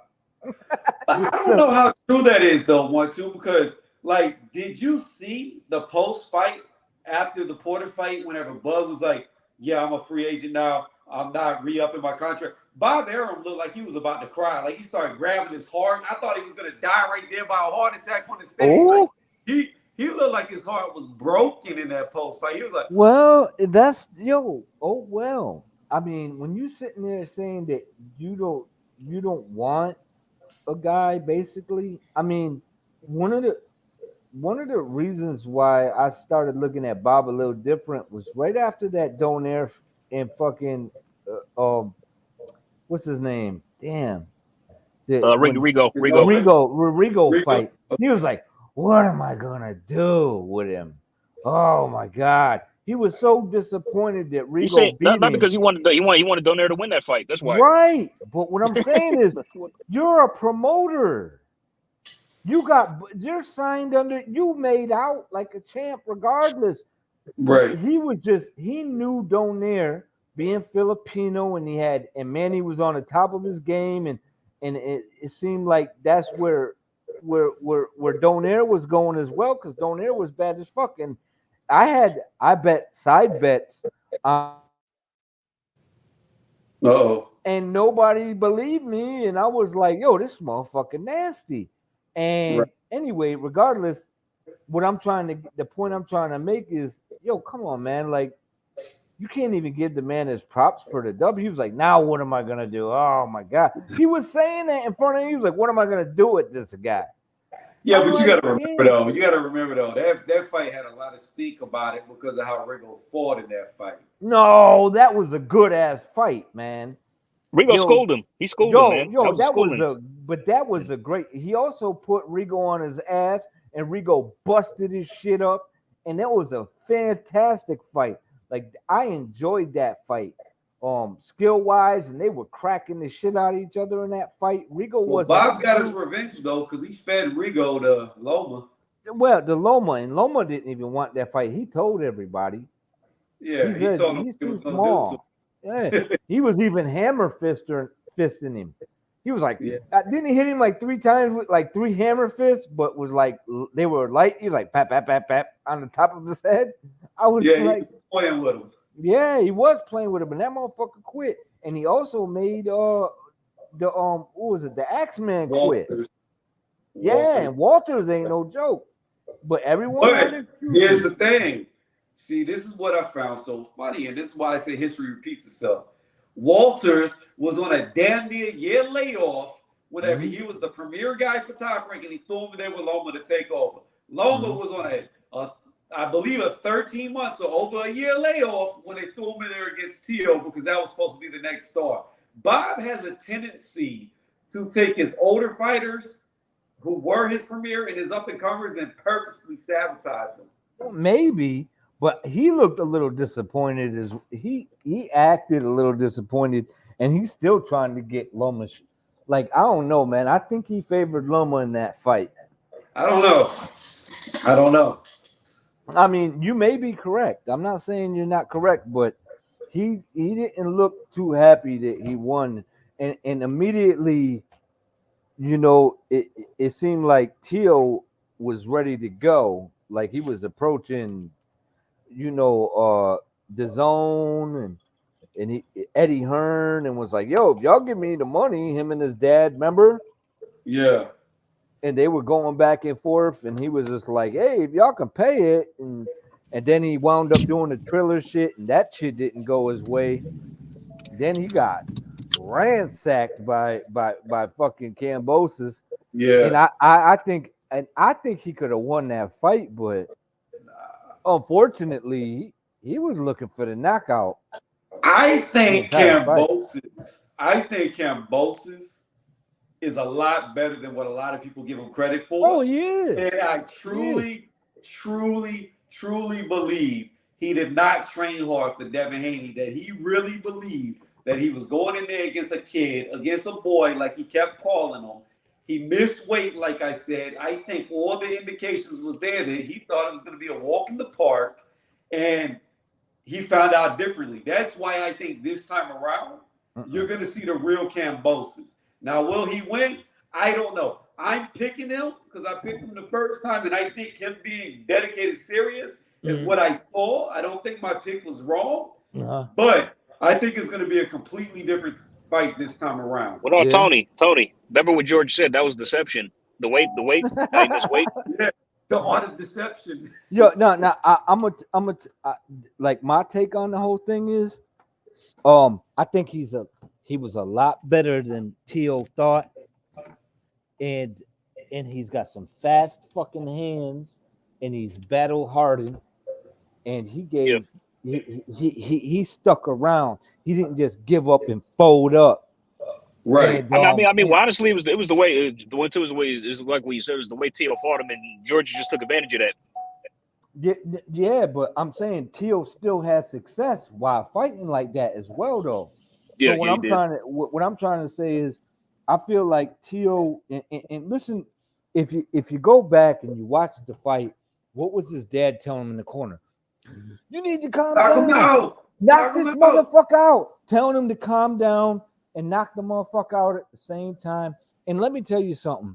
If Teofimo was comfortable, relaxed, he used to set shit up. Like you would watch him and he'd be relaxed and just kind of chill.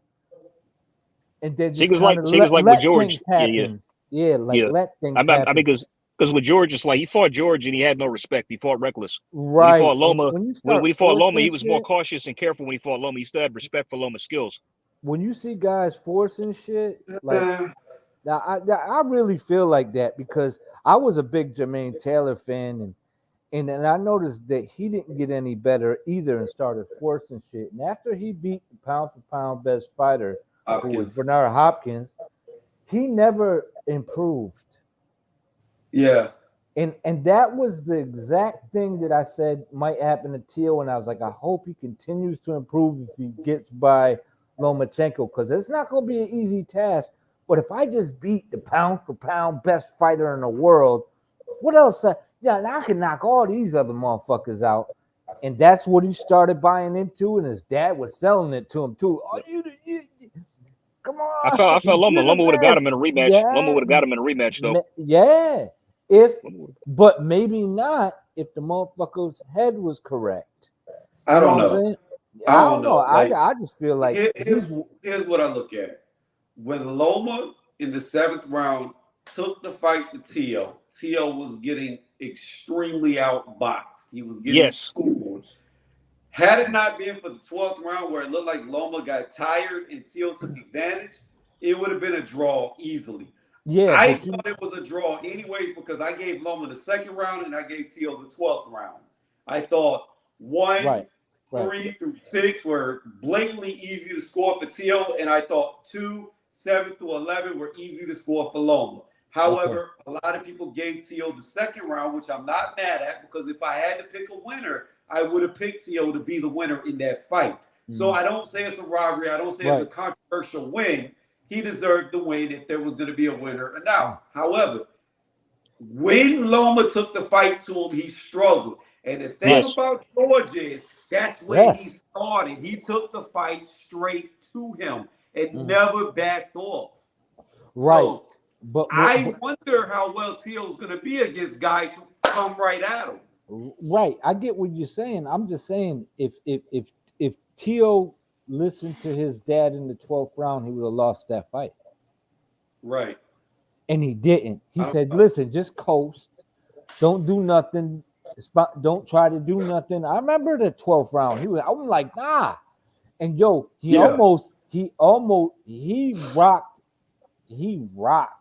fucking Lomachenko couple times in that last in the 12th round. Yeah. And I'm like, and where he wasn't just, and everyone's like, well, he didn't hurt him. I'm like, no, listen, he didn't have to hurt him. He was literally making him move his feet. He was punching him out of position. Right. And I'm like, and that's what he was doing earlier in the fight as well. And what I think Lomachenko's problem in that fight is he was trying to let the younger fighter get tired, which is the worst game plan that you can think of, because this dude's got extra tanks. He's in his 20s. Right. You know what I'm saying? This dude is so he felt like, okay, he's going to punch himself out because he's young, he's eager, he thinks he could get me out of there. I'm the smaller guy, and I'm going to piece him up. And in moments, he did. And he did. And you're right. When he did turn it up, he did have success. The problem was when he would try to get off, he realized that there was dangers, big dangers in there. He felt his power on his arms earlier on in the fight and said, damn, this motherfucker ain't punching any. He ain't punching any softer later. Right. That's what it turned out to be. You seen it was a chess, like they mind matches in the fight. Both of them were surprised. This, like, even Teo don't have the best defense. When he started getting pieced up, and he don't have the strongest neck either. His neck was just flop, flop, flop, flop, flop. You know what I'm saying? He looked like a speed bag when dude would piece him up, but it was too far and in between that he was letting them shots go. So it went into Teo's favor. Well, the thing too is, like, you're never going to get a young guy tired, no matter how much he misses, if you don't make him pay for missing. You got to make him pay. And Yep. Loma was doing good at making him miss, but he wasn't making them pay. Right. So, Yep. Like by default, the first round, like I said, the second round could have went either way. The first round, third through sixth round, by default, Teo won the rounds because Loma didn't even throw fucking punches. Like, doing all this shit, like in the Matador, that's great. But Matador stab a fucking bull, and you're not stabbing a bull. You're just dancing. So you're losing. Like, you can't Hey, yo, win. Tony, sorry to interrupt right quick. My bad. I just got to work, so I got to jump off now. But been a pleasure chopping it up with y'all. Y'all take it easy. Yeah, have a good one. Y'all have a good night. But I appreciate you getting on. All right, appreciate it. All right, man. Have a good night. Stay safe at work. To answer this question, Blue, how is he number one when he got schooled by Usyk twice? So, according to Ring Magazine, they don't count champions. So, Usyk, Fury's not on the list, but I'm assuming that because he's a champion, they don't count him in the 1 through 10s. He's number one, excluding Fury and Usyk. So, that's how they have him number one. So, they got him one over Wilder, Joyce, etc. But who's number one? Anthony Joshua. Number one where? In the heavyweight division? Yeah, number one in the heavyweight division. Yeah. But he did lose to Usyk twice. Yo, Usyk is a bad motherfucker, man. I don't know if Tyson Fury wants it. I think Tyson Fury gonna demolish him. Do you? Just on size alone?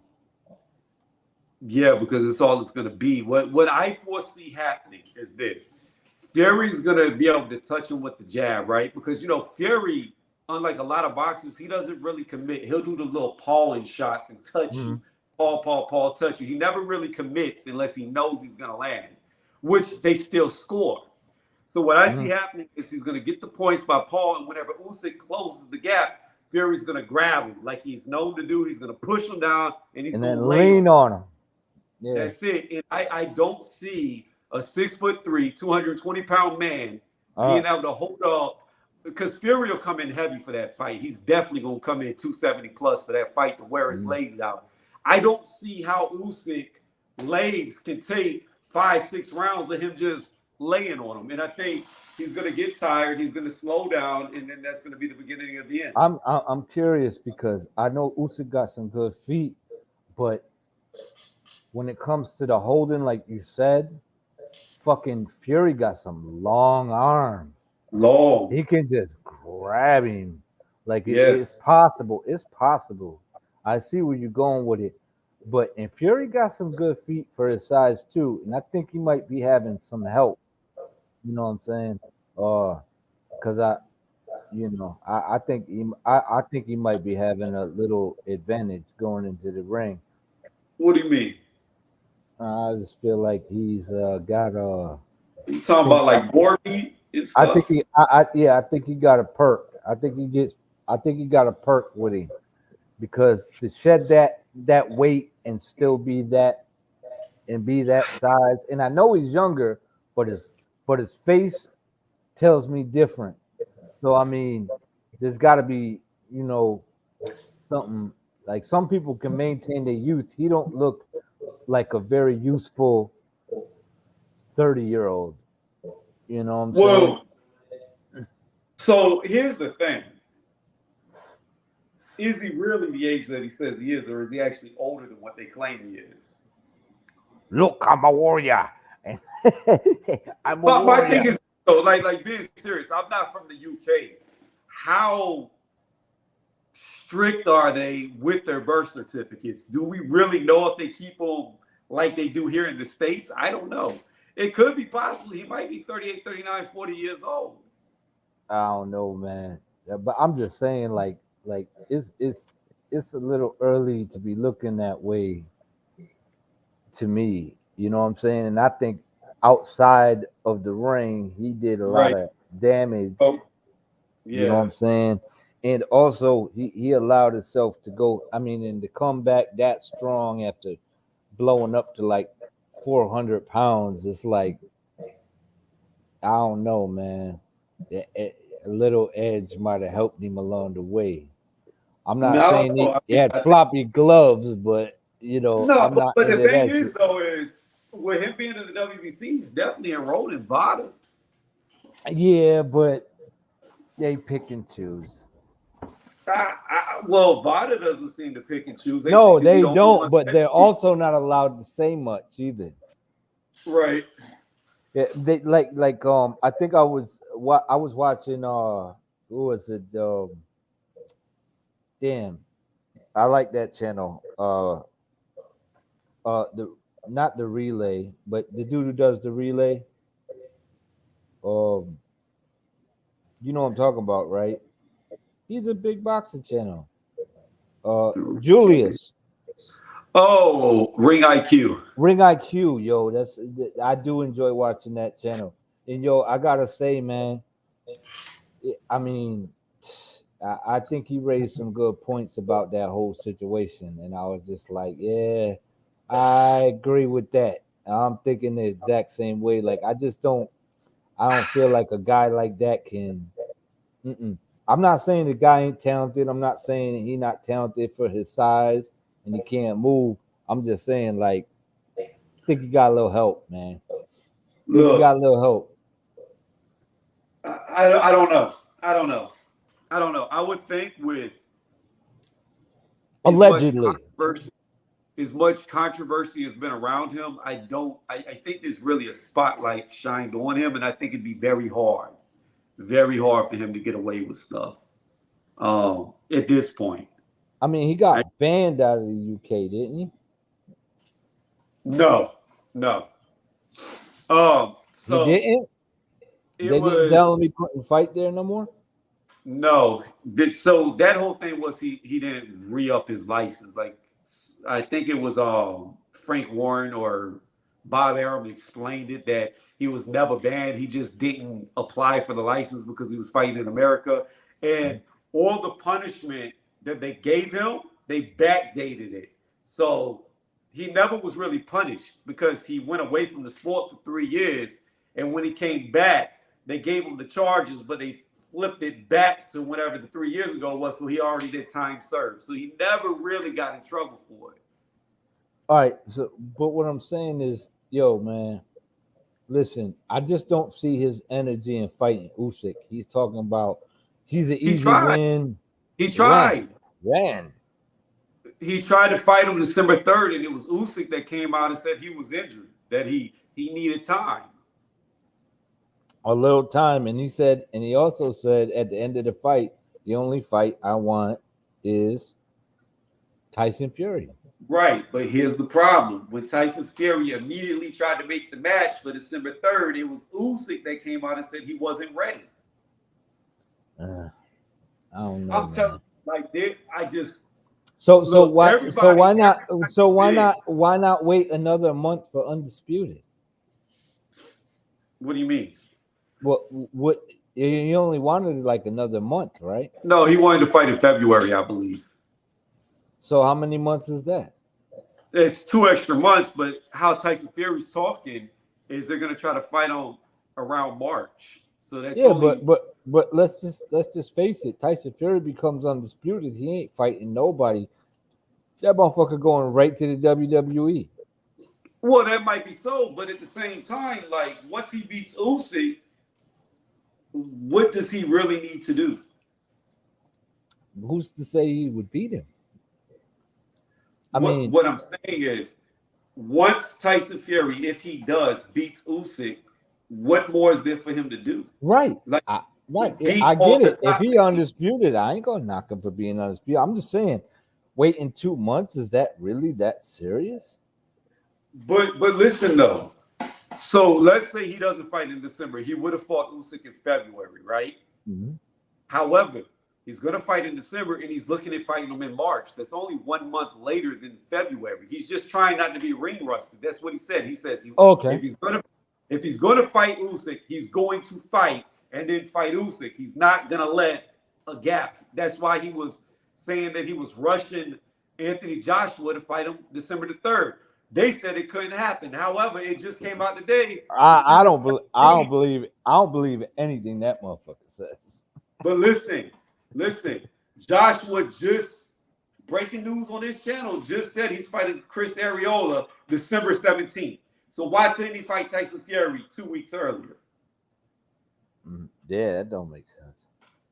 That's what I'm saying. Like he's still fighting in December. So to me, I just no. That actually makes some sense. I think everybody. Yeah, but why are you trying to fight? But why would you try to fight AJ though? Because that's the point I'm trying to make. Because it's the biggest name. It's the biggest name in England. It's money. People go pay to see it. I'm just saying, if it's not about the money, it's about the glory. Like right, which is what AJ is the biggest name in England. He beats him, he becomes the biggest name in England going into the Usyk fight. Yeah, but if he beats Usyk, he'll never have to fight AJ ever. Right, but he was going to fight AJ, so he was going to beat AJ and then beat Usyk. So if he beats this random guy that he fights, right, random guy, and then he goes and fights Wilder again, are you still going to be a fan? Well, he won't. He's going to fight Usyk. We'll see. Unless, hold on, there is a possibility he will fight Wilder again. Because Usyk said that if Tyson Fury's fighting Anthony Joshua, he was going to fight Wilder next. Well, we know that he's not fighting Joshua, but he's going to fight somebody. It was said that it's Derek Chisora on his channel is breaking news. However, if that is so, and Usyk does what he says he's going to do and fights Deontay Wilder, there's a chance that Deontay Wilder beats Usyk. You know, I'm not knocking that idea because styles make fights. And right. I think yeah, that's probably not a, but then again, styles make fights. He's a big puncher, and yeah, in the heavyweight division, it only takes one, and he got one. But man, if Usyk, but if Usyk starts letting loose on him and gets on the inside and just starts letting punches go, yo, that is gonna be god awful. Using angles and just running around this motherfucker. Well, I mean, man. I don't know, but like I said, like if Wilder beats Usyk, then Wilder is going to be in the undisputed fight with Fury for the 4th fight. Do you think Tyson Fury is going to box with Usyk? I think literally that might be his like just to go in there and try to get him out of there. Probably wouldn't go his way. No, like I said, I think he's going to box with him. He's going to jab him to death. Mm-hmm. And when Usyk gets close, he's going to lay on him. He's going to hold him. And if he tries to pull away, he's just going to grab him. Yeah. Yeah. And I think that's going to go that way for the first 5 to 7 rounds. And then Usyk's going to slow down from holding up his big fat ass. And then Fury is going to do what Fury does. Once he's got you tired, he's going to put it the fuck on you. And it's gonna be bad. You know what, Tony? Here's another one. I gotta agree with you. I think Bibble gonna run circles around Zerto. Oh, I do too. You said it, and I was like, remember I was talking about? I was like, I don't know, man. He's a big dude. He's long, but I was watching footage, and I'm watching it, and I'm like watching Zerto, and I'm like, he's kind of slow. He gonna be reaching. He don't cut off the ring very well until they just get tired and just stand in front of him. And the thing You know? too is what people don't pay attention to is while Usyk may not, excuse me, Usyk, while Bivol may not be the hardest puncher, that He punches. motherfucker is strong. He's Yeah, he strong. can punch too. He can Well, I'm punch. saying, even if you take away the punching, whenever it comes to the clinch game, he's Mhm. extremely strong. So even though he may be the smaller man, I'm not convinced that Zerto's going to be the stronger man. He just don't sit. He don't sit down on his shots. Well, he's very technical. Right, right. He gets full extension, Right. but he don't sit down on them unless he sees an opening. Because when he sees openings, man, he backs. He he could have knocked out Canelo. Remember when he caught him with the 2 left hooks and Canelo grabbed him and lifted him up? Yeah. He let 2 go on him. Like he sat down on them shots, and that motherfucker just went up under him, picked him up, and was like, "Yeah, we're not doing that." And there was a couple times where he did let it go, but he is kind of like a not so much a safety first fighter, because what he does is people don't pick up on that shit. If you get off and land a decent shot on him, he'll hit you with a 3-punch combination right back and steal the moment and then go back to boxing. Right. So that dude, yeah, he's a fucking, and I knew he was gonna be a fucking problem for Canelo. Well, this is what you gotta look at.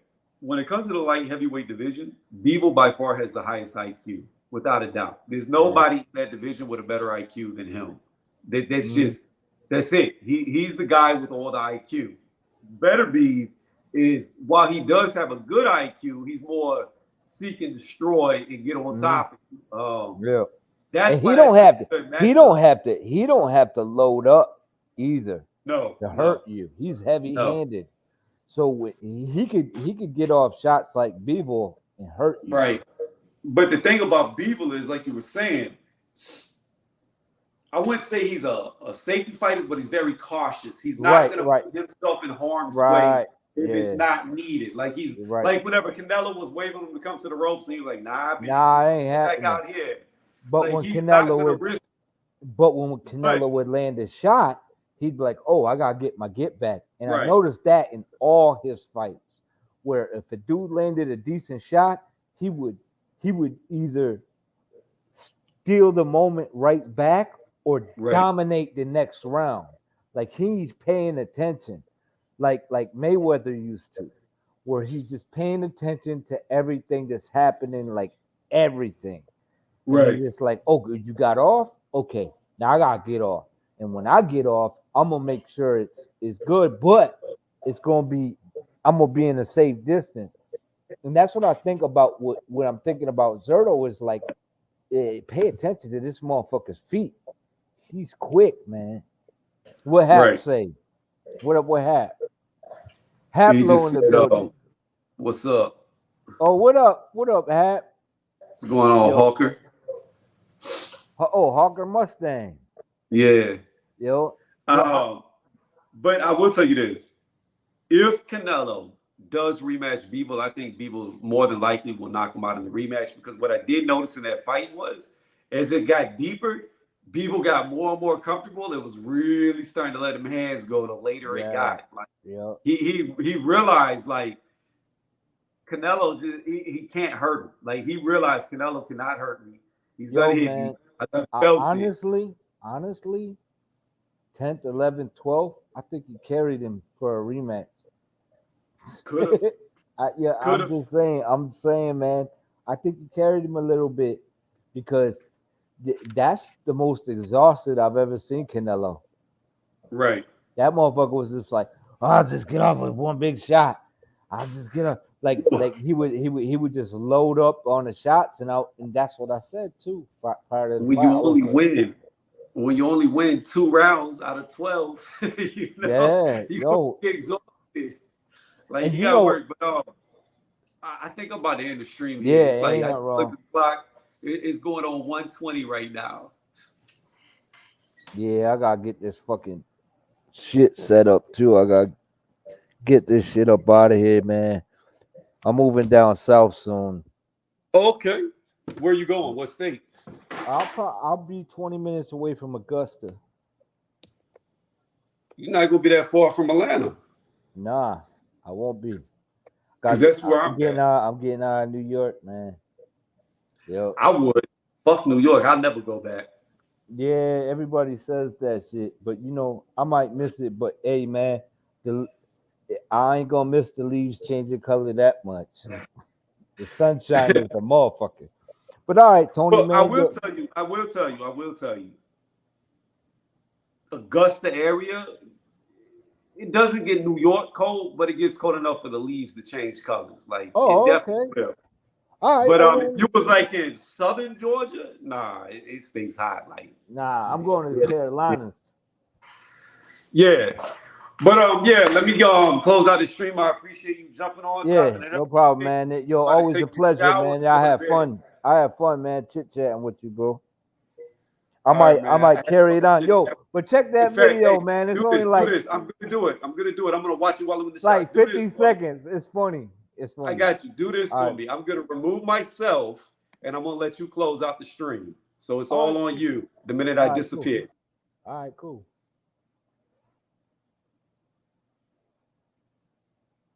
Now I'm just fucking with y'all. I just like just be solid.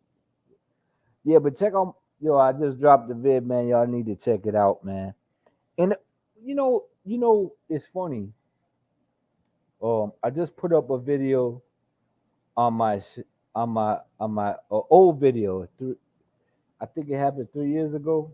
I think y'all enjoy that because all you're gonna hear is everything that you're hearing right now. And it's funny to me. It's just it's entertaining. I think you guys would enjoy it. It's the 1-2 kid. I don't know if Tony is cool with me dropping a link, but yes, it is spelled just like that. 1-2. I mean, Hawker Mustang, 1-2 kid. Look it up, and you go to my shit, and I don't know, maybe you will. Let's see. But yeah, check it out, man. You guys will enjoy it. I love boxing, man. I love boxing. I think y'all could tell. So, but I'm gonna be kicking off a live as well. So, we could chit chat there. This the 1-2 kid signing out. If you ain't subscribed to Tony Reviews, go ahead and subscribe to him. Don't do drugs unless you buy them from the 1-2 kid, and because they're all natural. And enjoy the rest of your night, y'all. And yo, Mustang, yeah, swing through, man. It'll be dope. I'll be having fun. Peace, y'all.